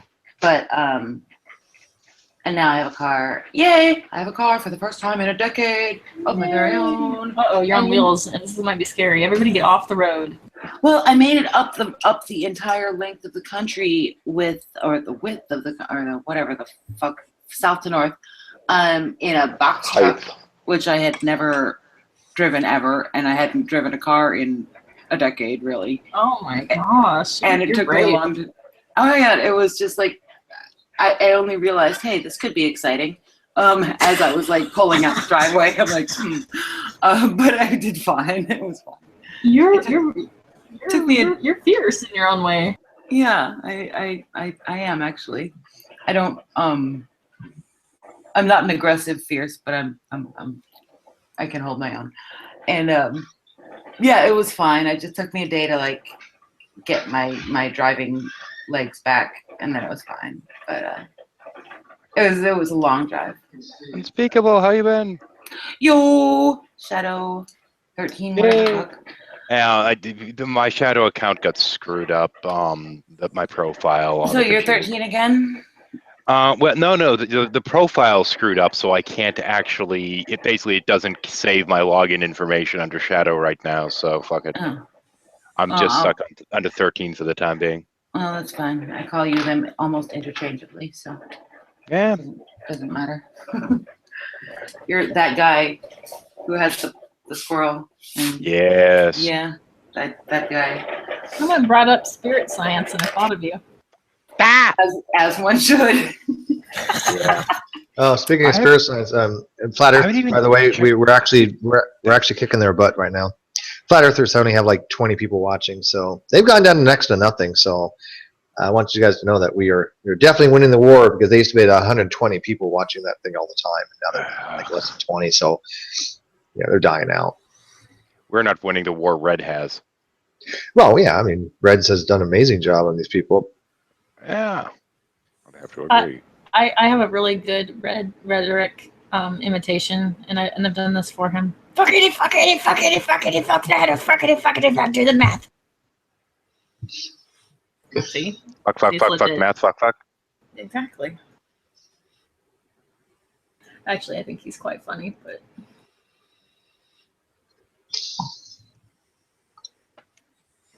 In a way, it takes a lot of patience, though, to have to be willing to do all the math and all the work and go do a boat and film all the rocket ships and all this stuff just to say, look, guys, this is legit. That's really patient in its own way. Dedicated. Once he gets his teeth into something, yeah, he has this like, okay, I'm gonna eat it thing.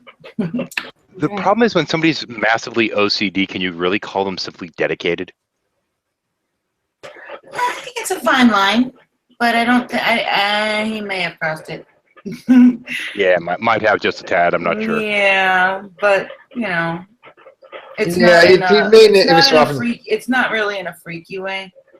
But every so often, he might need to delve into other topics other than just flat Earth. Yeah, but on his channel, hook him on other channels. Other people might need to delve into topics besides Ronnie and DNA. So, just saying. Amen. Like I'm a little bit tired of Ronnie, and I'm a little bit tired of G-Man constantly. Just saying. Hey, well, we talk about a lot more stuff in my hangouts than usual, so we're trying to migrate on and talk about a lot of other things. So. Yeah, I was actually quite pleased that you guys ended up talking about with that JW guy, and that was the other day. That was really cool, actually. I've been. Coincidentally, I'm sorry about my coffee machine in the background. It's doing the same. You talking about Fuzz Rana? Yeah. He wasn't JW. Oh, no. The JW guy. He was in your Who was JW? In your 24. He was in your 24-hour thing. Former JW, yeah. Yeah, he was He was at the beginning of one of Oh, his yeah, you're right. 24-hour Okay, yeah, things. yeah. And I actually, I made a study of, like, I moved from cult to cult, basically.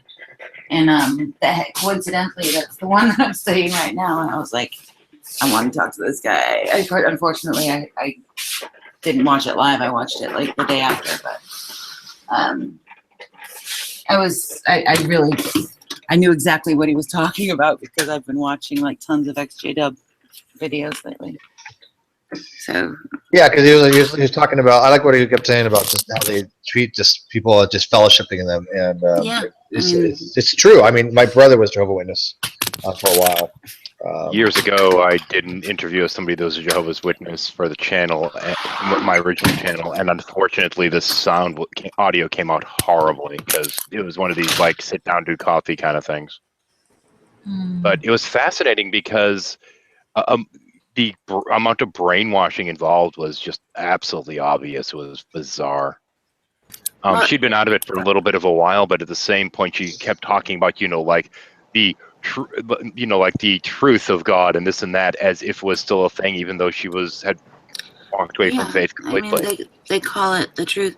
I think that's what's wrong with John Saboteur, honestly. I think that, I'm pretty sure he's an XJW. And I think that the reason he's so alternately mean to theists and sucking up to them, sort of like he's torn in his head still, I think. I finally figured out what it was, I think, was going on with him when a penny dropped when he started talking about the Trinity. What's his name? John Sabat. And he seemed to have some weird woo-woo type beliefs. Did you notice that as well? Does he think that's related? He does. Although I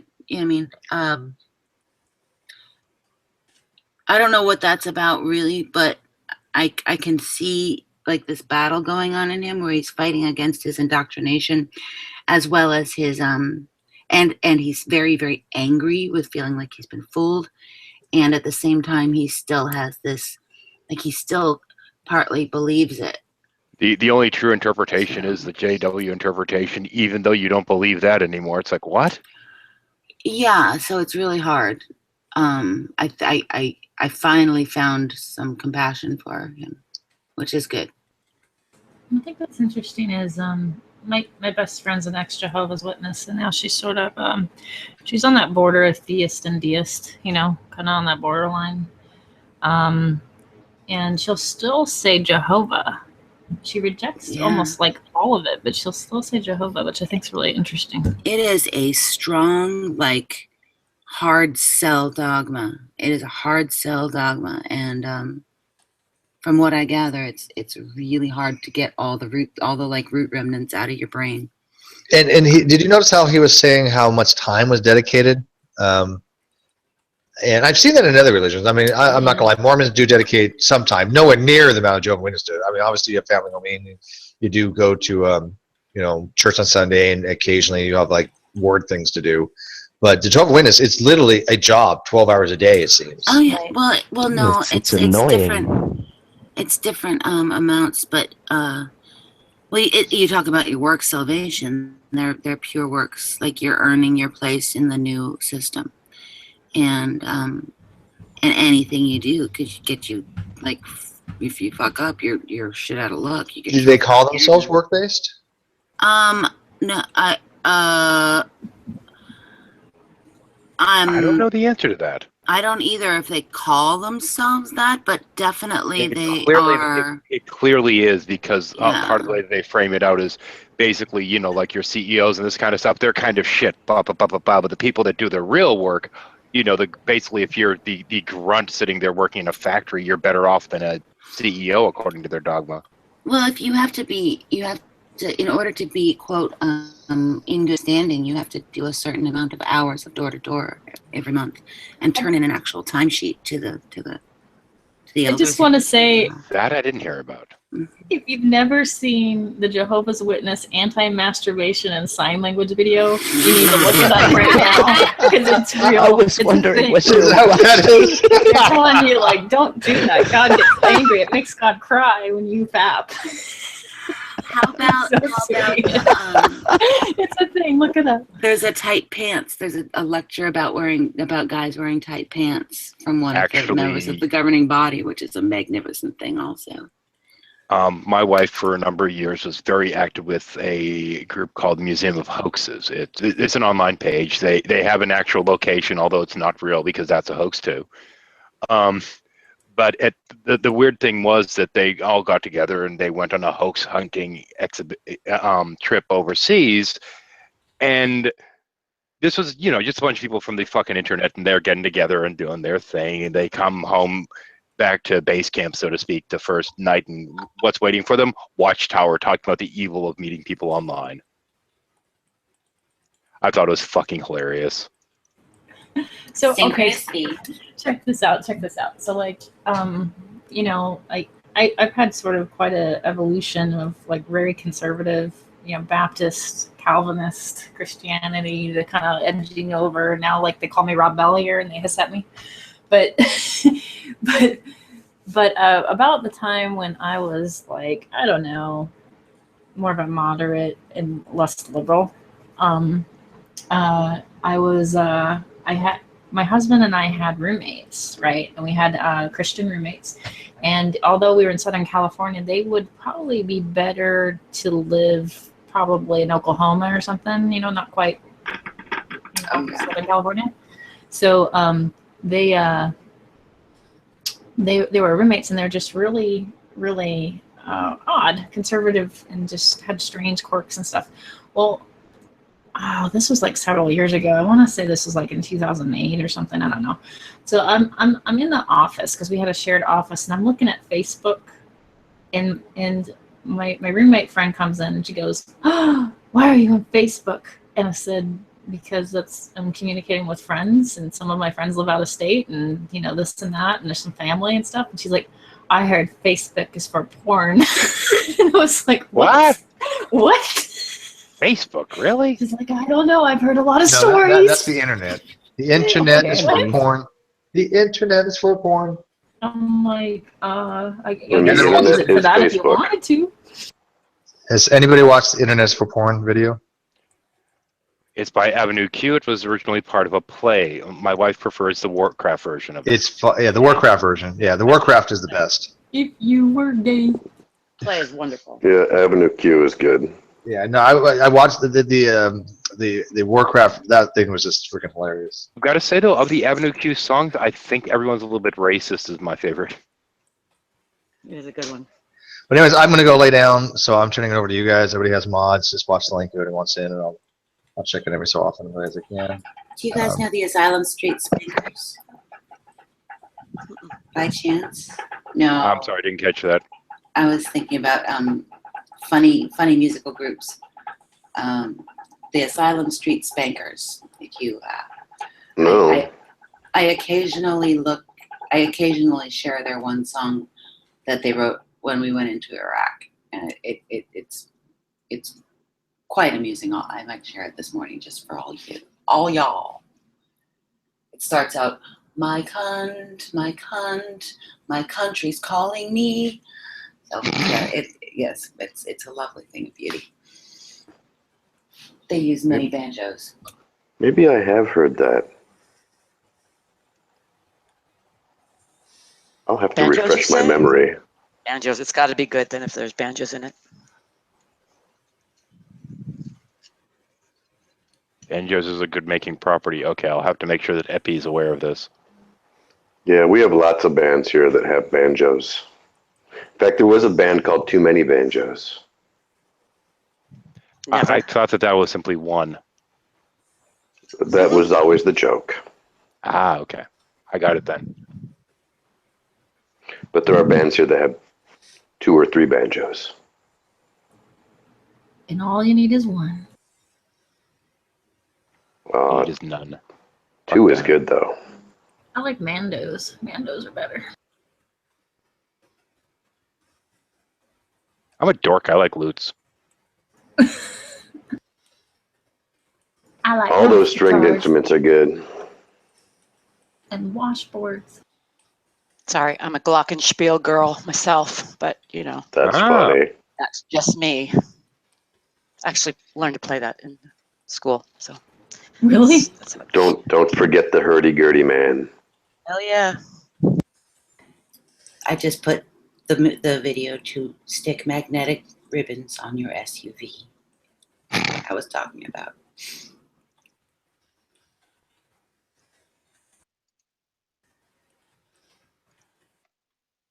In case you're interested. Wow, that's old. That's the name of the song? 2006. I'm ancient. Yeah, that's the name of the song. somebody put a fish against my will on my car. They put one of those Christian fish on my car, and I was like, all right. That's and like car rape. Right. So Okay. like I was like, okay, whatever, and then just left it, and then like somebody else broke half of it off. So like there's half of a fish on my car, and I've just never taken it off years later. Fish heads. I have a weird question for you. Did it affect your driving any? No, I'm actually a really polite driver. I don't have any tickets. So someone just put a fish in your car and you didn't do anything about it? Well, I'm a Christian, right? So like at that time I was a youth leader, so I wasn't supposed to be upset about it. But I was kind of upset about it because I'm like, dude, and it's not because I'm a mean driver or anything. It's just I just think it's obnoxious. And and so I was like, oh. When I get cut No, off I by thought somebody on someone the literally road, put a fish on your car. when I get cut off on the road, 9 times out of 10, it's one of those fucking Christian fish stickers on the back of their windows. Jesus loves you. It's like Jesus is my co-pilot, but Jesus had never learned to fucking drive. Come on. Just take the wheel. I totally took that out of context because I didn't hear the beginning part of your sentence. I thought someone literally put like a mackerel or like a herring on your car, and you didn't Just a take it Jeebus off. fish. Hannah, if someone put like a here's some halibut on your car. Of course I'd be upset because it'll never like go away. And It would be smelly. It would be smelly. the second half of your Especially sentence is like Southern someone took California. half the fish off. Like who the fuck takes half of a fish off somebody's car? Dude, I Well, used the to other do half was things- cooked onto the hood by the Southern California sun. Well, my friends and I, that's we used to torment each other's car, but we try to do it in ways that didn't damage it permanently. I was a little bit mad about the fish thing, but like Weird hobby. well, yeah, we do things to each other's car. Like my car was like wrapped in like this plastic stuff, the kind that like you go around the crate, you know, like when you go like in what do you call it? It's like a industrial shrink wrap, you know, when you go in a warehouse, and I had to cut it off. And so, we did things like that. So I would sit there and I'm like sitting there and I just bought like 3 packs of Oreos and I'm sitting there licking and it's like this major highway like going by and my friend's car's parked there and I'm just sitting there licking Oreos and putting them all over her window. So like all her windows were covered with Oreos when she came out and then just cements on. You know, like we do things like that to each other and then we'd like rage at each other. I love it. That's a real friend right there. That's some real shit. Yeah. But you would never do that to like a Mustang. You do it to like people with shitty cars. Oh, I would do it to like one of those Hummers. I would only do it to large macho vehicles. I don't know who the fuck still drives a Hummer, honestly. Like, what the fucking purpose of that is. The people that still buy Hummers are people that can afford gas.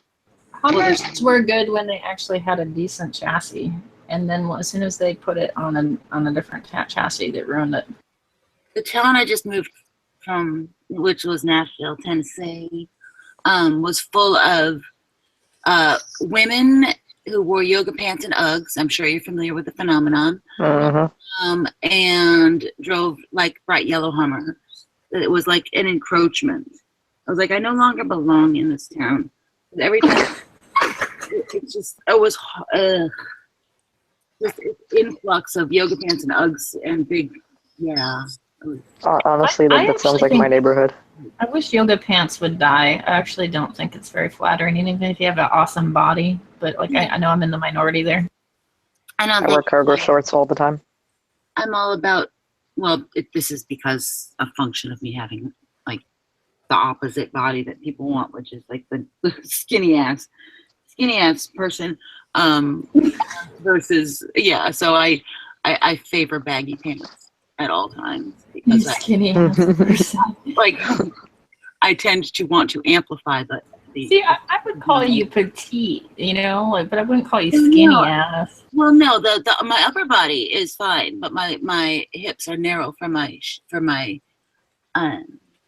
frame. I cultivate an androgynous appearance, and I'm fine with that. But it does. I would prefer to amplify my lower half and minimize my upper half. See, I have an amplified lower half. I can loan you some of that if you want. I'd be fine with that. It's like some people you remember the shoulder pad thing? That is like the last thing in the universe that I need. I am well developed above and less developed below, we should say. Have you ever seen a rectangle standing up? That's how I look. I can relate. No, I'm just like really broad-shouldered, like I look like a dude from a distance. It works out well. You feel my pain. Except I could.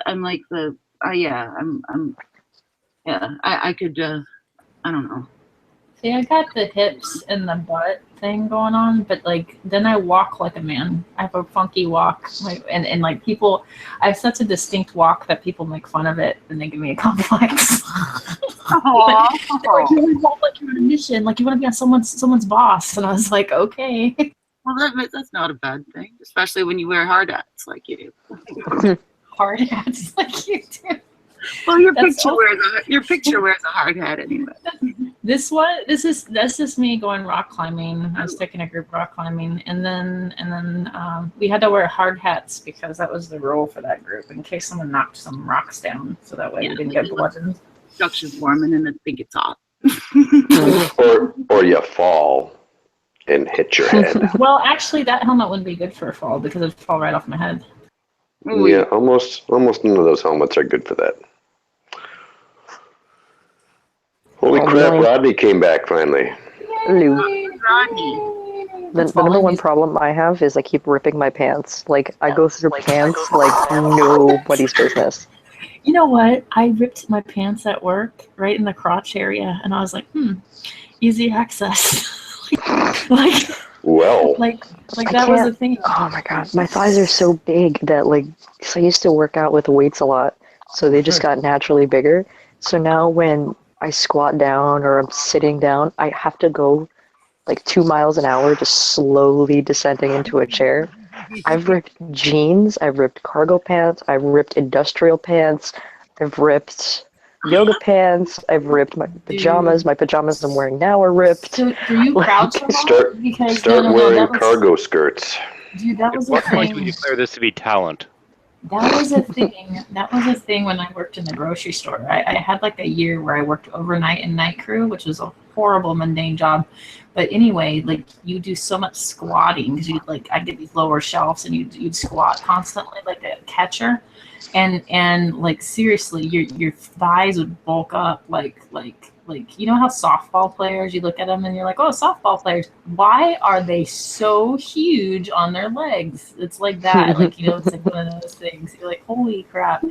So like, don't ever become a grocery stalker. It just bulks up your legs. Oh god, you have no idea. Try doing like gardening and weeding for a living. I should have that, but I don't. I have a pair of paintball pants that are like 2 millimeters thick fabric. I ripped those in the crotch area too, and I just realized that the other day. And I'm like, how the fuck did this happen? This is the exact opposite of what should be happening with these pants. Oh my gosh. I used to be like so freaking skinny. It's like fucking. I used to be a size 4, and then right. Keyword is used to be. I'm now like a 14. It's horrible.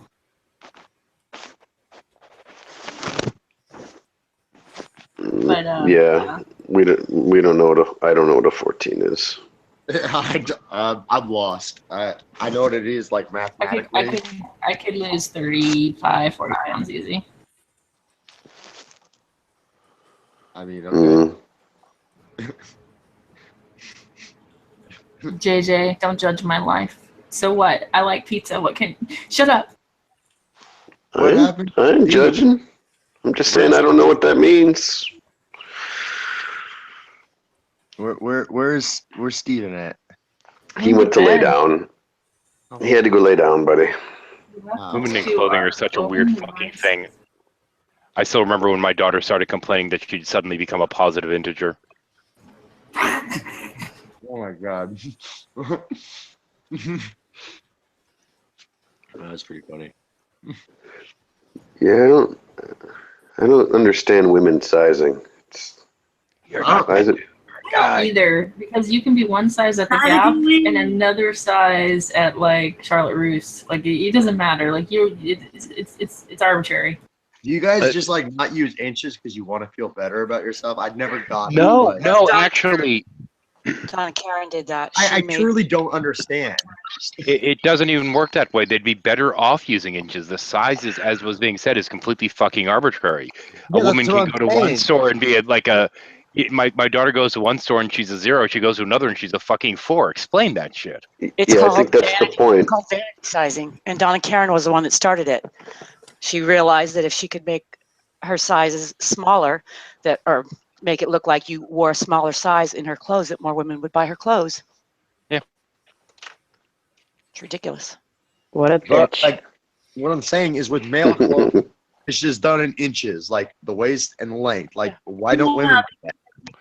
Women don't do that because women want to make themselves feel like shit about themselves. Give them. That's an what I excuse okay. to That's what I was complain. getting at. Yeah, that's what I was getting at. I was wondering. I was like, is that the reason? Like, I use most of the pants. I don't buy new stuff all that often, but when most of the things I have are in I don't know if it's European sizes or English sizes or British sizes. Rather, it's like they say things like 27 and 28.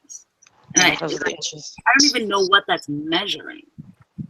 I think that's a waist.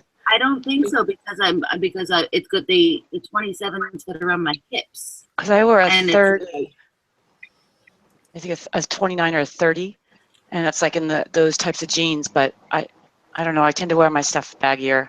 Like I bought straight up men's cargo shorts the other day because. No, I'm not talking about men's pants. These are like. No, I know. You're talking about the European ones, the European sizing. I don't know what they're measuring. It's like how how European shoes are like size 42.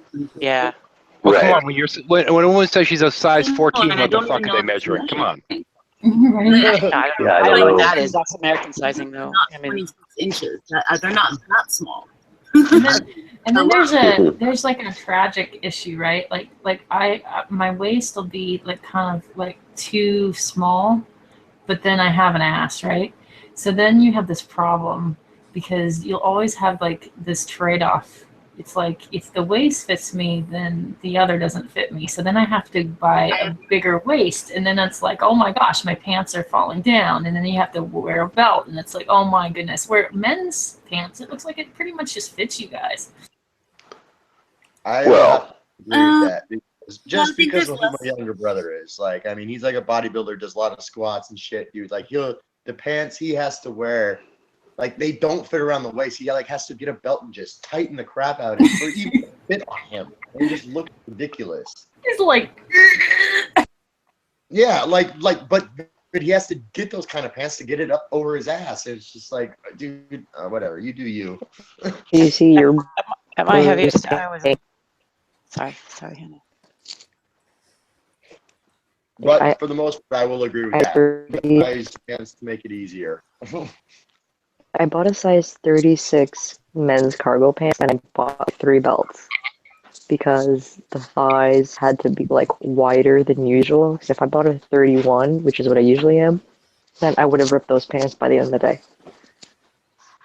Yeah, I do that sometimes. At my biggest, I was a 22, 24, I think was, if I remember correctly. So I remember my big days, it was, and I could, yeah, exactly.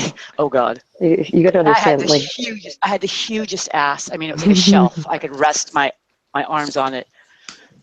Because the size 32 I bought, like, is ridiculously huge, and I didn't realize how big it would be. So now I look like a toddler in grown-ups clothes when I wear those pants because it's just barely on me. And everything's way too big. I would actually like to keep my boobs and my butt and just like maybe like if I could just get rid of some of my thigh and a little bit of my belly, that'd be cool. That'd be cool. Just those two areas. I say we all just wear muumuus. Hell yeah. I just wear a lot of boys' clothes. By Omar. Muumuus all around. I like that one Simpsons I episode. will where do almost anything for anybody if we can get off this subject.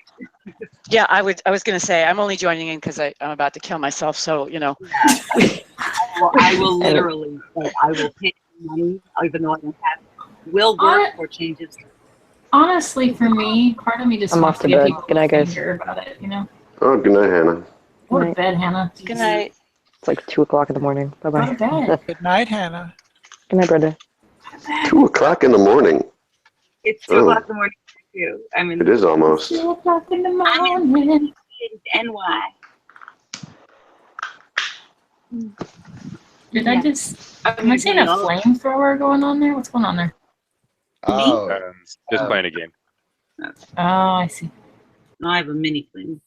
This is a disclaimer. No, this is legal in some states, so therefore it should not break the rules and things of YouTube. Pay no attention to the man sitting there in the corner. Where I am, it is entirely legal. Okay. Across the street. They can lick my balls. Oh, yeah. I don't That's know about right. licking balls. Might be against That- the Back when I was doing the shuffles, that was kind of a shuffle standard. It's like, so you're in Colorado, are you? And they're like, what? I'm like, you're in Colorado, right? Totally, bro. Especially when Jello was on. Actually, Carson was a big one with that. Yes. Where is he? Is he around? I haven't seen him in a while. Huh. His melodious tones. Carson? are Yeah, very he posts a lot. He's been doing selfies and stuff. He's still around. I haven't seen him much in live hangouts, I should say. Yeah. He's too pretty not to be on on Hangouts. That's what I have to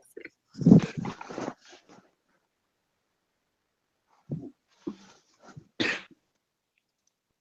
So let me tell you how wonderful it is to have a vehicle. Again, man, that one does not. I did not know what a luxury was until I had a car for a long time. Didn't have it for a decade. Learned to live without it perfectly efficiently, and then suddenly had a car again. I don't think I know what it's like to have a vehicle anymore. Not since I bought the Mustang. My wife hasn't let me drive it once. I didn't know what it was like anymore. It had been literally 10 years, and Lydia's freaking tank girl now. no shit, man. I even first, during the second week I was here, my dad let me borrow his big fucking matcha red 4x4 giant red pickup truck thing, and that was cool. I wish I could have kept that. Except it gets like 2 miles an hour, or 2 miles per gallon, rather. Or not so much, but yeah, so I got a cool little trucky thing, and it's awesome. I love it. It's not as awesome as my Volvo was, but it's awesome. So what are you driving now then? A 2007 Escape. Like Escape? baby SUV thing. Mm-hmm. Mm-hmm. It's like a SUV, but it's the size of a car. Yeah. The mini SUV. Yeah, pretty much. I'm not an SUV type person, but it was, one, had space to put shit in, which is vital when you do what I do. And two, had been driven by a little old lady, so it had like no miles on it. And three was under 10 grand. So I was like, sold. Right, cool. Yeah, you can call it an oversized hatchback if you want. And that's basically what it is. And it's square instead of round and goofy looking, so I'm good. I should do a live hang sometime and bring some people to Moonguard. This needs to happen. Midgard. Moonguard. Moonguard is World of Warcraft. They're talking about it in the side chat there. Oh. And in World of Warcraft and Moonguard, it's an RP where people role play. But there's this place called Goldshire in Moonguard where you can go in there and it's just basically a whorehouse. and people are selling night elves and like No, but that's nothing. and stuff.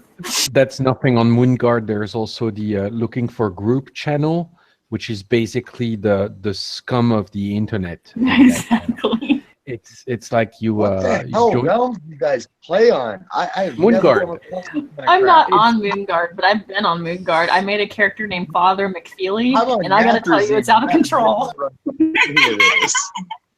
No, but it's funny because it's a mix of RP, and there's actually some cool and fun RP events going on. I don't do this. I just play on it because it's a big server. There's loads of people, but it also has that channel where you have the scum of the earth, and they're talking Where about else can you buy a night elf slave? I mean, every topic that you can talk about, Trump, politics, racism, everything's in there. It's like a totally unmoderated chat channel. I've played on Illidan and Kil'jaeden. Other servers cross For the with? Horde, man. For the Horde. Yeah, I was gonna say this has got to be on the Alliance side because I mean, what? Oh yeah, it is. It's on the Alliance. Yeah. Because usually Alliance Yeah, is well, when like you said Ghost Guy, I knew right there it was Alliance, but I'm like, still, like, what? Alliance the is fuck? just like it's a drag. It's like who wants Alliance to is a help bunch of me? pansies. Yeah, they're pansies. They're like, They who wants are. to It's a bunch help of me slay 12-year-olds. dragons? Oh, me? Yeah, I'll Okay, take the yes, hits. please. I'll Please take pass the the hits. butter. And you're like, what? And then you go to Moonguard, and it's like, what has happened here? Pure chaos. Yeah, The I holy don't know. spackle is an example of Christianity out of Hunter Park.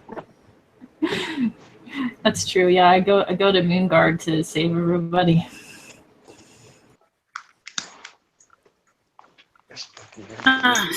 Sadly, my bandwidth is sucking out super much. I'm training myself to be not working out with it.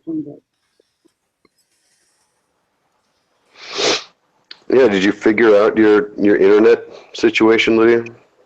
I thought I had, but apparently my bandwidth sucks too bad for me to do my personal ego strengthening thing, which is getting on camera and staying on camera.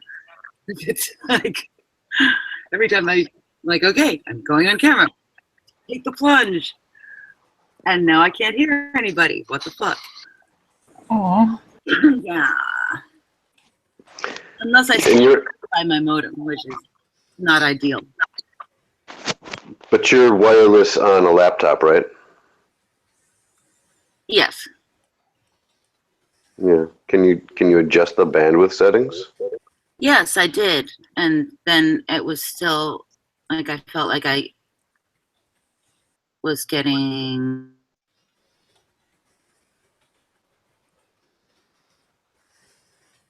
And you cut out for me.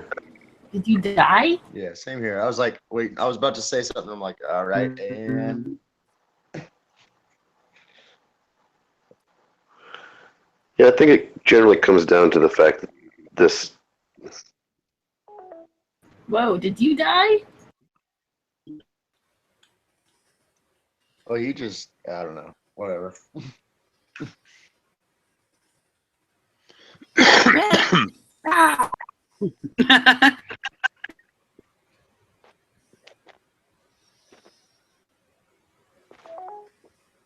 Jeez, JJ.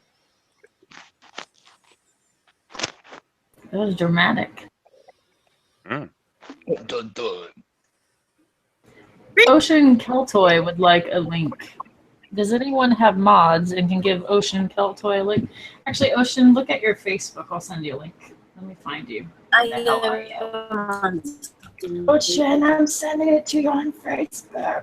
Winky, winky.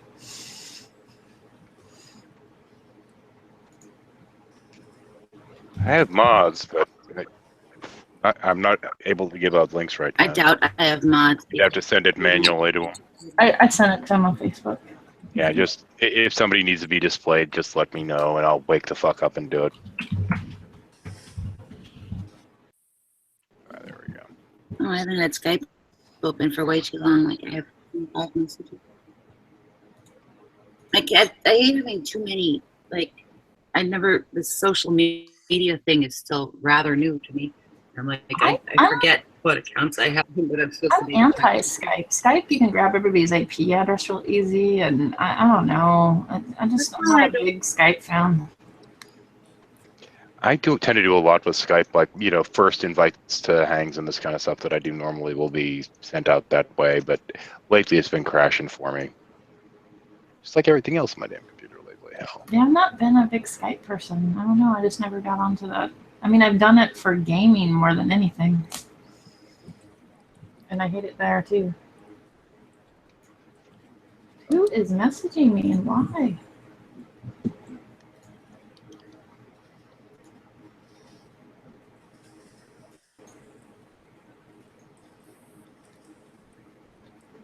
So, those of you who know Bert Poole has a good channel, and I'm going to plug it.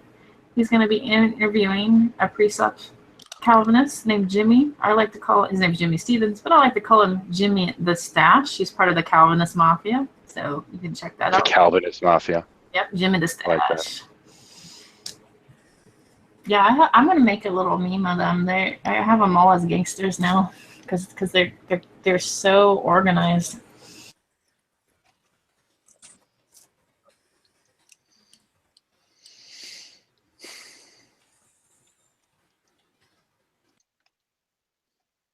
Fucking Calvinist gangsters. That's right, Calvinist Mafia, man. They suck you in, they break your legs.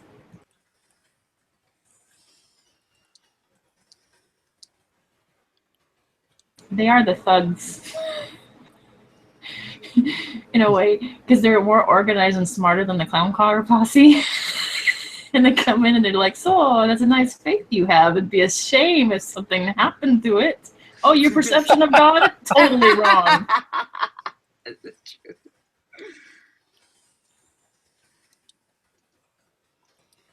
A nice faith you have there. But I think if I were to be able to understand that, if I suddenly somehow came to believe that the Abrahamic God was the way to go, Calvinism would be almost unavoidable for me because of the way I think about free will. But then I would not be okay with the whole elect thing at all. There's a way out. It would be universalism. I would just be like, fuck it. You can be a universalist, or there's a way out. You can be Thomist. I would be like a universalist Calvinist, I think. Just like I don't think you can do that. You can do that. It's called St. Tommy. Yeah, it's Saint called Tommy. ultra hyper Calvinism. Ultra hyper, ultra mega. St. Tommy goes, grace, God chooses you, but then there's no consequence. So, like, that everyone is elect in some way. Yeah. I think I would have to go with that. I don't know. For some reason, I'm thinking that like God's Ash Ketchum now, and it's Pokemon or something. I don't know. Gotta catch them now. No, I don't know. But I don't think there's really any danger of me believing that the Abrahamic God is the way to go. So there is no danger of that for me either. No, I like that phrasing. Meanwhile, Ocean's like 4 bitches. Yeah, exactly. That's the best religion. I think JJ and I have a similar conception. We just say it different ways. So. And I think Ocean, kind of, the same thing, but you personify it more than I do, and I'm a strict polytheist. Like, yeah, I know. I know. It's just I don't know. I definitely was at that spot at one point. I know you'll come around to being. Everybody thinks I'm going to join their religion. Yeah, of course you will. Because just like JJ, I say we're all. Yeah. Anyway. If I had a nickel for every time I heard from a Christian, you're a smart guy. I'm sure that you'll find God soon. No, I would just reprobate pantheists. I would never, ever, ever take away your polytheism. I think it's one, really fun, and there's lots of cool rituals, which I miss, and two, it's a hell of a lot. Yeah, it's fun. It's fun. But see, that's the thing. Interesting. That's the thing, Lydia. You don't have to miss them. Yeah, just show up. Totally compatible with I just pantheism. have to find. I just have to I just have to find a community again, because Right. the rituals are not as much fun by yourself. Well, that much is true.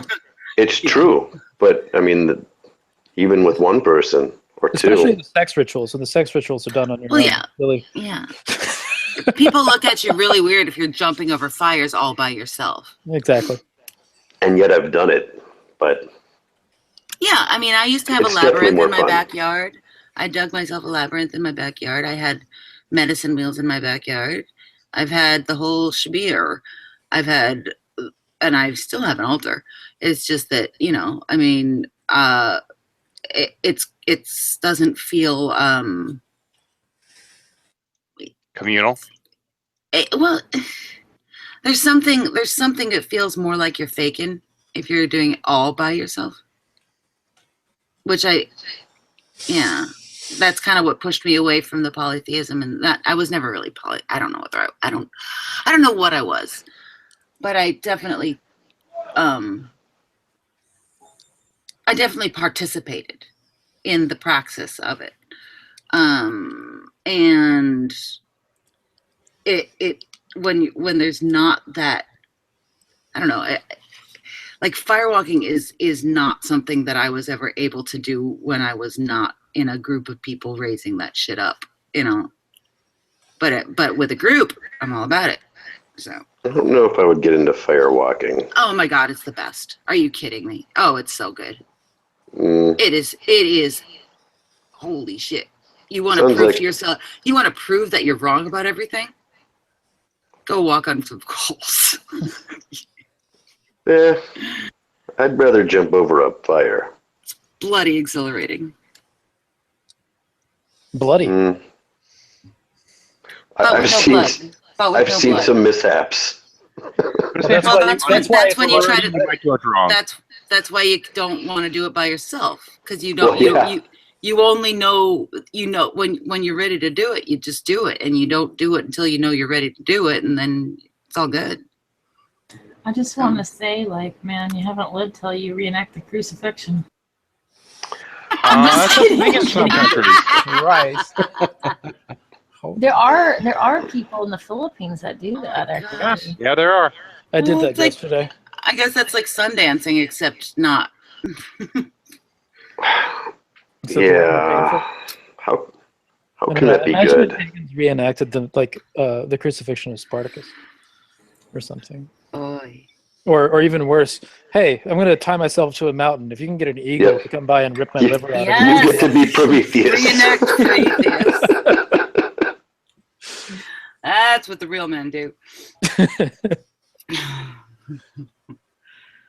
I don't know. I've got a satanic bake sale coming up here. Yeah, I had friends who did the Sundance. Bake sale. Yeah. Are you Yeah, serious? I think Scott's going to meet me down there, actually. That's hilarious. I didn't realize that was a thing. How does that? What do they sell? Is it like on Samhain? No, it's before. It's I think in a week. What day is it today? Yeah, it's before that though. It's fuckity fuck. Res rhetoric. Look, someone said that there was a satanic bake sale going on, and I have to get in on that. There was what going on? There was a satanic bake sale going on, and I just had to get in on that. Whereabouts is that located? This satanic bake sale. Come on up. Oh, it's over on the university campus, Minneapolis. Oh, Minneapolis. Oh, I actually have to travel. Dinkytown. University of Minneapolis. Dinkytown. Hasn't that one been in the news a little bit? I have to actually get. It's the University of Minnesota campus, Minneapolis campus. Yeah. So they're having a satanic bake sale there? It's at Magus Books. It's at Magus Books. Yes, I know where that. Come on by. Oh, but I didn't know it was in Indianapolis. I didn't know I had to actually get up off my ass. Minneapolis. Okay. Well, the Minneapolis. the Minneapolis. Minneapolis. Damn it. That's the city of lakes. Yes. But that means I have to actually like get out of my chair. I thought it was the city of miniature apples. Yeah, that too. As opposed Can to the have Big some Apple. As Just go with opposed it. Mini apple Right. polis? Nobody? Okay. As opposed to the Big Apple, is what I was saying. Yes, that's Right. that was the idea at the time, I think. Yes. Anyway, hi Steve. Sorry I ruined your hangout. Steve's sleeping. Steve passed out. Oh, he did? Then we tied him up and duct taped him to the floor. Steve can't hear you. Cool. Hey, Red. Yeah. Can you account for the laws of logic? Oh God. Let me guess. Darwin's deity was in here earlier? No. So we're just No, it's just a question, man. It's just my question. I'm not asking a question for somebody else or anything like that. I can tell you're lying. I'm just curious if you can account for the laws of logic. Boycott him. Actually, it's a good question though, Red. Can you? Can anyone? He's got a video about it. Does he? Who? Red? Red, he has a video of you debating a pre-supper. That kid. Is he? Against who? I think Who he's was just it? very confused. He's not really a Who? pre-supper. The person I can't say his name, will call me a pedophile stalker again. Darwin? The one. No, the Josiah. artist formal. Yeah, thank you. Okay. What's his name? I made a solemn pledge never to say his name, which used to be I his can't- real name again. Josiah. His name is Josiah. Oh, yeah, he's. I don't call him a pre-supper. I call him very confused and also a fucking asshole because he was the original sniper of my hangouts. It's Just that's like slightly retarded. Yeah. He's not the brightest knife in the To be cupboard. fair, he's also 15 years old. or brightest knife in the 16. That's great. He's an example of why you gotta be 18 plus. Mm-hmm. And to answer your question, yes, I can account for the laws of logic within the meshed framework of my reality. The meshed framework of your reality. I don't know what that means. I think So, Nicely yeah, put. I'm gonna can you explain invoke that? word salad accusation. Nah, you see, unlike Ron the Magic Man, I can actually explain what I mean by stuff. He can't and never will be able to because he's a fucking idiot. Yeah, how does that account for the laws of logic? Let me explain. Let me explain. Please. The fact is that we have a perceived universe, correct? And within that perceived universe, shit happens. And we also notice that shit happens in a certain way. And so, logically speaking, by process of elimination and also by experience, the experience that you live within that perceived universe, you're able to come to rational conclusions based on shit that happens before. And that is what I mean by... How does that answer my question? Because logically speaking, that's how logic is framed. Wait, what? Okay, I'm going to ask my question again. Mm-hmm, go ahead, and I'll answer it the exact same way. How do you account for the laws of logic? You can account for it within the meshed framework of your reality. So within our reality, we have experiences, okay? Follow me so far? You're just a troll. You're on my troll list. No, okay, within our reality, we have experience. Okay. Can you demonstrate that we have experiences? Well, I have my experiences. I don't know about you guys. I haven't gone through the problem of hard solipsism quite yet. Okay. This seems like bullshit to me. I just assume that you guys aren't figments of my imagination because you guys are a lot more interesting than anything I could ever come up with. Bad assumption. I think. That's very sweet, actually. Hey! My lack of creativity is not a bad assumption. It is just a really, really hard reality to swallow. But it is definitely an argument from lack of creativity. Argument I have. It's an argument from ignorance. So how can you account for the laws of logic? You just don't know it. The argumentum dullum. Argumentum dullum. I like that one. All right, so Can I steal that? Argumentum dullard. Can I steal that one from you? Yeah. Everything I give is free. I'm a communist. Thank you. No. I'm anyway, not yeah, a communist. I was just trolling you guys. No, I can't account for the laws of logic. That's a presupposition I take on. I thought your first answer was decent enough. No, the first answer is decent, but you still have to assume logic before you can actually get any far to make logical assumptions about your reality. So yeah, I was trolling like hell, and I suck at it. I'm sorry, guys. I will never do that again. I'm sorry. You so don't suck at trolling, Red.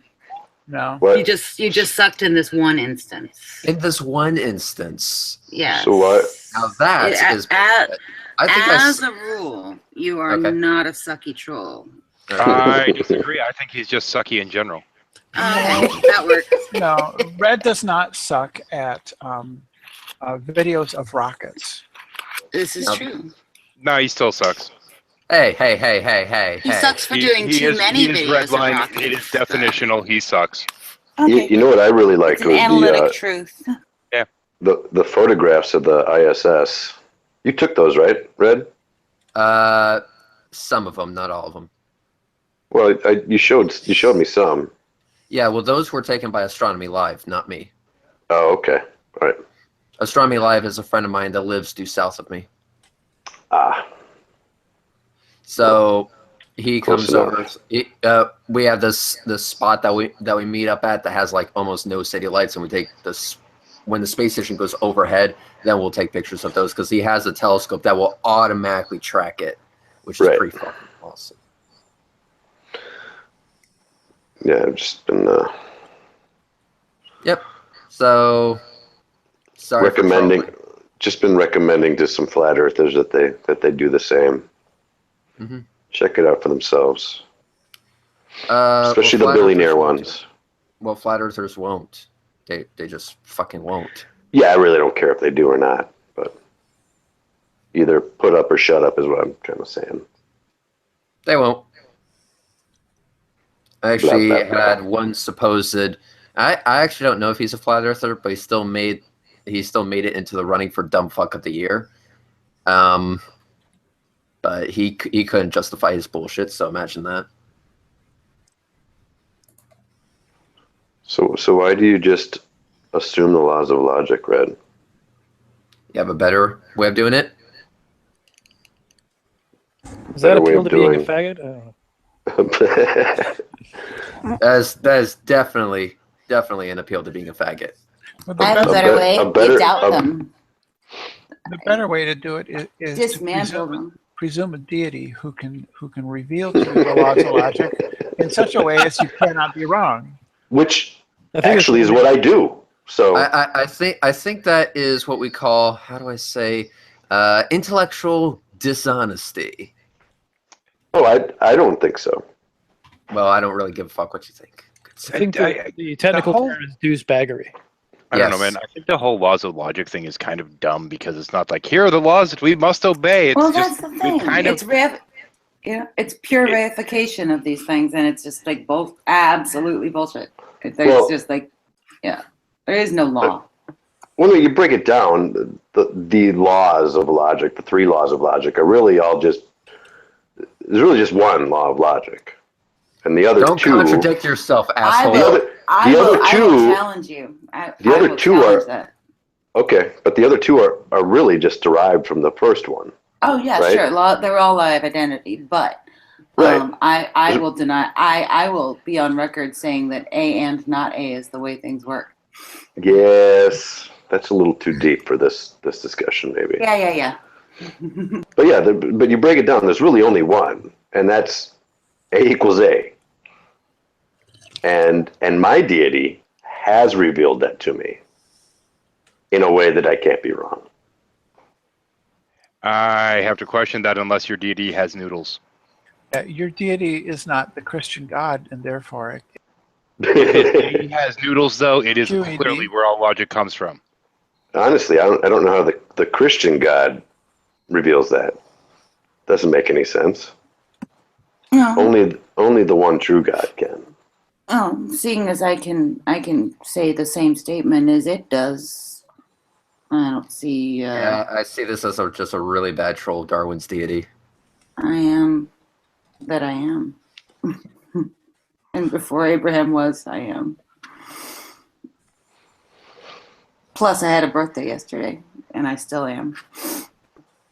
Is your birthday yesterday? Yes, sir. Happy birthday. Oh, happy birthday. Thank you. I forgot it was until my father called me. Hey, happy birthday. Oh. I was like, oh, yeah. It I is. was totally celebrating. What day is it? So your birthday was the 5th or the 4th? Fourth. The 4th. Happy birthday. Do you want my social security number too? Just the last 4 digits. We already got it. Okay, cool. You got it. Yeah, I'm gonna need your credit card, your social security Oh, that won't number. do you any good. I have zero I'm credit. gonna need your mother's maiden name. That I can provide. What kind of fish is your favorite? What was the name of your high school or grade school best friend?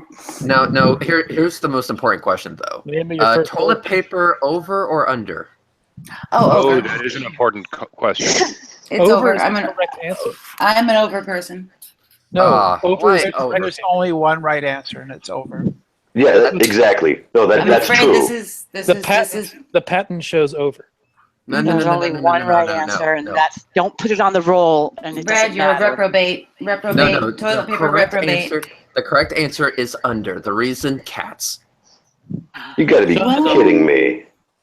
My cat doesn't do it, the toilet paper thing. No, you don't leave it dangling down to taunt them.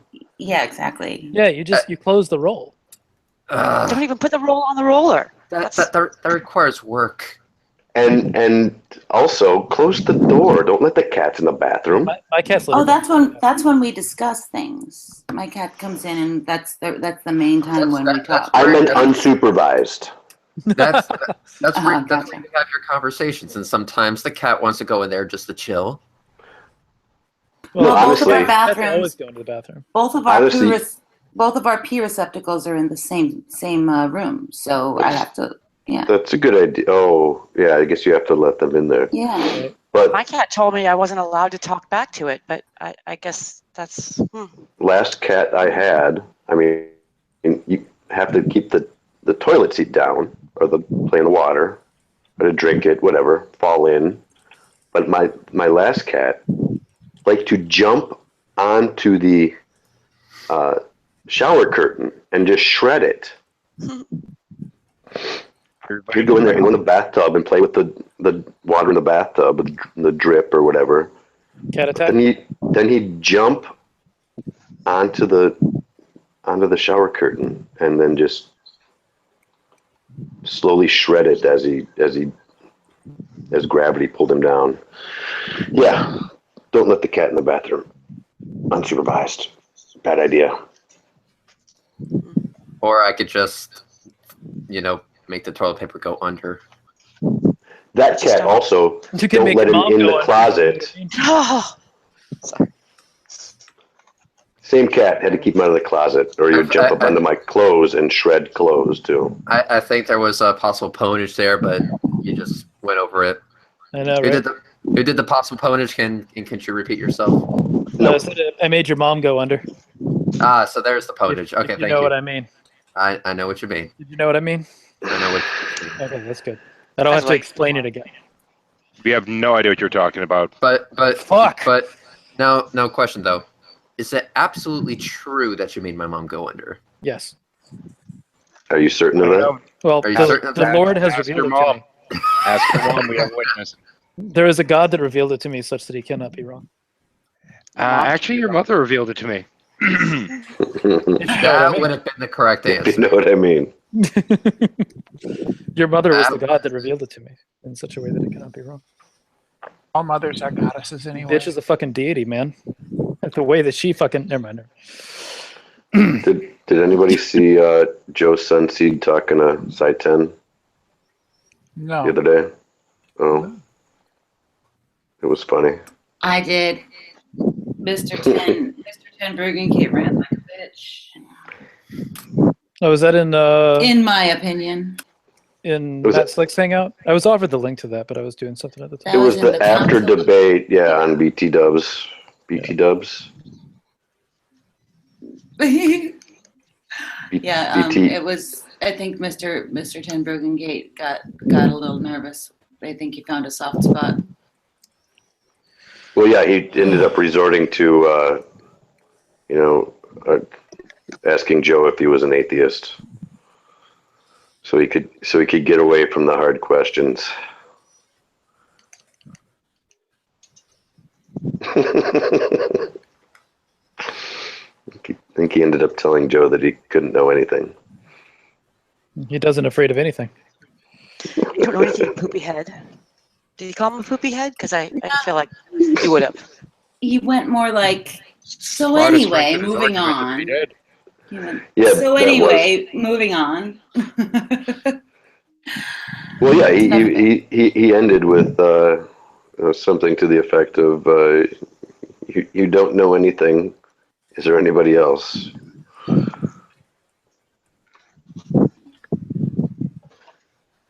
You don't believe in the Christian God, so you can't know anything. Anybody else? Really a ridiculous argument when you think about it. I mean, I don't know about y'all, but I, for one, I'm omniscient. Of course it's ridiculous. Who is it?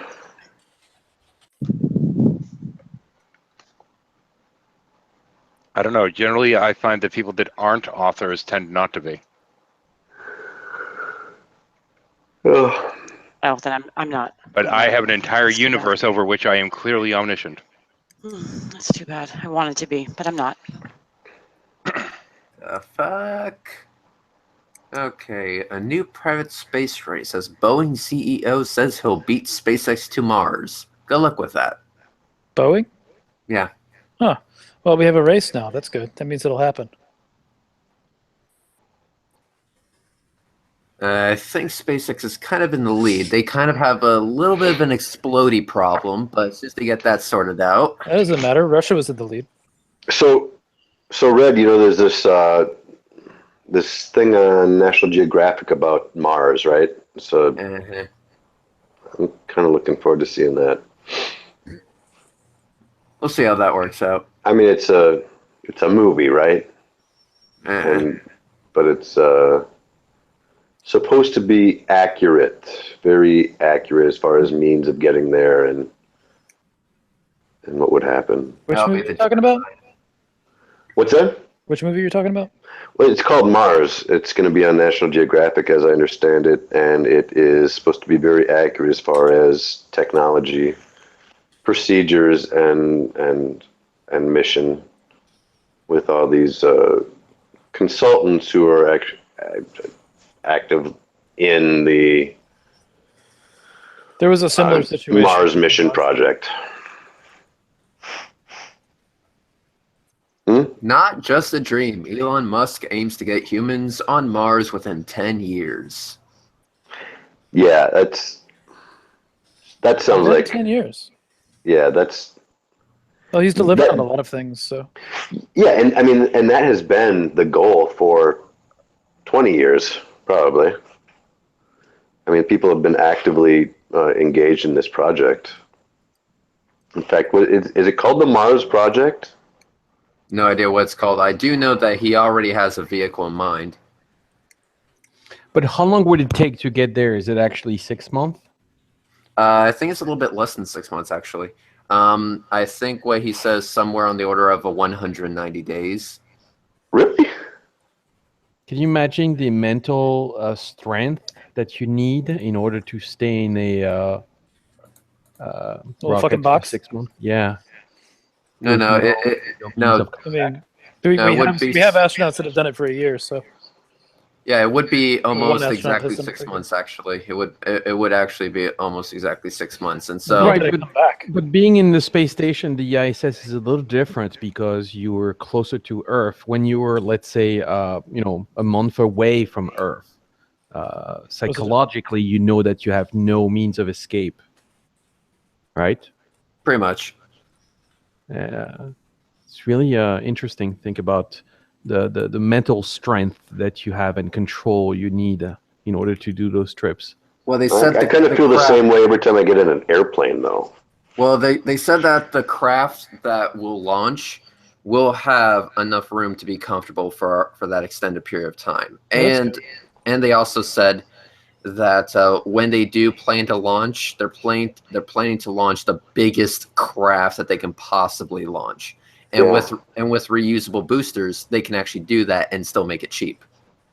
But does it make sense to launch a giant a craft from Earth instead of building it in space? Yeah, it makes total sense to build it on Earth and launch into space, okay. and then refuel once you have it in a parking orbit.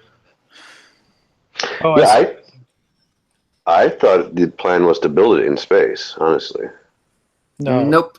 It's going to be. You might build it in parts on Earth. What happens is that they're going to launch the craft as a whole into space, and most of its fuel is going to be used getting to a parking orbit. Then the same booster comes back, they load a tanker onto it, and within 2 days, I think, it launches again with fuel. And then after it meets up with the craft in parking orbit, it will refuel the craft, the tank will drop back to Earth, and then the craft itself will continue on to Mars.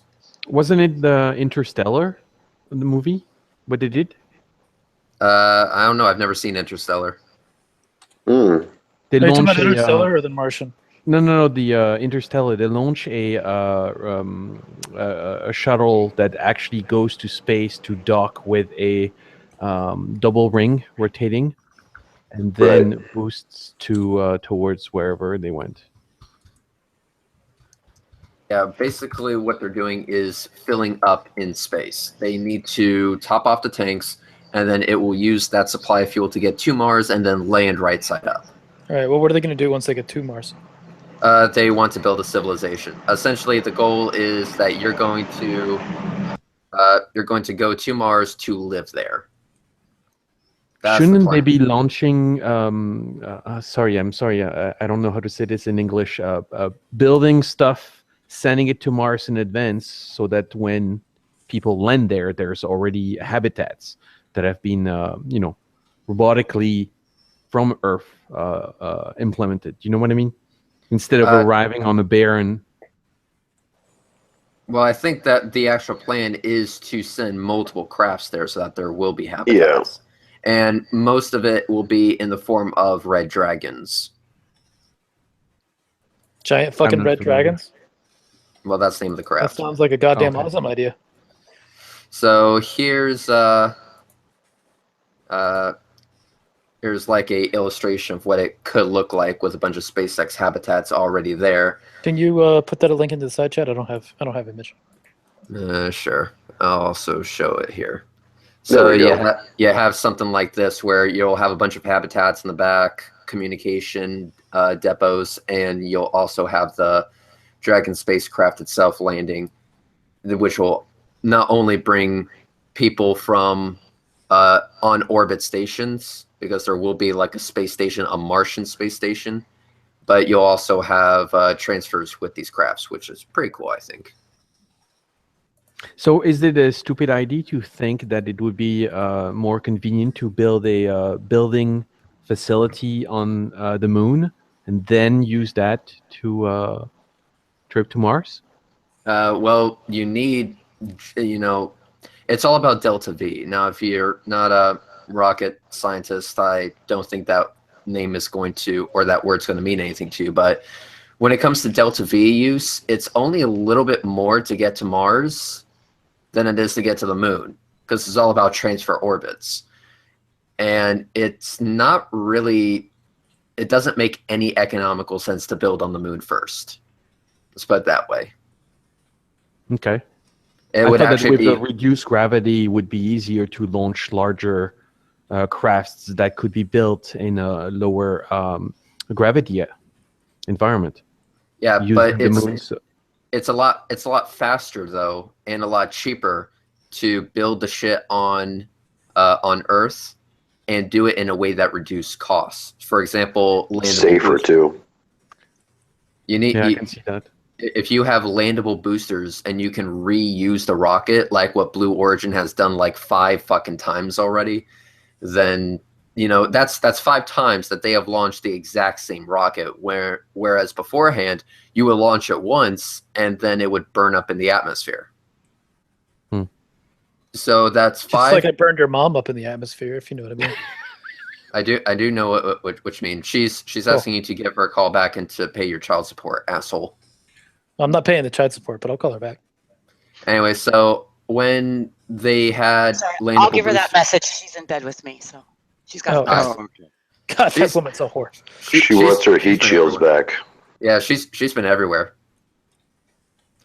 So anyway, so as you have landable boosters driving down the cost, there's really no point to build on the moon.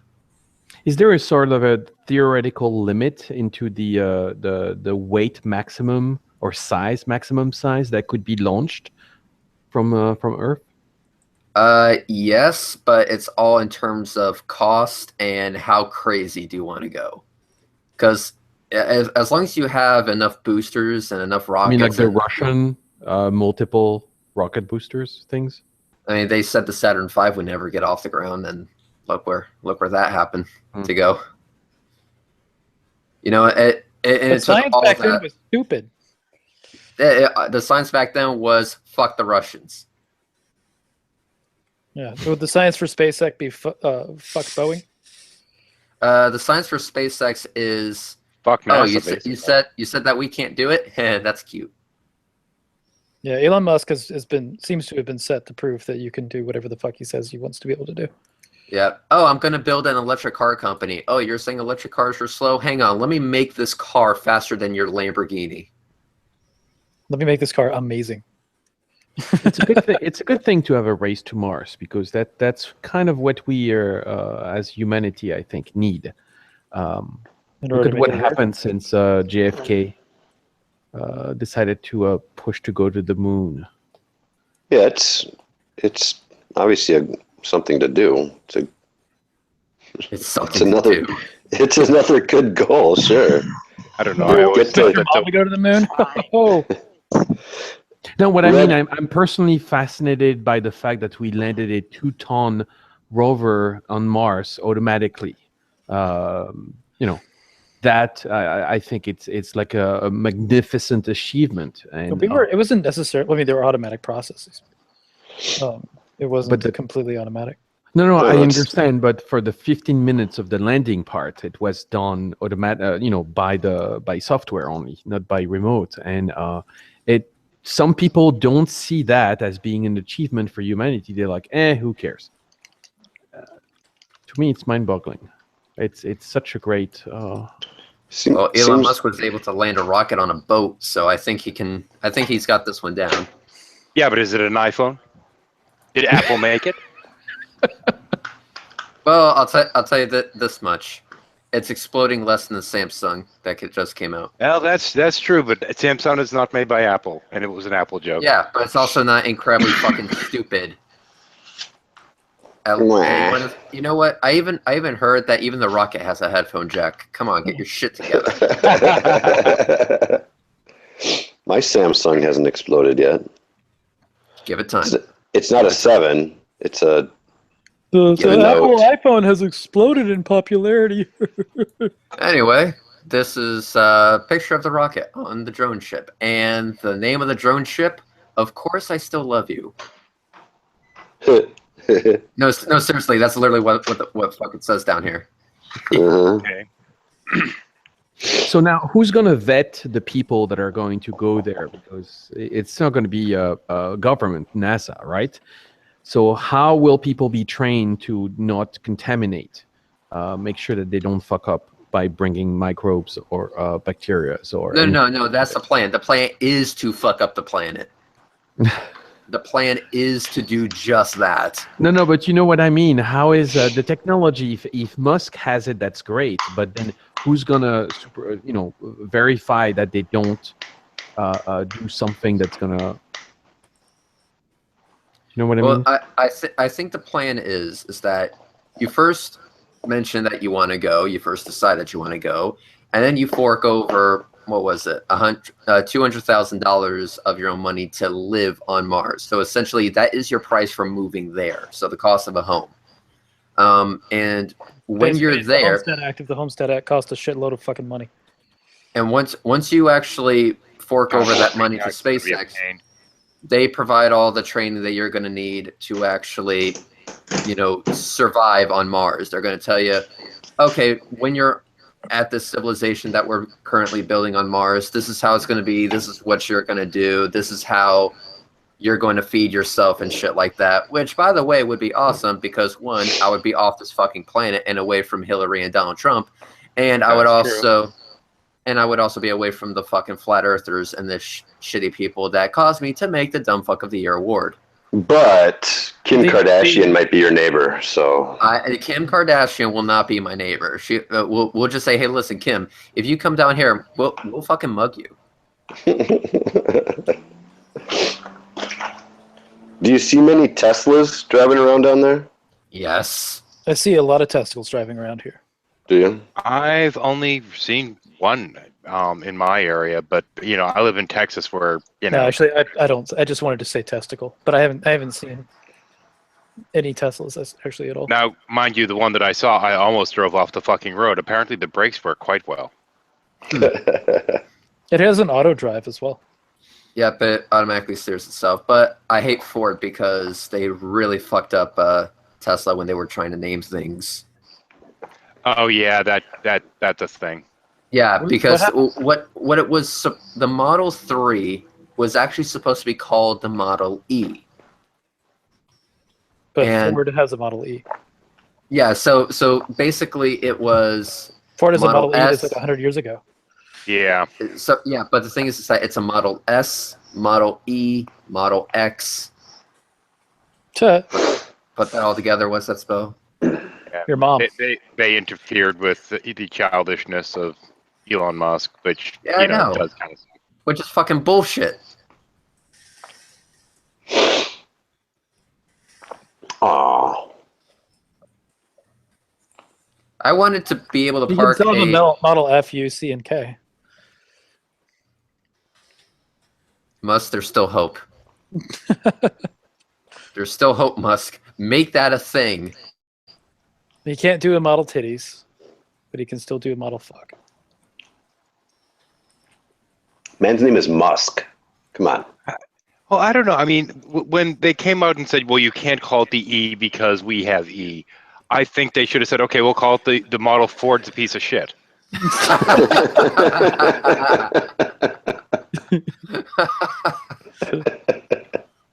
The new Tesla model, Ford is a piece of shit. That would be hilarious. It sounds wonderful. I fucking love that.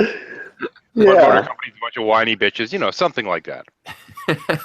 This is our car model. We're doing the big announcement message now. All because we wanted to name it the Model E. And y'all are douchebags. The Model Ford needs more anal. Yeah. Oh, man. The Model Ford sucks. Yes.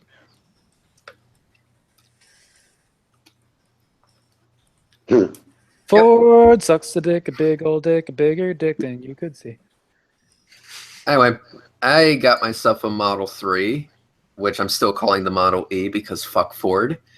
And when it does eventually get to me driveway, I want to actually see what ludicrous mode is like in the Model 3. So I will definitely be making videos of that and giving test drives. Sweet. I'm giving your mom a test drive. Oh, God. There's a guy on YouTube named David So. Sugar. and he bought one, and he does videos. He takes it and has it drive itself with him in it. He's a big old bitch and just screams. It's hysterical. He's a big old bitch. One side note, Brenda, do you have side chat? Yeah, he's funny. He's a gateway Korean, I call him. He's the one that got Okay. me K-pop. Yeah. Why? Help me out here. Because I wrote you a note. It's a secret, not a secret note at all. I just didn't want to interrupt the conversation, but I wanted to say that to you. Get your shit together. Get your shit together. Speaking of getting shit together, you guys can help me choose what is going to look best for the Model 3. So this is the current prototype that they have. Now, what color should I go with? Red. Let's go with red. This type of red or this type of red? I like the redder red. Well, click on them. Less burden. Okay, so this is the first red. Go Yay or dark nay? red, always dark red. Yeah, I know you hate Ford, but I have my Ford Flex has this beautiful red. That's one thing that Ford did do well. They have a gorgeous blood red. To answer your question, Red, I like the darker red better, but I think the lighter one actually suits you better. I think. Well, see now that picture of it looks better, but I think I'd have to see it in the sunlight. I got a Ford for the first time. I've always had non-American cars, but this one was cheap and available, and it goes when I push the accelerator, and it slows down and stops when I hit the brake, and that's the important part. So hang on. That is fucking bullshit. You're saying it doesn't drive itself? I am a low budget. We're good. Yeah, I know. What's the charcoal look like? Oh, you mean this type of gray? No, the other one. One should be called gunmetal, I think. Yeah. Oh, this is satin. The satin black. See, I like that. Well, It's satanic. Yes, and then there's that's the matte black, solid black. Then here's like the matte black. Do the matte black again. Matte black. It's actually matte black. Oh, that is kind of nice. What's the next? Just go down the line then. All right, this is titanium. Titanium type of shit, and here's titanium. That's what I was pronounced. Here's whatever the fuck this is. So what I want to know is why that looks like gunmetal. So what do they call it? Midnight silver metallic. Hate silver. That looks all right though. That's like a gunmetal blue. What I want to know is so you have all this extra cash floating around, and I'm wanting to know why you didn't buy me a prettier car than the one I ended up with in this Well, we'll work on that. She's stuck with her Ford Escape. We'll definitely work on that. But how about Ford instead of a Ford? How about Ford? A Ford? No, a Ford. I like Ford. Ford is a good name. Yeah, I might change my little Ford icon then. Yeah, preferred. Yeah, get yourself a Ford F-10000. F-10000. Yes, listen, it's the only truck on the market with chest hair upholstery and a beard in the glove box. But does it have large fuzzy dice? Not only get that, the but fuzzy dice separately. it comes with fuzzy dice. It's made entirely of fuzzy dice. Okay, listen. But the fuzzy dice hang from the trailer hitch, I guess. No, they hang like testicles from rear view mirror. What would you say to a truck built to carry up to 18 other trucks? I know what you would say. You probably say, yeah, because that's what an orgasm sounds like. Good and proper. Runs on electrolytes. I got to drive my dad. I got to drive my dad's what about F whatever the hell it was. Ford giganticness, 455,000 million for 2 weeks, and it was a macho experience that I appreciated fully. It was awesome. It's his plow truck. Are you talking about? Are you talking about stupid truck? It's a giant stupid truck. Yeah. Well, it's a giant midlife crisis stupid truck, no less. Oh, so fucking that shit.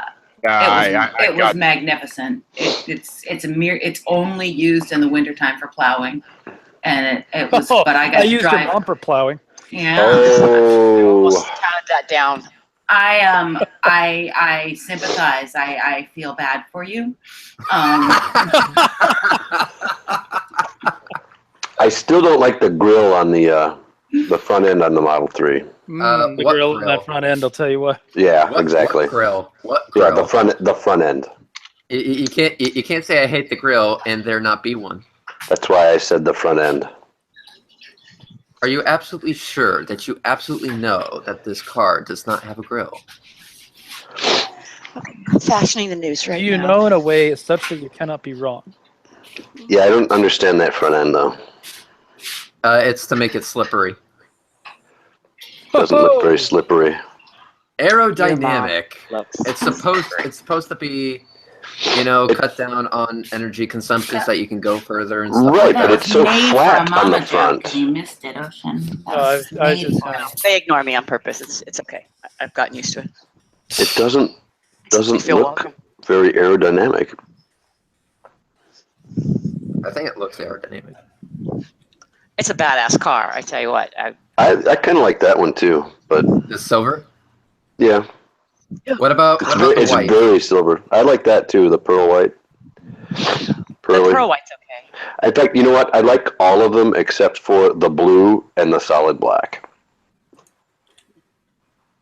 Your mom's a solid black. Oh, come on. This is going to be like the never-ending meme of this hangout. Just so you all know.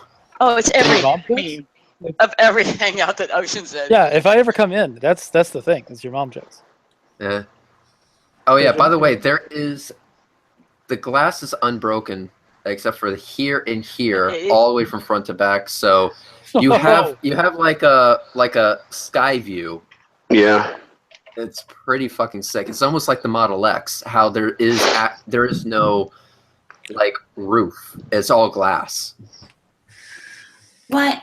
But then, God, that's going to cost a fucking fortune to replace. yeah. Yeah, no shit. What? I just don't. I don't find it very attractive. I like square cars. I guess I do. My Ford Flex, so square. Some people don't like cars that can drive themselves, park themselves, are really awesome in every single. Yeah, I really don't.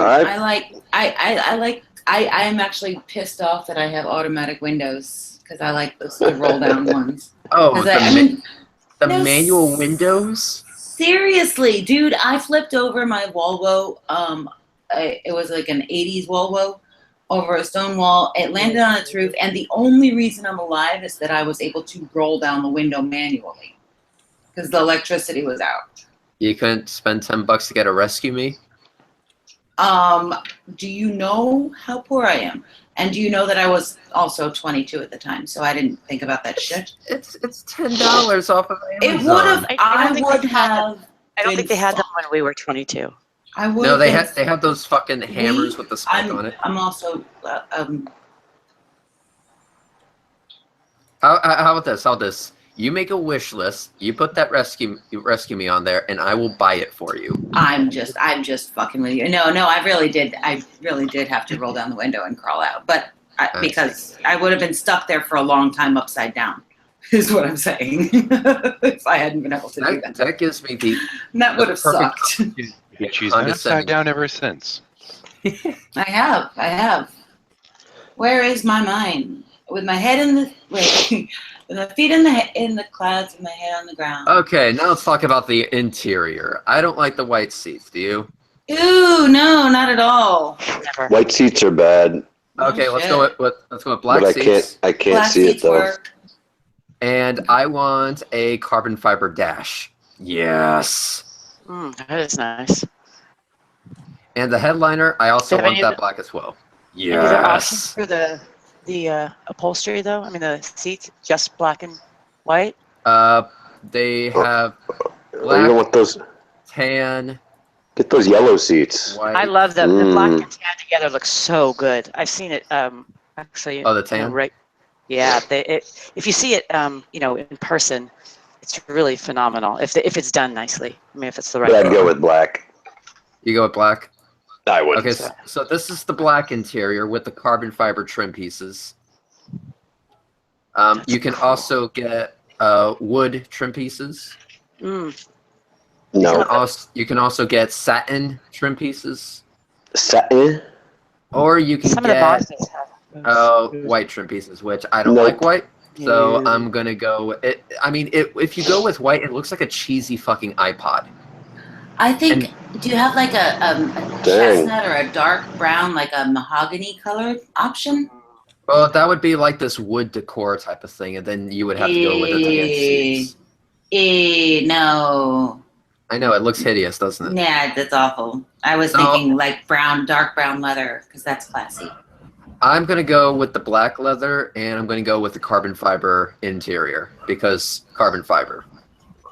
Yep. I know nothing except. Yeah. And what's the What's the white headliner look like? The white headliner kind of looks like this. Oh, so no. you just have, Nope. You just have to. No. It's going to be an all black interior with carbon fiber trim. Yeah, white just says old guy with like, I don't know, white seats is horrifying. That's a bad idea. Tan seats is pretty horrifying too. White. That's bad. Yeah, Keep like it the clean for 70s about cold, 4 and seconds. They just said meh. Yeah. Oh, Albie. I can see you sneak in here. For wheels, I'm going to go for No one expects carbon gray. concussed apple chops. Okay, so let's go with red. No. Let's go with black. Gray wheels. All black interior. Black is the way to go if there isn't an option for mahogany brown, in my opinion. Let's go with an all black interior, and that will be that. No, you go with the matte black, not the solid black. How about just go with red and call it a day? Then go with the red. Well, it my goes much more with your theme of redness. Which Mustang. every single car I have bought has been red. Yeah. Well, I don't know whether you want to be consistent or innovative in this circumstance. I am reinventing myself. I would support either. Hey, don't joke about that till you have to do it. Reinventing? Oh no, Anything but I the have blue. done it, babe. I have done that. Yeah, I'm trying right now. Anything but the blue? What's wrong with this blue? I think this blue is Yeah. fine. That's a nice blue. Blue's not bad. I don't like blue cars. Why do you not like blue cars? I don't know. I like the just blue. bad. It'll match the Mustang. Did blue cars touch you in a bad spot?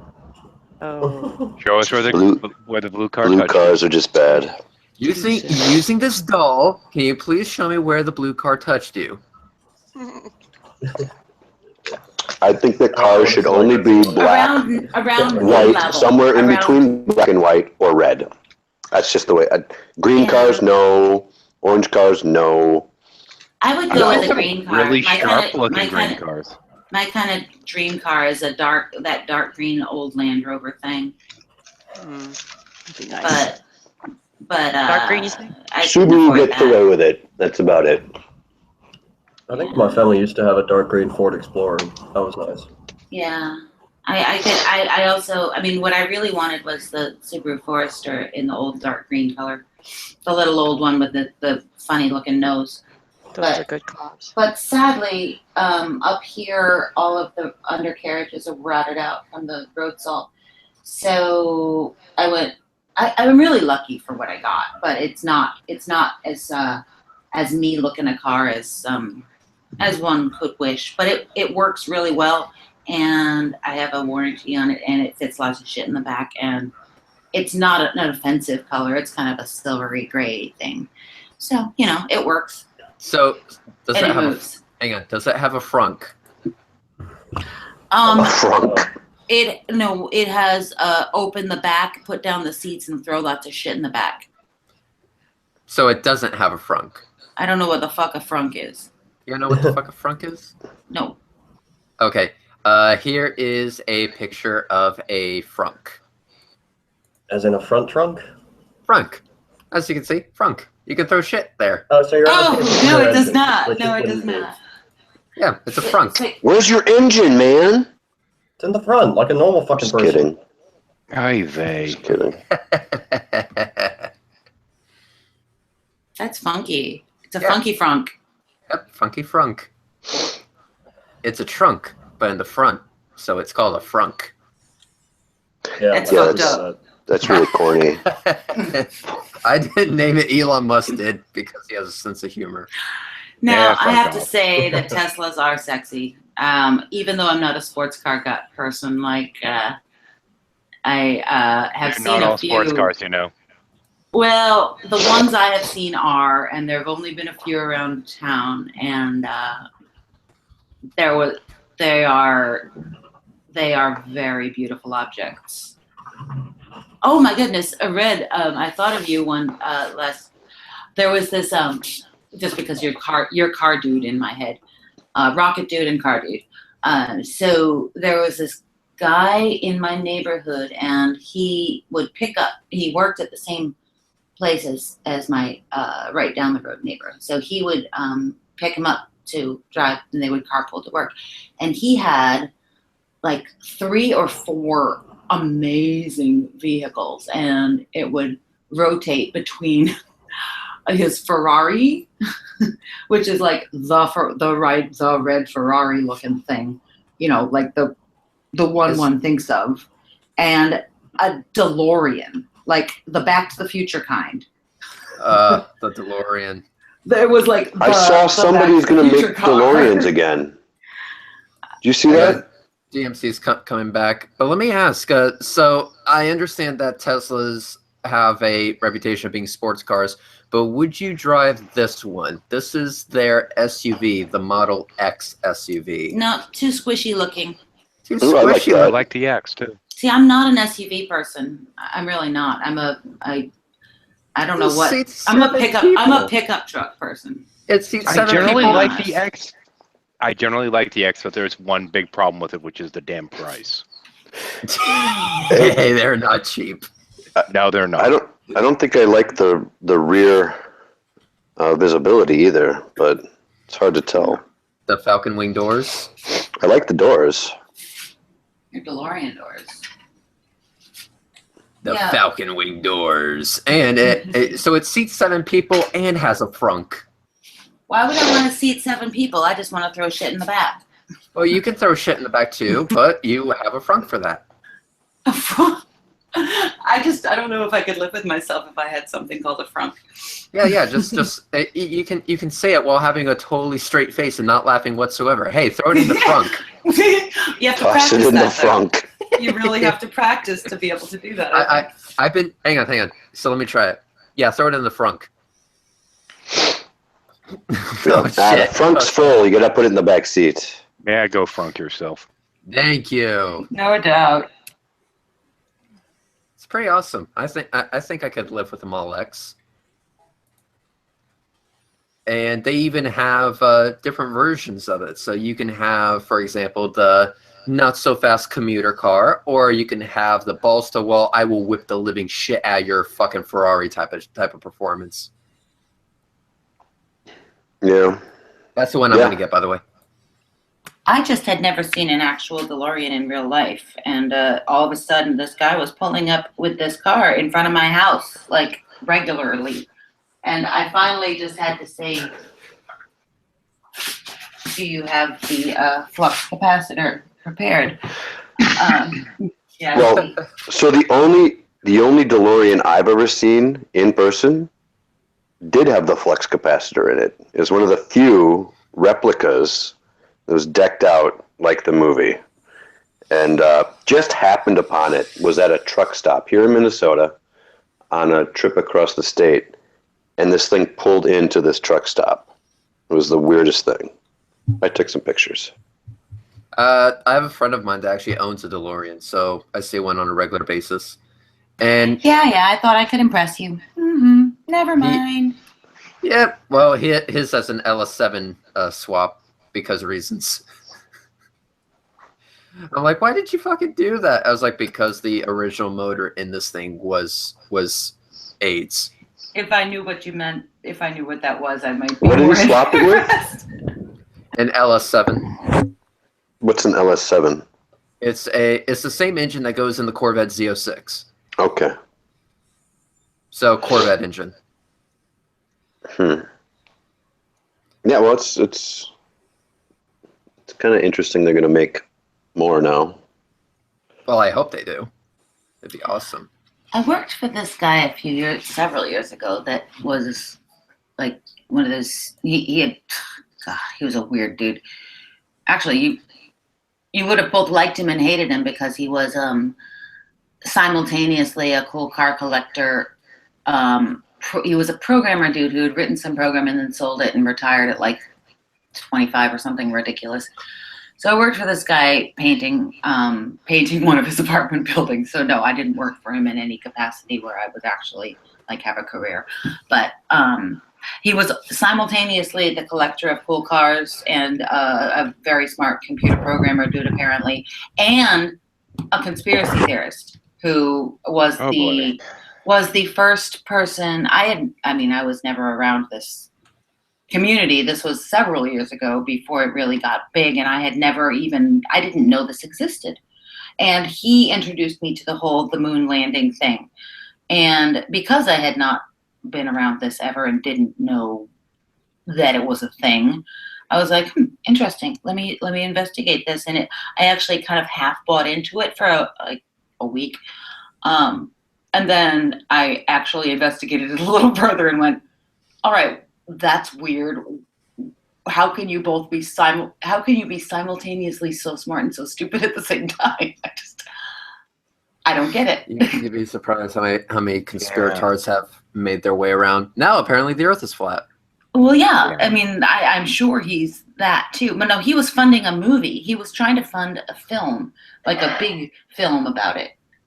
And he wanted me to narrate it because I have a voice that, like, I can articulate well.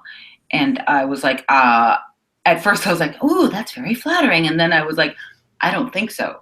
I don't want my name associated with this. I don't want my name anywhere near your credits. Yeah. Well, so what, is he the guy that made Room 2? Was it? Huh? Oh, I have no idea. I haven't worked for the documentary about Kubrick being the guy who faked the moon landing. Was it a guy with an Indian name? I don't remember. I mean, I don't know the guy's name. Just if you're going to make a video about moon landing conspiracies, make sure you get punched in the face by Buzz Aldrin. Yeah, he had that. He had film of that. Oh, that was like his dude. That was like his dude. He sent him. Oh, good. Then fuck was that fucking Yeah, thing. he was an idiot. I mean, he was a very, very bad person. He fired me for asking why I was making $10 less an hour than the guys. But besides that, yeah. Sounds like a valid question to me. Yeah, right? Basically, maybe he is the guy that made that documentary. It's very possible. I mean, he was. How far away is the moon? I don't know. That's You know, great. Red? How far away is the moon? 235,000 miles. I thought it was 300. 235? 235,000, or around 235 to 240,000 miles. Maybe that's what it's. Well, yeah, and then Kubrick in The Shining had the room 235 or whatever it is. Whatever it is that coincidentally is the number of hundreds of thousands of miles away it is. Oh my God! It's a symbol. Well, there's a lot of coincidences. I would prefer to think that Kubrick just had a sense of humor, knew about the theories that he had helped fake the moon landings, and put that in his movie, right? I think it's a pretty darn good bet.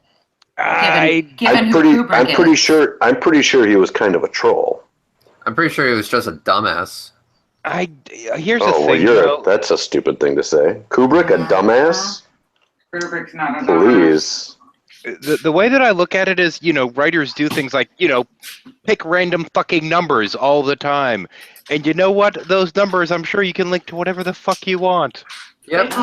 Oh no, you could, but there's a lot more supporting evidence than that in this case.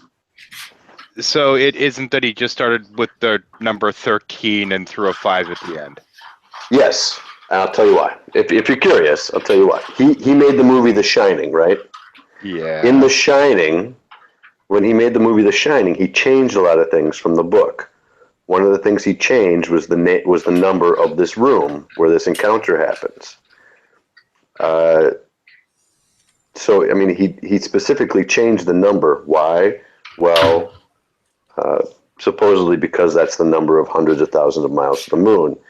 Prior to, and just outside of that room, there's a scene where the little boy is playing with some trucks, and he's wearing an Apollo 11 sweater that looks like, and with sort of like a knit sweater with a knit rocket on it. It says Apollo 11 on it. Does it have that Star Trek looking emblem on it? No, but the whole thing is that prior to this, of course, Kubrick did 2001, and it was after 2001, and before The Shining, that people started this rumor that Kubrick helped fake the moon landings. So I think that by the time he made The Shining, he obviously knew about this, and he was just putting these things in because he's a troll. Not because he was secretly trying to tell everybody that he actually did help fake the moon landings. That's the whole thing. Well, yeah, I think it's perfectly viable to think he's trolling people because people do that. There's a lot of obvious clues that he's alluding to this theory, this story that he did this just after he made 2001, right?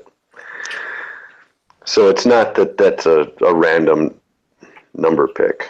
I think it's funny. So there's a documentary about it, and the documentary is, of course, how Kubrick was secretly trying to tell everybody that he did this through his movie.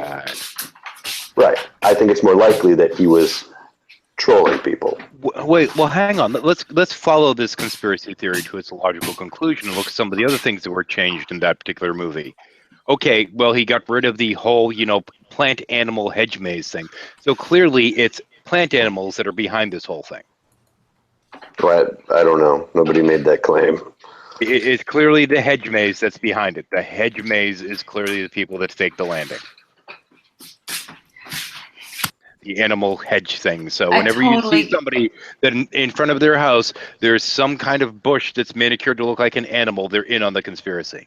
I totally get JJ's point. I don't know. JJ's point. Are you not following this, Shadow?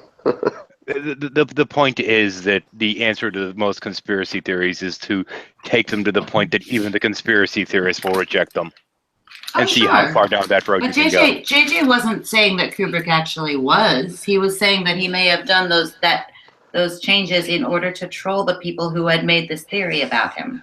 And so the documentary about this, I think it's called Room 235 or whatever, 238, whatever the hell it is. Oh, I know JJ wasn't actually promoting the theory. I'm just having fun with the logical conclusions of the stupidity. Gotcha. Okay.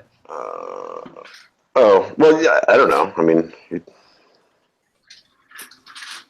I don't know that talking about the hedge maze being in on it would really debunk it. Well, Shadows. It was all Scatman Crothers. It's less a debunking thing, and now with the actual conspiracy theorists that I've dealt with, what I generally do when I'm generally dealing with them, what I'll do is I'll sit there and just throw out, something that sounds vaguely reasonable, and just keep going until it gets so fucking bizarre, just to see what they'll accept. Yeah. You kind of just dip your foot in the rabbit hole, and you just keep going down further and further until they finally go, wait a minute, no, I don't buy that. Why do you see how credulous they are. Why do you think Oswald killed Kennedy? Because he's a Russian sympathizer. That worked for the CIA? No. But if you're going to go down if you're going to stick your foot in the rabbit hole, though, you have to go a lot further than that. Claiming that he worked for the CIA isn't simply enough. You have to, make it that he was. You have to sit there and start getting some like weird ass fucking Nazi angle or what have you. And you need some lizard people too. Lizard people. So by the time you're done with it, you end up with Hydra taking over Agents of S.H.I.E.L.D. shit. By the time you're done. Smirsh. And see at what point they actually sit there and say, "Wait a minute." I don't think he fired a shot, personally. I don't know jack shit about that. And it would have been easy to do. Care either.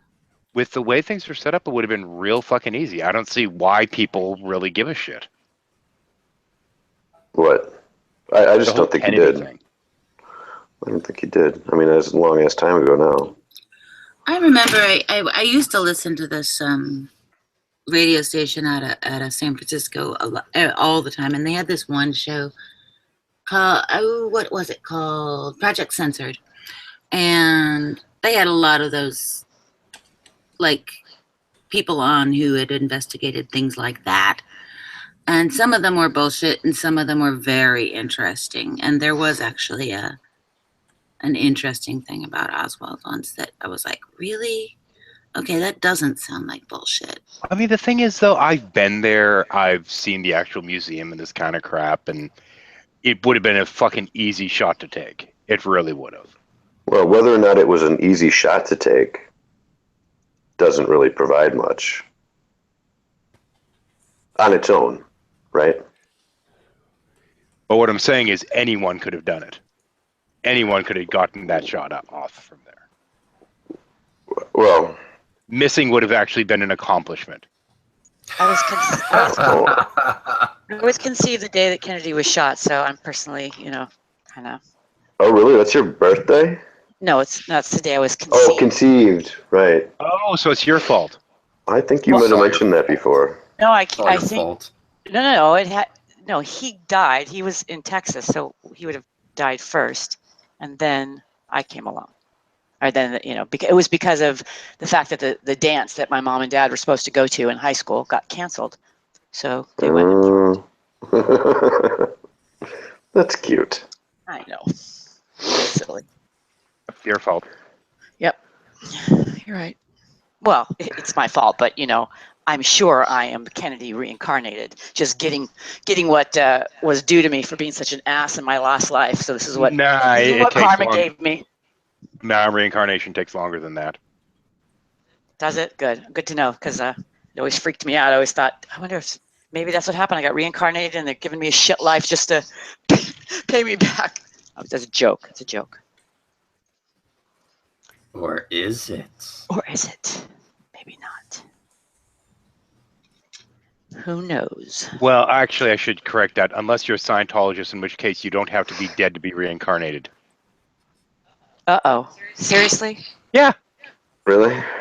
Wow. Yeah. You can have multiple reincarnations in the same lifetime. Well, why does it have to take so long? I mean, if it's 10 o'clock, in Texas, and by the time it was like 10 o'clock at night or whatever in San Francisco, I mean, it could happen. I could. Oh, you have to lose all your former life experiences first. Well, so I mean, unless you maybe I was shallow. And with the age that he was at the time that he was shot, it would take more than a couple minutes. No, we're talking 12 hours here, or at least 10 hours. That's not enough time. My back hurts sometimes, and I really have a thing for Marilyn Monroe. I think. Everyone has a thing for Marilyn Monroe. This proves nothing. I'm trolling you. No, I actually had a lot of fun with somebody at one point. They're like, that was sitting there going on talking about one of their past lives and yada yada yada, and I'm sitting there listening to them going, "Are you fucking kidding me? You were the woman from Titanic. You know that's a fictional person, right?" Yeah. Nobody's ever just I'm the poor peasant in the town square that they would routinely tie up and throw shit at. That's nobody gets reincarnated from that. I talked to this woman at one point that believed that she'd been reincarnated. That it was a really weird fucking conversation, because one of the first things she did when we started really talking is saying, she's like, "By the way, I really have to apologize for killing you." I'm like, "What?" Whoa. Yeah. And she went into this really weird. Was she a Scientologist? You were connecting this to Scientology, right? She was. Was she a Scientologist? She wasn't. She was just a good old-fashioned generic Wiccan. woo. Good old-fashioned Wiccan, actually. Okay. What kind of good people? Yeah. Absolutely. See, They the believe thing some is weird with shit, but they're fun. With the reincarnation thing, I totally have a different take on the point of it.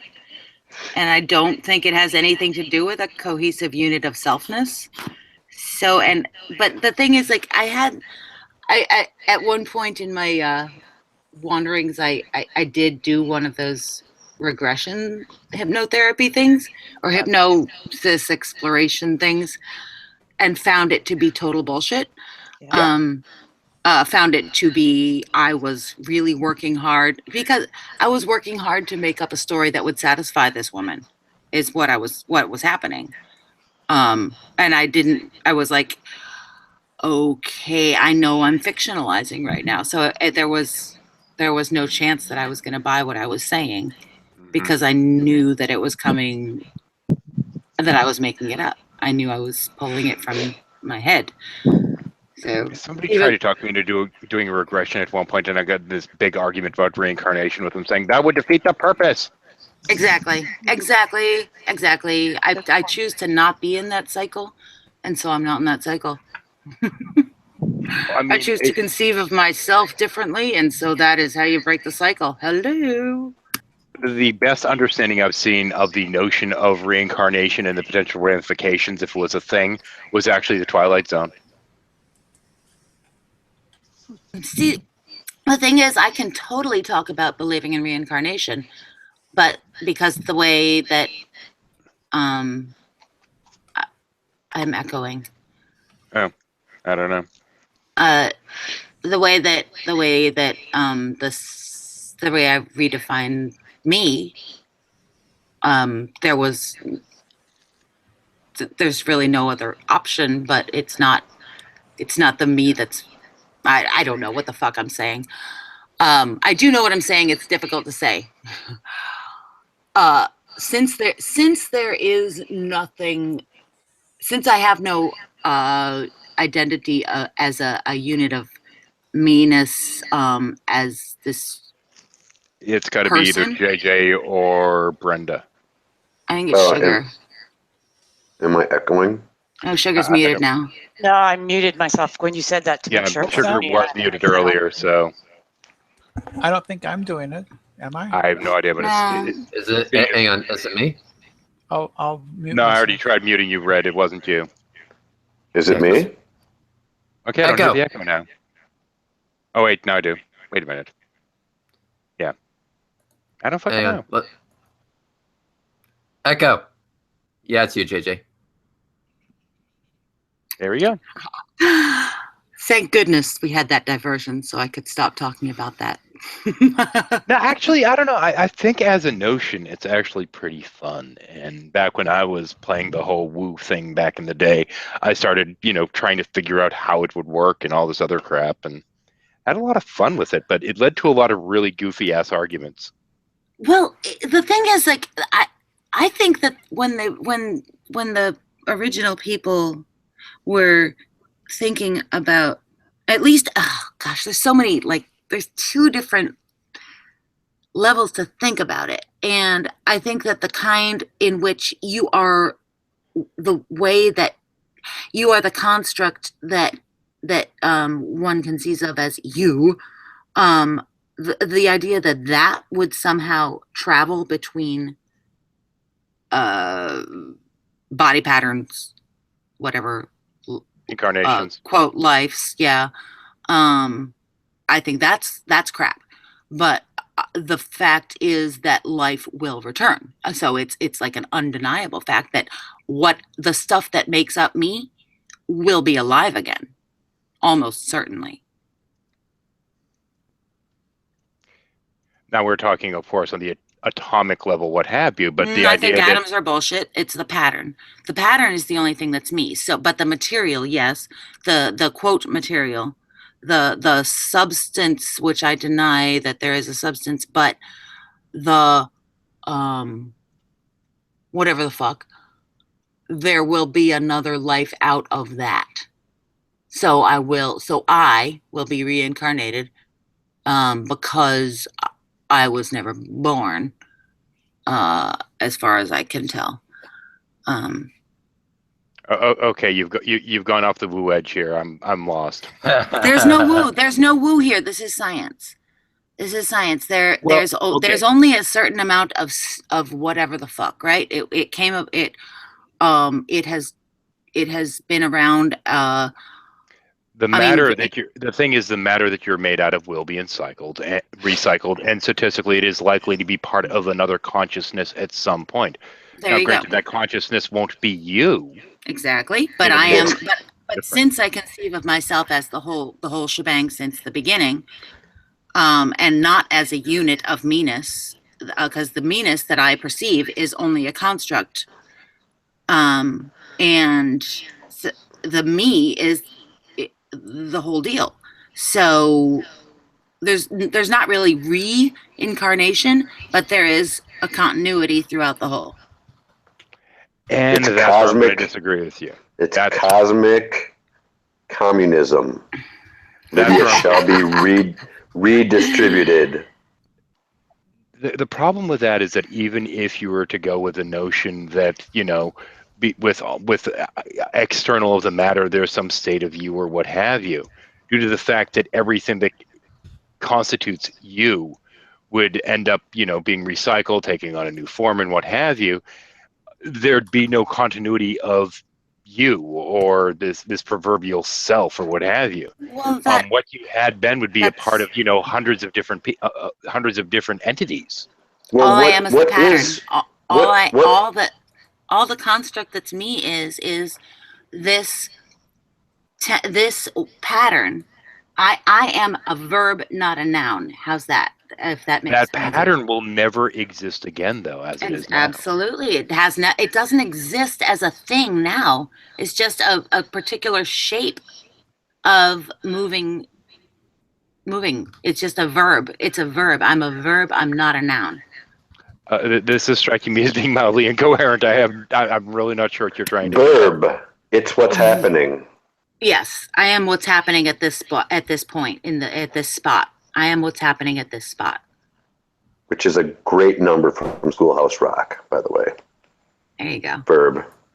Verb. It's what's happening. I'm a verb. It's what's happening. I know that I can't say this clearly, and that's why I have one of the many reasons I have the name I have. But anyway. I mean, I might agree with you if I understood what you were trying to convey, but I don't. Well, I'm trying to convey shunyata and the idea of flux. I'm trying to convey the idea of it's Krishnamurti. You know Krishnamurti? It sounds a lot like spirit science. It's really not, though. No, it's. I abhor spirit science. It has nothing to do with that. Can you account for the laws of what's happening? Oh, for fuck's sake! There is no law of what's happening. Verb. Actually, there is. It's called Li. Pattern. Fractal. I don't know. No. As soon as you use the word fractal, that is spirit science. Yep. I was trying to make a parallel. Hang on, it's only spirit science if you're talking about a fractal of the whole. Oh yeah. Oh Jesus. Fucking moron. That's hilarious. No, it has really. I swear to you that although the language I'm using sounds woo, I am so against that. Like, I think part of it is that since you've spoken woo in the past, you're stuck with the linguistics of that and don't know terminology that can convey it elsewhere. It's almost impossible to say without sounding that way. I'm trying to point. I mean, because I have an Eastern bent to what resonates with me, like, and even that sounds woo. But I mean, I'm very familiar with the Western logic. I grew up with it. But then I was like, okay, I had this thing happen, and like 15 years ago, and I started looking around for ways to make sense of it. I mean, I grew up hard atheist, and I still am. I have no deity, and I do not buy into the new agey stuff at all.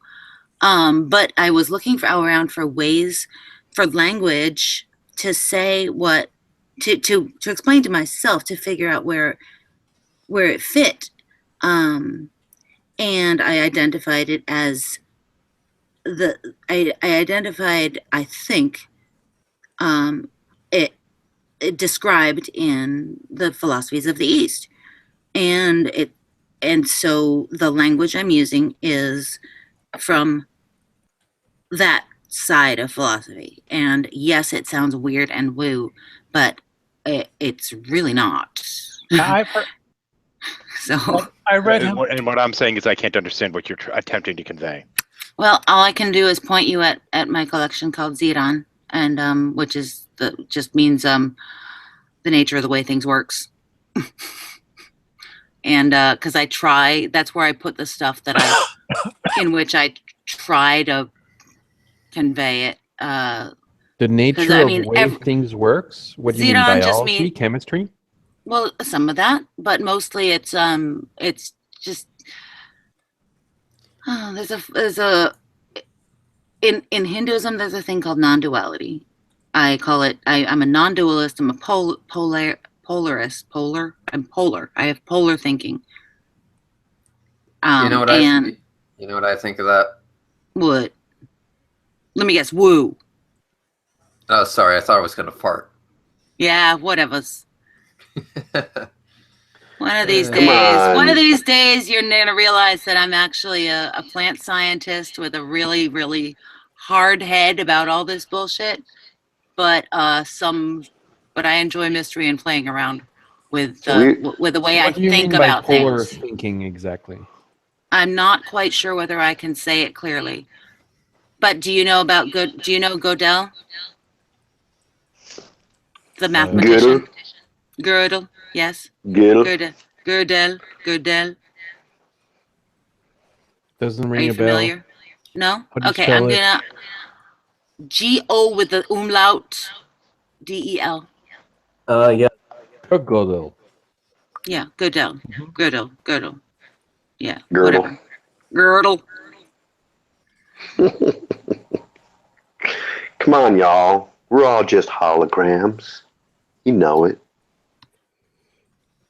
Anyway, I've babbled excessively about this, and I have not figured out a way to explain it. And I don't think that I am going to be able to explain it without sounding like Spirit Chopra. science. Yeah, exactly. I'm impressed you've managed to finally lose me, which I find that to be an accomplishment. Well, that's fine. That's why I have the name I have, because it's the only things that come out are babble. So just doesn't fucking work. It is unspeakable. We're all just holograms of energy. Yeah, fuck you. I'm serious. You can't deny it. Yes, I can, because I deny that energy is a different thing than material. It's not. It's the same. Can you And it's account not for the the same. laws of the holograms of energy? Absolutely not. I can't account for shit. Yeah, That's my main enemy on here, or I have two, I guess. Tribalism, one, and thinking that, and people believing the stories. Doesn't matter who it is, people believing the stories they tell themselves.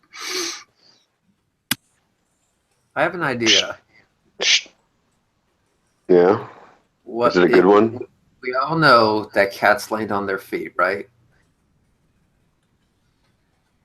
And bread will always fall butter side down.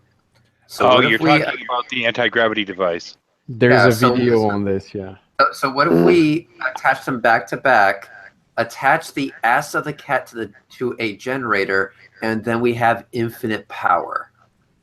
You don't have. I don't know about that. I know you can make an anti-gravity device, but that's about it. Wait, how do you do that? Oh, you stick the cat on the buttered side of the bread. No, you Pause, stick the pause cat. to the. No, No, you you stick put the the cat bread on the dry- cat's back, butter side up. Yes, exactly. And then what happens is that they'll constantly spin in opposition. Watch the link that I just posted. That's what you're talking about. Yes, that. Oh, I guess you could do it either way, couldn't you? It could. Yes, Yeah. it's the buttered cat's hypothesis. Now the thing is, you can skip the bread completely and just butter the cat, but people You think that's could. weird. It is very weird. Well, the hairballs, you know. But you're not going to eat the bread. Well, no, but you stick the bread around the cat's head. You bread the cat. And then butter it. Bread cat. Okay, I either had a stroke or I have no idea what I'm not. So yeah, I'm gonna assume that you guys are way too smart for me, and the dog's. Oh, there's another possibility. I'm pretty sure of it. I'm fairly sure of it. Yeah. So, yeah. Yeah, they're full of shit. So shadow. So if we go back to the whole reincarnation thing, what do you think about? Well, who you are, as far as consciousness goes. I'm Batman. Sorry. If it's not a pattern, as Lydia was saying, describing it. The thing is, you could say that I am that ultimately the I, the person that I am, is ultimately just an expression of the pattern of electrons firing, et cetera, et cetera, et cetera. But it's interlinked inexorably with the meat. You can't separate one from the other. Because, I just something find- like a mind or what have you cannot exist without a substrate. I just find it unbelievable. They can't be made out of meat. Meat. What can't be made out of meat? I think I missed part of that, Brenda. I'm also confused.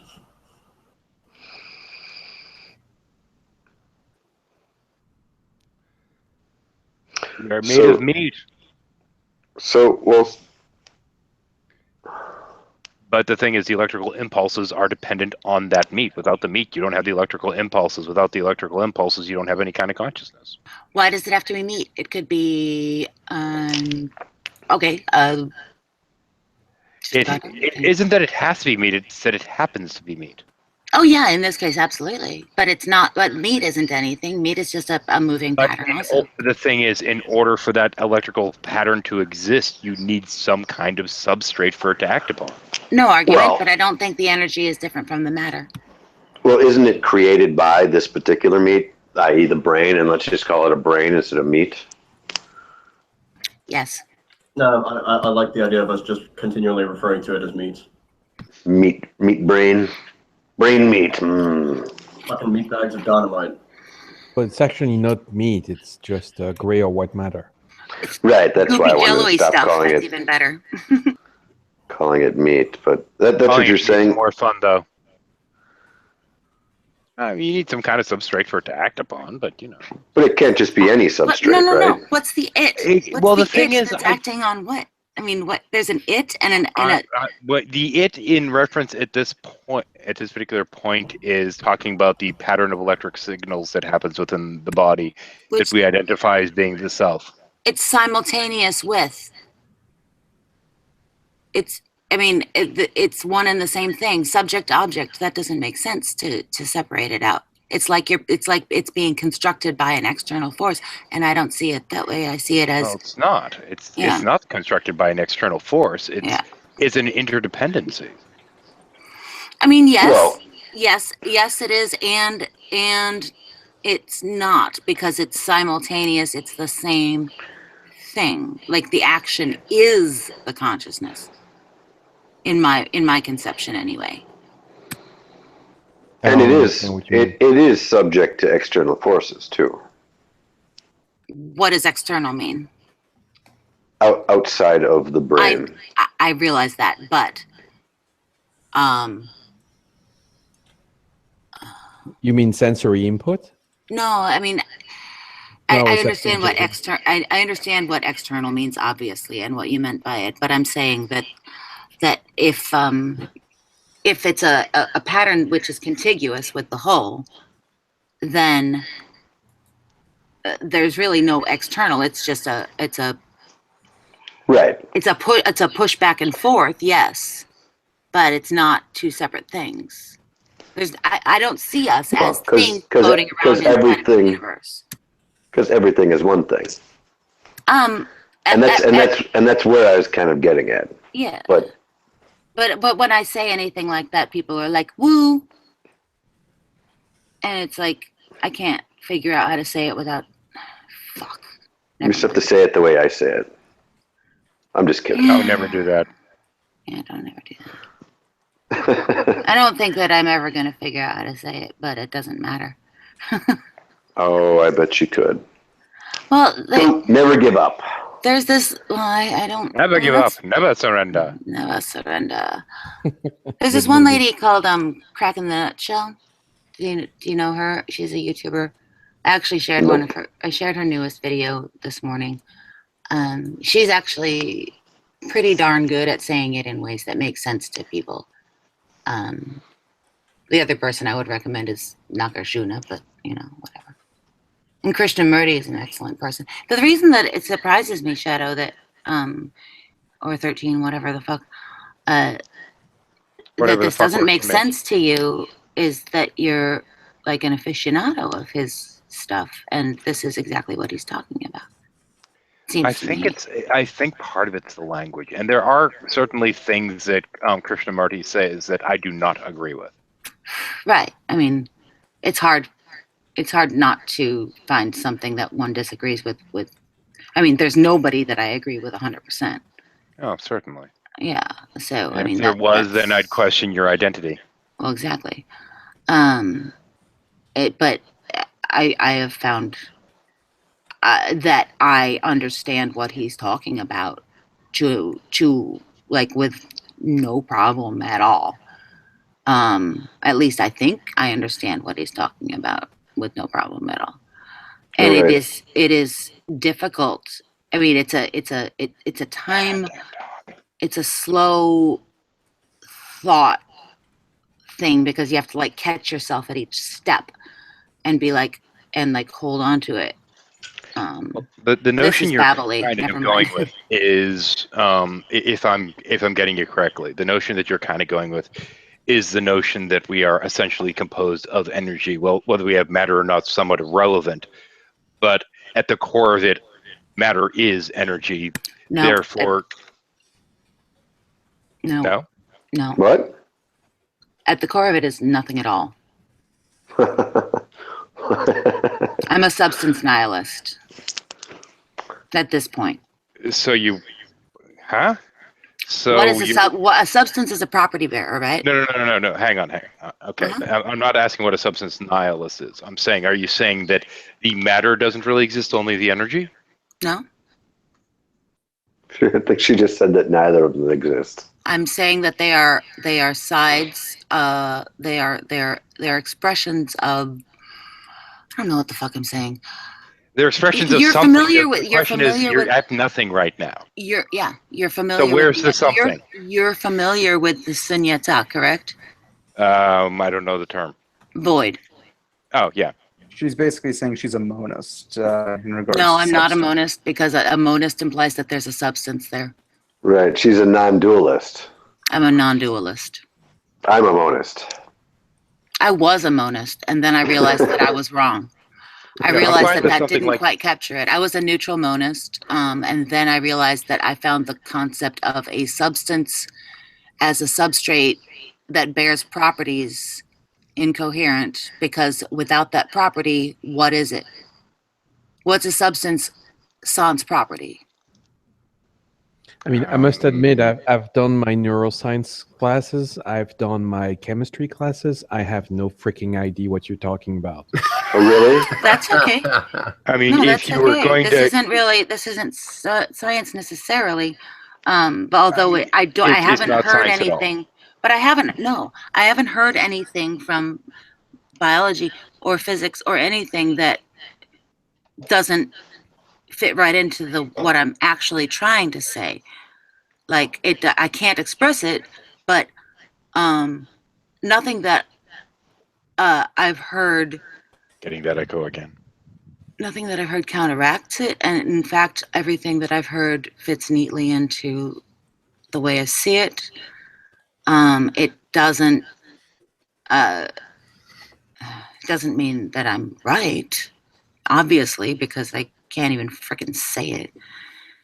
But I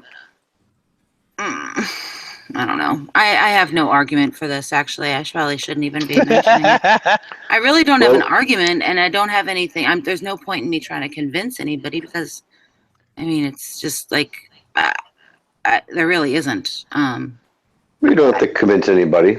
It's just fun to share ideas. Yeah, it's just it's it gets frustrating when I can't The express it. conveyance is the issue. Yeah. But maybe I can experiment on Lamed and Shadow now. Yeah, please. Because Nothing Lamed sexual, please. you might be a good guinea pig for this. Nothing sexual, please. If we take half of your brain out of your head, Lamed, and replace it with half, and swap with half of Shadow's brain, and vice versa, who will be who then? Or is it whom? Who will be whom? Are you asking a serious question, or are you trying to understand what would happen if you do that? Apparently, it's a serious question. Okay, would you? Well, you would both not be Brundlefly? No, you would have lost all the. If you lose one side of your brain and you transplant it to someone, it's not going to work by having someone else's other side of their brain transplanted in you. It doesn't work like that. The way memories are recorded, from what I understand of it, is a bunch of different neurons from different areas that are all firing off at the same time. Mm-hmm. So it's the pattern of these neurons firing that's the key to your memories, and who you are, and all these kind of things. Right. So that pattern could no longer be established. So you wouldn't be a combination of the two. You'd be an entirely new individual at that You'd point. both be new individuals, wouldn't you? But at the same point, you wouldn't be able to fire off either of those. So technically, you would be neither. You wouldn't be an individual at all, I think. You would still be yourself, but you would have lost a large part of your. But you would gain. But you would gain a large part. No, you wouldn't gain anything. It's just like what he just said. Memories are made by associations of clusters firing together in a way. Yeah, maybe you are the wrong person to. No, what I mean is that you don't store memories like on a computer with zeros and ones. Like you want to store the letter C, for example, you're going to have certain neurons that are just going to remember that. It doesn't work like that. You store your memories by using large clusters that are combined together to make that memory. So all those clusters are spread all over your brain, and there's areas that are dedicated to certain things. You know, you've got your temporal to both hemispheres. Lobes. Yeah. Yeah. Yeah, and then you have loads of different sections of the brain that are specialized in certain things, like the amygdala, the hippocampus, whatever. They all have a since your birth a map basically of how and where. I'm really simplifying it. How and where to access the information and make yourself work. And we're not just talking memories. We're talking things like understanding of numbers, understanding of colors. These kind of things are in there too. Okay, here's I can't really use an analogy, but basically you would virtually probably not kill each person, but they would have severe diminished capabilities of life. They would probably the equivalent of a stroke, basically. And having had a stroke, first off, I'll mention that strokes kind of suck in general. But beyond that, there's another factor too, which is that you'd have to basically, when I say it'd be a new person, I don't mean a new person with knowledge and experience and, opinions and this kind of stuff. It'd be like a newborn. You'd have to start the process all over, even if the person did survive. And you'd have no information there to call on. And plus, it's not only this, but you have parts of the brain that are, it's like you can't just, I'm trying to find analogies that would work, but you can't just take one orange and cut it in half and go and take another orange and then try to put them back together with each half, like you said for the brains. That wouldn't work. You cannot cut the hippocampus in half and then just take someone else's hippocampus. You would probably just kill the person doing that. If your questions is about more like consciousness and philosophy, that's what we're talking about. Identity, consciousness. Well, any damage to the brain, obvious. I mean, I'm saying obviously, but we've seen cases, and maybe you're familiar with Cage. The guy who was working in the railroad in the 1900s. All right. Well, yeah, and then there's other conditions and right. But go ahead. Any damage done to the brain is going to change the personality. Radically, potentially. Yeah, it's fascinating. It's my favorite topic, neuroscience. After the stroke, the first comment that my friends made wasn't, how he's doing it. Is he still him? Right. Because just with brain damage, you can effectively come out a completely different person. Lamed, got a question for you. Mm-hmm. Is it true that if you have the left and right side of your brain disconnected, that they can disagree with each other at the exact same time? You're talking about something called the corpus callosum, which is what the part that connects both. Mm-hmm. If you sever it, what was your question? That they can disagree with each other? It's not really it's not like what people say that you have really an analytical part that's on one side that does calculation. Actually, hang on, because I know what he's referencing in this case. There was an experiment that was done quite a while ago in which there was a person that had that severed, and they checked to see whether, their opinions on certain things. And I don't remember how, but somehow they basically isolated those as if they're effectively asking the right half versus the left half, and got different responses. I think that's what he's referencing. I don't know the full details of the experiment. I'll look into it honestly, because this is really interesting, but I don't remember. The only reason I was asking is because I saw it on an episode of Vsauce. I will find the video. But yeah, there was an instance in which somebody it had been severed at the center, and I don't remember whether it was done intentionally or what have you, but they found a way to basically ask, for all intents and purposes, the right half and the left half, and one half of the person believed in God and the other half didn't. Oh, right. Yeah.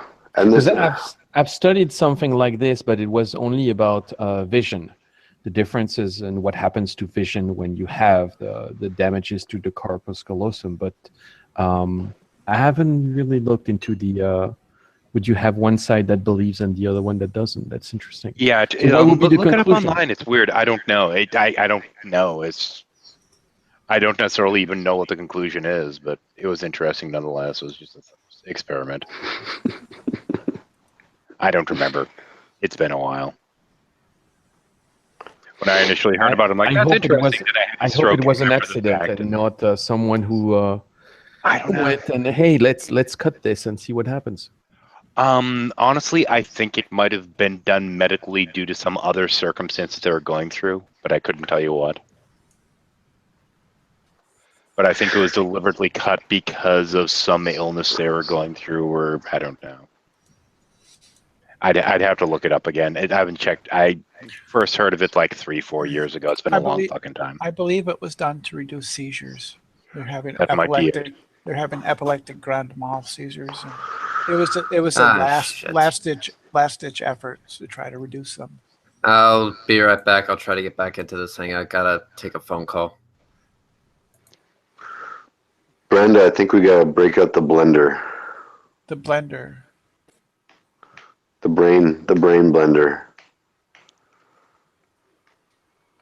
Well, it turns out, according to some white nationalists, I'm a race traitor now. It's always, Duh. Yeah, it's always fun to get called a race traitor by those people.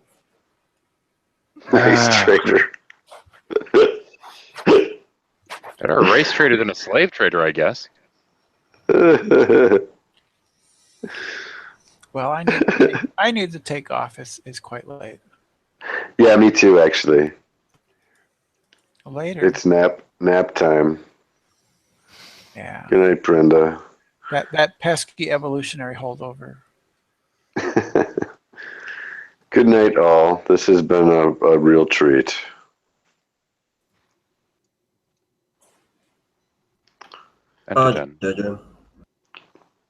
You all need to repent. I just put a few things in there that might, I don't know, whatever. The thing that strikes me is repent. I had all these weird notions of like who I am and what I am and all this kind of stuff. And having a stroke and learning neurology really changed shit a lot. Because at that point, you have to kind of understand what's going on. Because in my case, what I found was the more I understood what was going on in my head, the more easier it was for me to remap the neurons. Mm-hmm.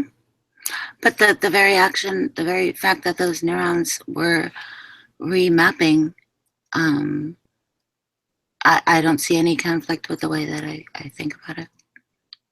Think about what? I don't even want to go there with you, Prudent. All right. You're gonna make fun of me like I'll get out. So Yeah, that's what I do. Yep. yeah, I know. So hold on. Is there like?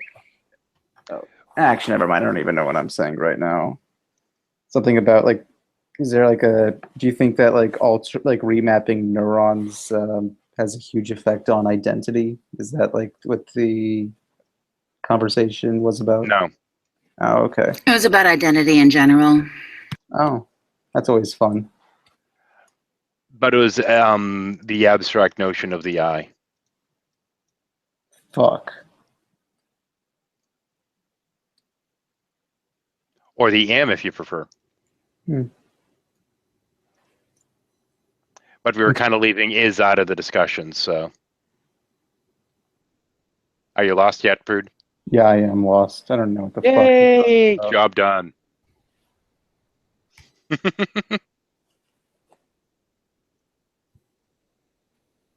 I had a good intro book for neuroscience. If you're interested, Unspeakable, I can give you a link or the name in the chat if you're interested. I mean, on a functional level, we're so radically different than we perceive ourselves to be that it's just bizarre. That's my point. I mean, there really is no continuity of self. It's all just perceptual. That's my point too. And MMA, I don't think of the mind and the brain as two separate things. That's a dualist. I said I'm a non-dualist. There's no point in me talking about this. Obviously, people misunderstand everything I say. It's just like absolutely ridiculous. I am not a neuroscientist, but I am a science. Like I have studied science. I'm not a total moron. It's like I get this. I have a scientific mind. This is not.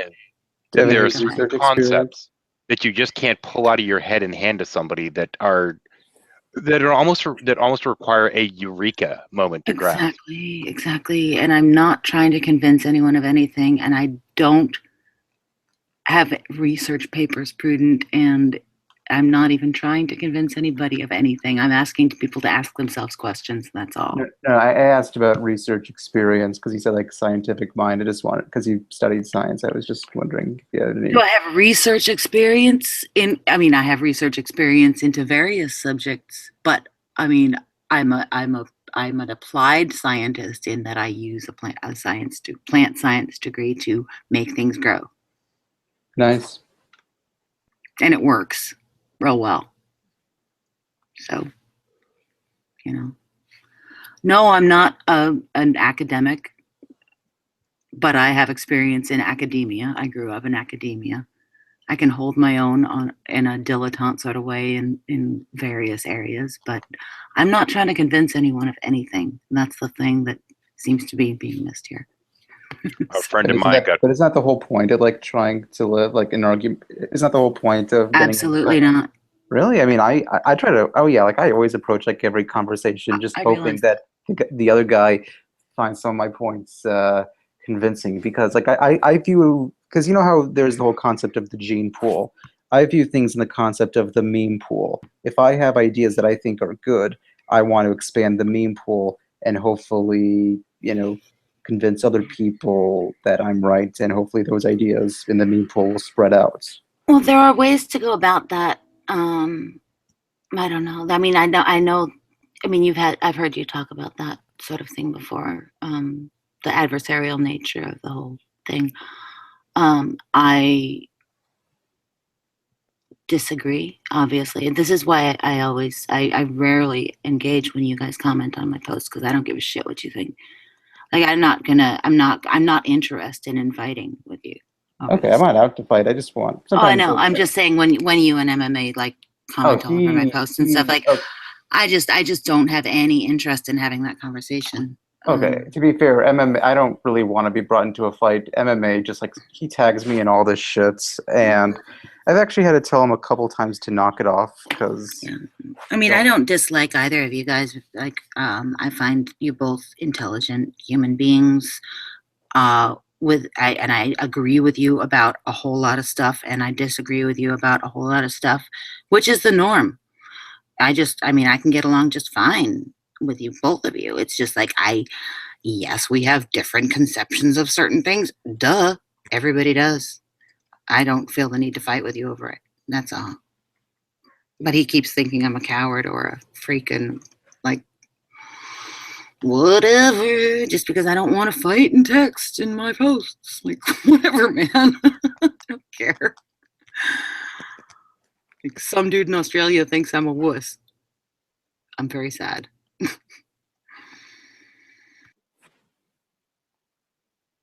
See, in the.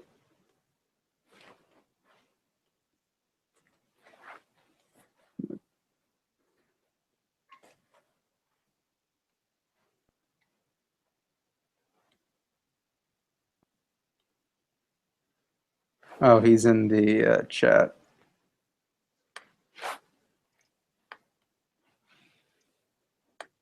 Let's see.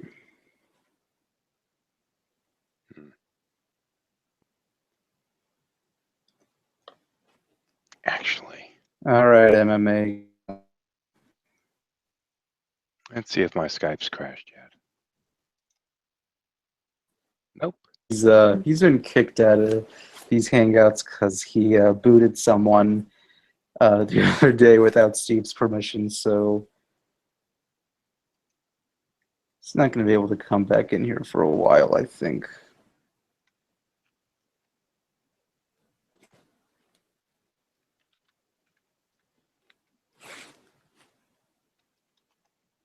Ah, fucking cap lock.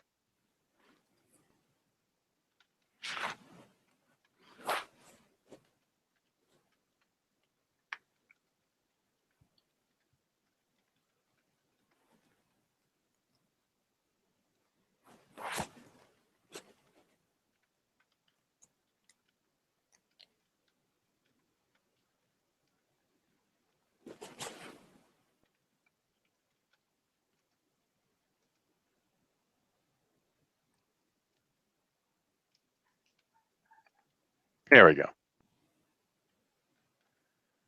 Oh, let's see.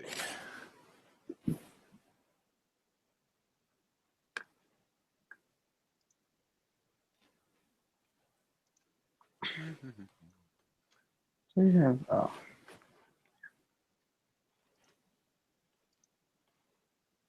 What am I doing? I don't know. Oh well, fuck it.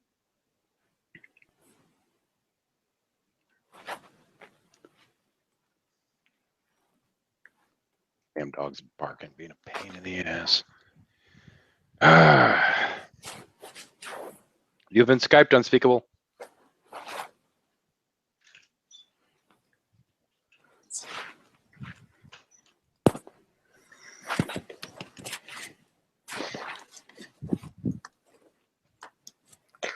Arg.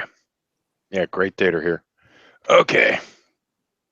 Now, if Steve was up, I'd tell him that it'd be a good time to end the damn hangout, but he's not. Okay. Tired of typing. Whoops. When I was talking about the quote reincarnation thing, I was not talking about it in terms of a person continually being reborn as themselves. That is the opposite of what I was saying. Okay, So, but that's kind of where I was getting confused though, because I'm used to the standard usage. all I'm talking about is recycling of whatever material it is. All I'm talking about is the continuity of life in general, like something being alive. So you're talking continuity of life, not continuity of self. Exactly. I don't think there is any such fucking thing as the self. Oh, okay. Yeah. Well, that's completely different. Okay. Isn't Yeah, that like I mean, I'm not. I wasn't talking about like any sort of. I mean, people, come on. If you know me at all, you know I'm not talking about the supernatural. I think the word is meaningless. I think it's crap. I mean, like, why do I even bother? It's like when I try to talk about the ideas I have about the just because I don't use the same language, the right language, it's like people think I'm some sort of like woo merchant. It's like, no, missing the point entirely because you hook on to one word. So sorry if that was bitchy. Well, I sometimes have a problem with not hooking onto one word at this point. Yeah, it's all good, man.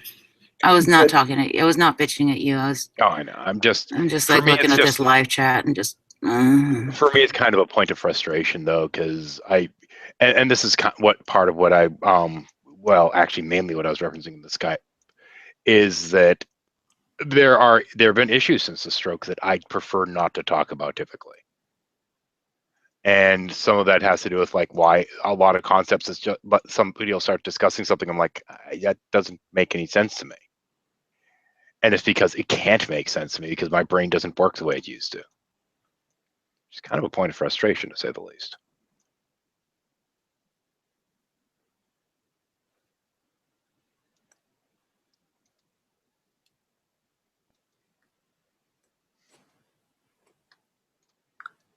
What the hell am I doing here? And we're at that point that I'm paying far too much attention to the damn game.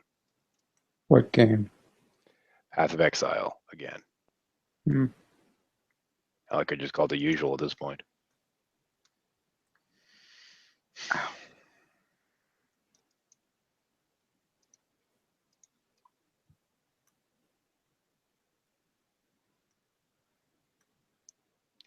Clocked way too much time in this thing this month.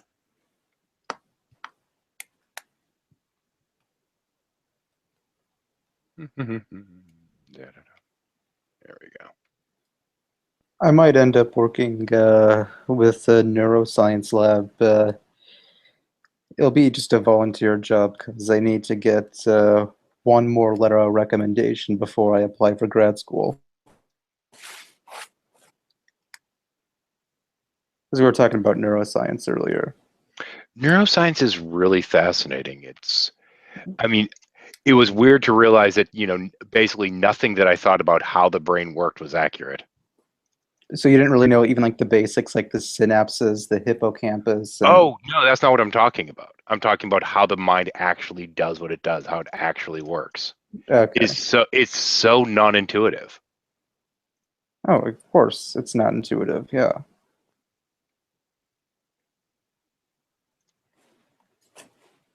I should probably.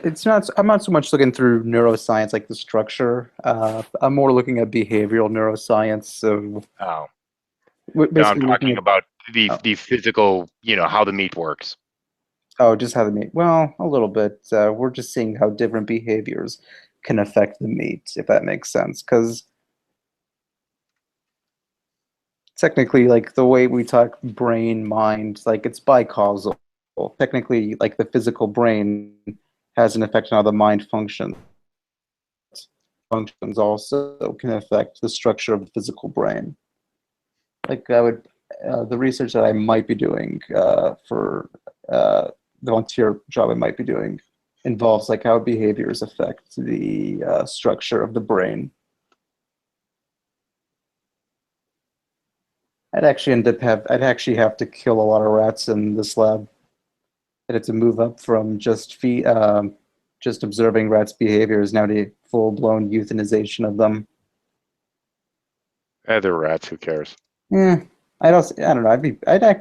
From what I've heard about this lab, I'd have to do quite a few cruel things. I'd have to put them in wire mesh cages for about 6 hours a day just to subject them to stress, and then see if any parts of their hippocampus atrophies or goes through. And I don't even know if we call it atrophic effects. I just call it atrophy, I guess. If it experiences atrophy.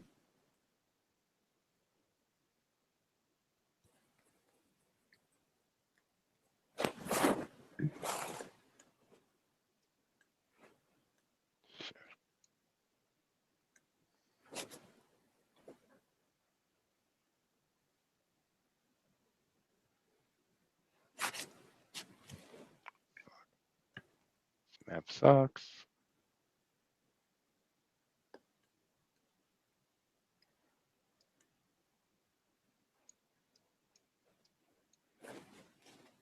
Shit.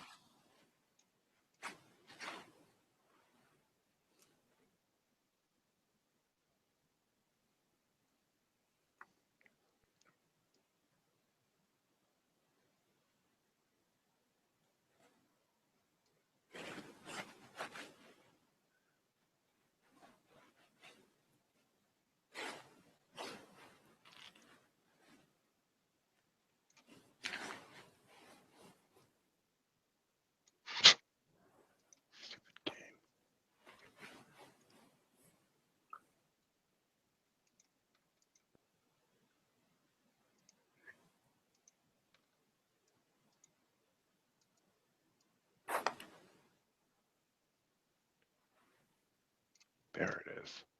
Finally.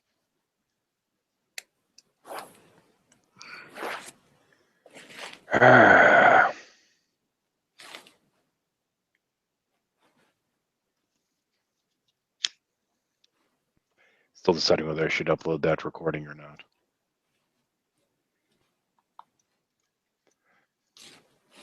I actually loaded up XSplit a while back and recorded myself during a mini stroke I had.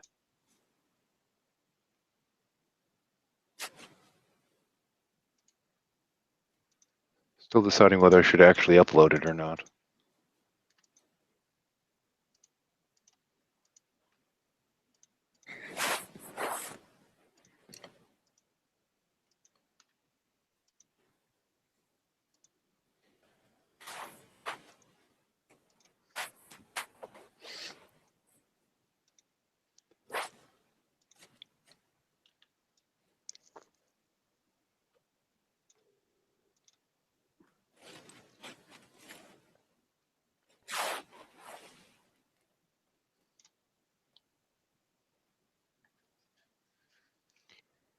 Okay, yeah, I gotta let the dog in, and it looks like I'm the only one talking, so maybe I should call it. No, I'm here. I wish I could speak for like. I wish you could hear me speaking, Annabelle, because I'm not upset at all. I got grumpy with MMA because I always get grumpy with MMA. I wasn't grumpy with you, and I really wish that. Don't sweat it. Don't sweat it. Don't sweat it. I'm not sweating it exactly, but I don't like people thinking I'm being over emotional when I'm not feeling emotional in the least. I wasn't having that impression. No, but I'm not okay. talking about you. I'm talking about the people in the stupid live chat. It's like, oh, fuck live chat. It's like, no, it's like they got the wrong impression of what was going on and where, like, I mean, it's not like I'm feeling attacked or anything like that. For goodness sake, no. I got pissed off because MMA always does his thing and, you know, whatever. That's what he does. I don't care. I really don't. And I'm not feeling like wounded. No, that's the last thing. It's just something that I realize yet again that I can't communicate correctly. That's on me. You know, whatever. So that's all. Oh god. It's all good. Let me kill the hangout a little more. How about that? I'm still, oh, it's wonderful. I'm still arguing with white nationalists like on my G+ thread. That's always fun to do. Then stop it. It's fun. It's fun to argue with them. That's the thing. Like I can't get an. God, like they just come up with a mind-numbingly stupid thing to say time after time. It's entertainment. Come on. I don't know. The thing is, when I get people like that on my channel, I generally kick them off. You'd be surprised. Like this. Because I don't want to deal with them. I don't really give a shit what their deal is. Yeah. They're just fucking stupid as far as I'm concerned. And there's only so much stupid I'm willing to put up with over the course of a day. Sadly, these people are becoming a lot more widespread. Well, I don't know if they're becoming more widespread or more vocal. I think they're just coming out of the closets like now. I mean, that was kind of the thing is back in the day, we had shows like Archie Bunker and what have you. And the point of the shows is really to just show people how fucking stupid they're being. And It's just somehow become socially acceptable to be that. I don't get it. But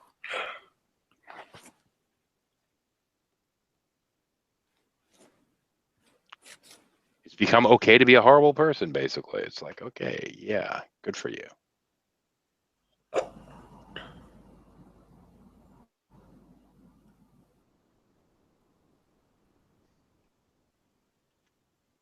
Now, on a normal basis, this is something to which I'd say something like, in what reality is okay to be such a douche? But yeah, apparently it's the reality I'm living in, so.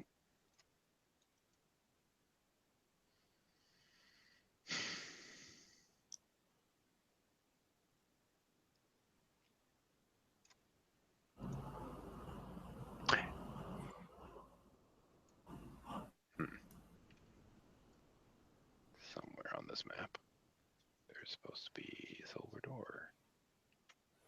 Oh wait, no, that's. Or did I read that wrong? Maybe I did. Double check this. Ah, fuck.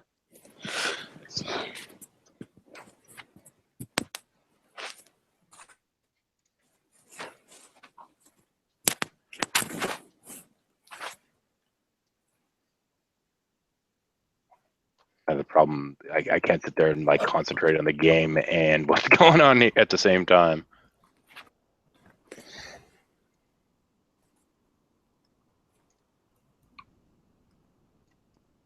And I prefer not to die. Actually, you don't usually get this far.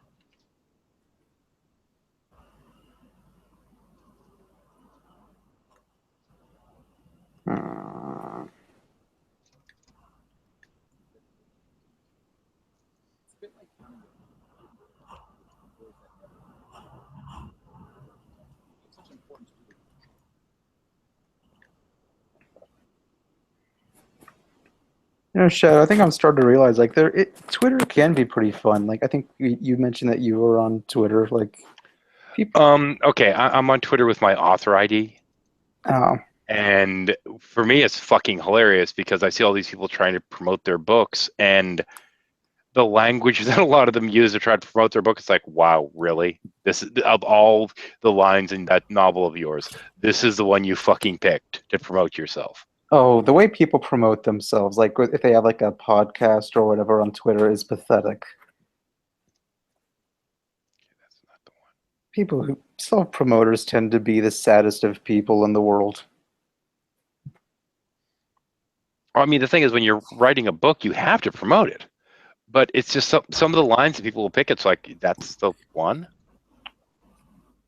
And and since a lot of these are, you know, like self-pub and what have you, they'll pick something that you're kind of looking at going, okay, grammatically, that's wrong, and you're, what?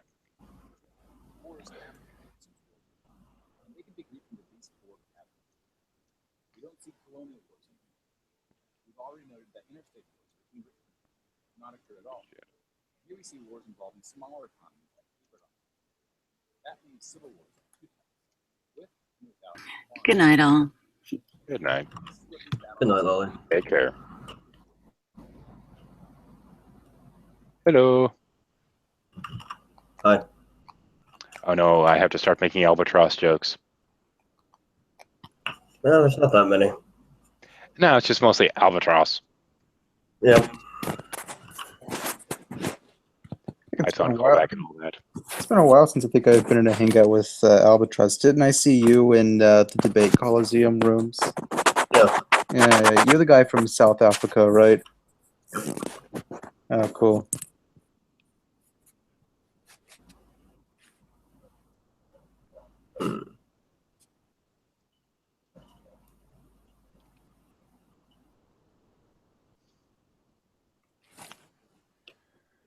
Oh, and I should probably call it soon too, because I'm unable to focus on anything else right now.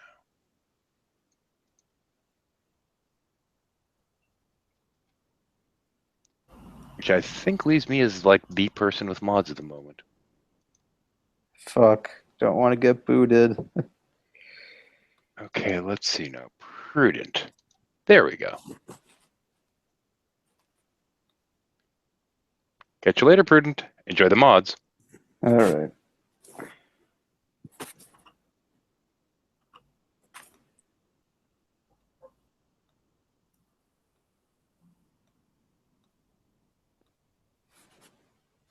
Catalan, fuck you. What? No, sorry, playing chess. I don't know. Probably not going to be in here too long either, unless if someone else comes in the next 5-10 minutes. Now the computer's just played some variant of Indian defense that I have no fucking idea how to combat.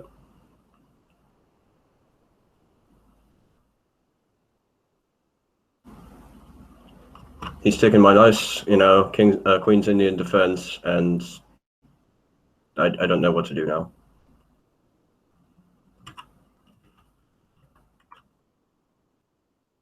Well, I guess Wikipedia is my friend.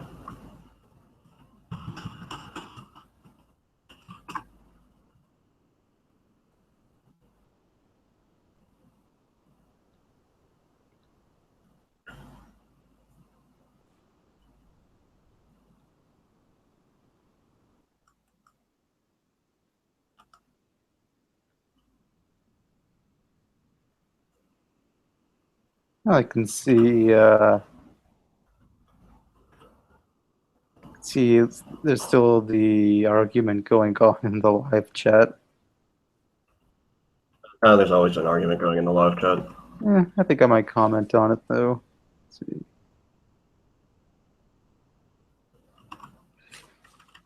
MMA, come on, man. I think it's not exactly the best idea to come off as an arrogant prick. Believe me, I know that from experience.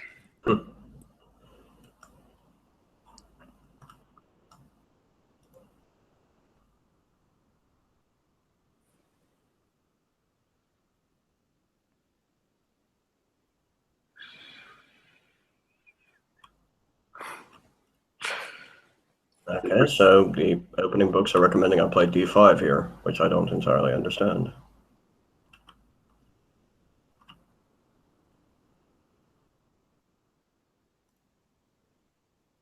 Probably better if you could actually see what's happening. Thanks, Annabelle.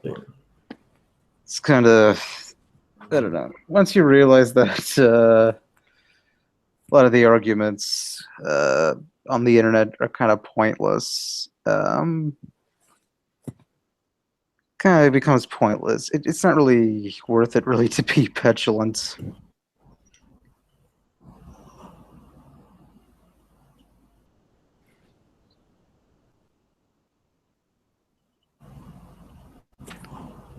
B5? Why the fuck would I play B5? Why not C6?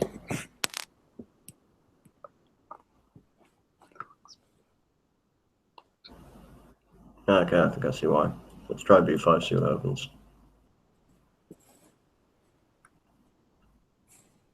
Okay, now what?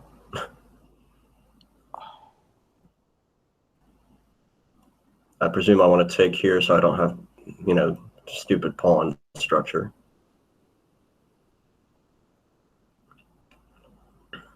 Now we can solidify the center with C6, I suppose. Looks okay. My game's a bit cramped and I don't like that, but I'll have to just fucking deal with it for now.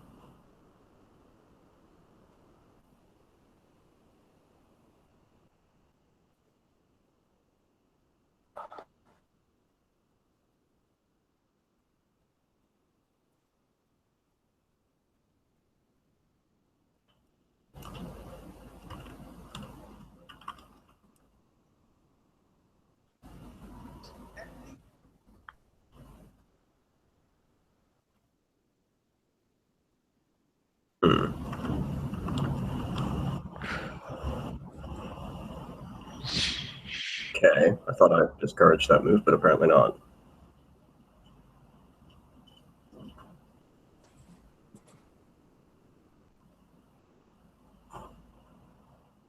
Man, I fucking hate it when people take me out of my opening book.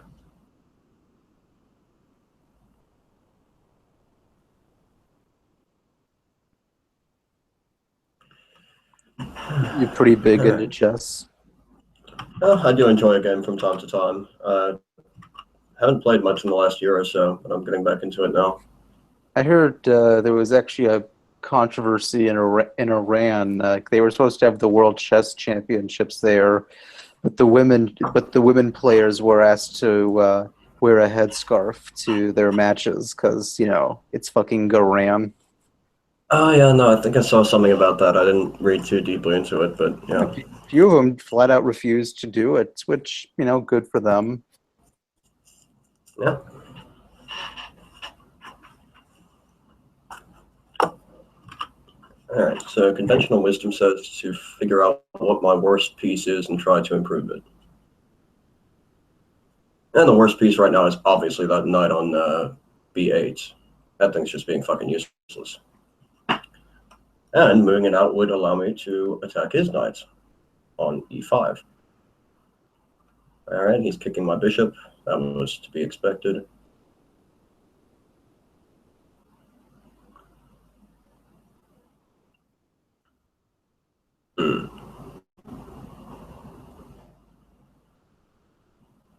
Okay.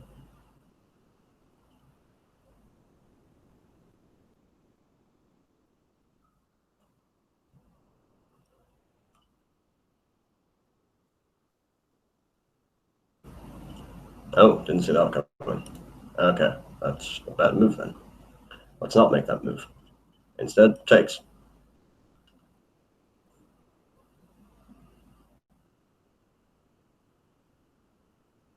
Yeah, then does it. Fuck. Something's gone wrong in this position. Maybe the bishop there was a bad idea.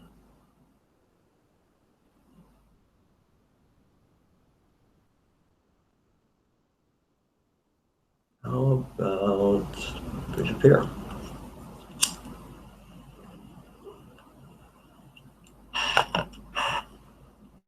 Okay, that's good. That gives me some time to strengthen that E5 square, which I can see is going to be a bone of contention.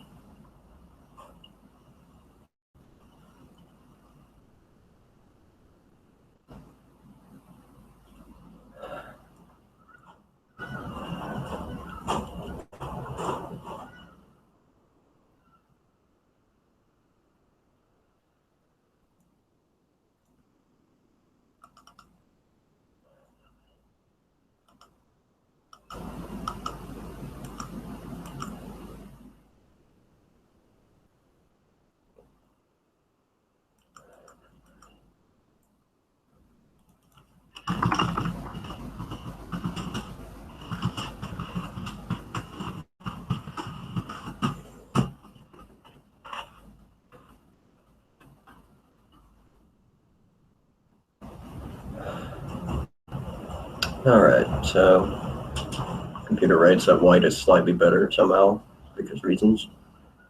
I'm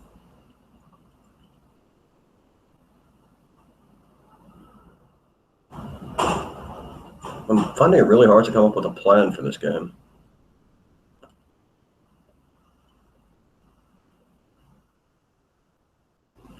I mean, white's position is pretty solid. Black's is a little bit silly, if I'm honest.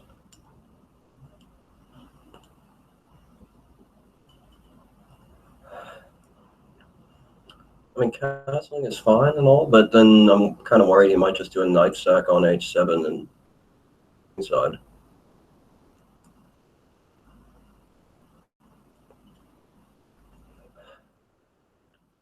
I suppose H6.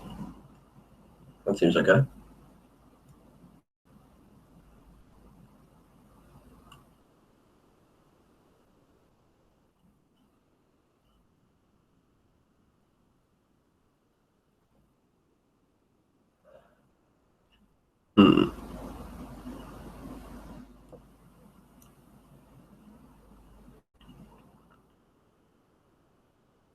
Yeah, that's reasonable.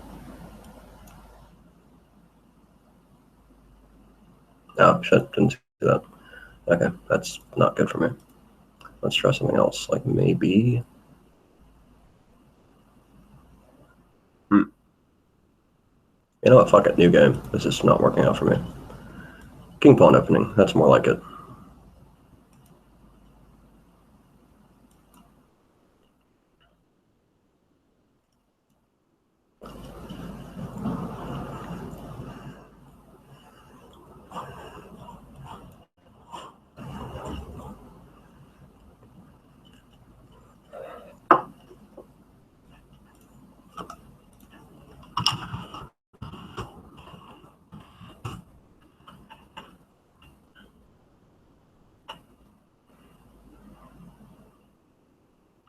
Well, looks like I'm all in. Yay.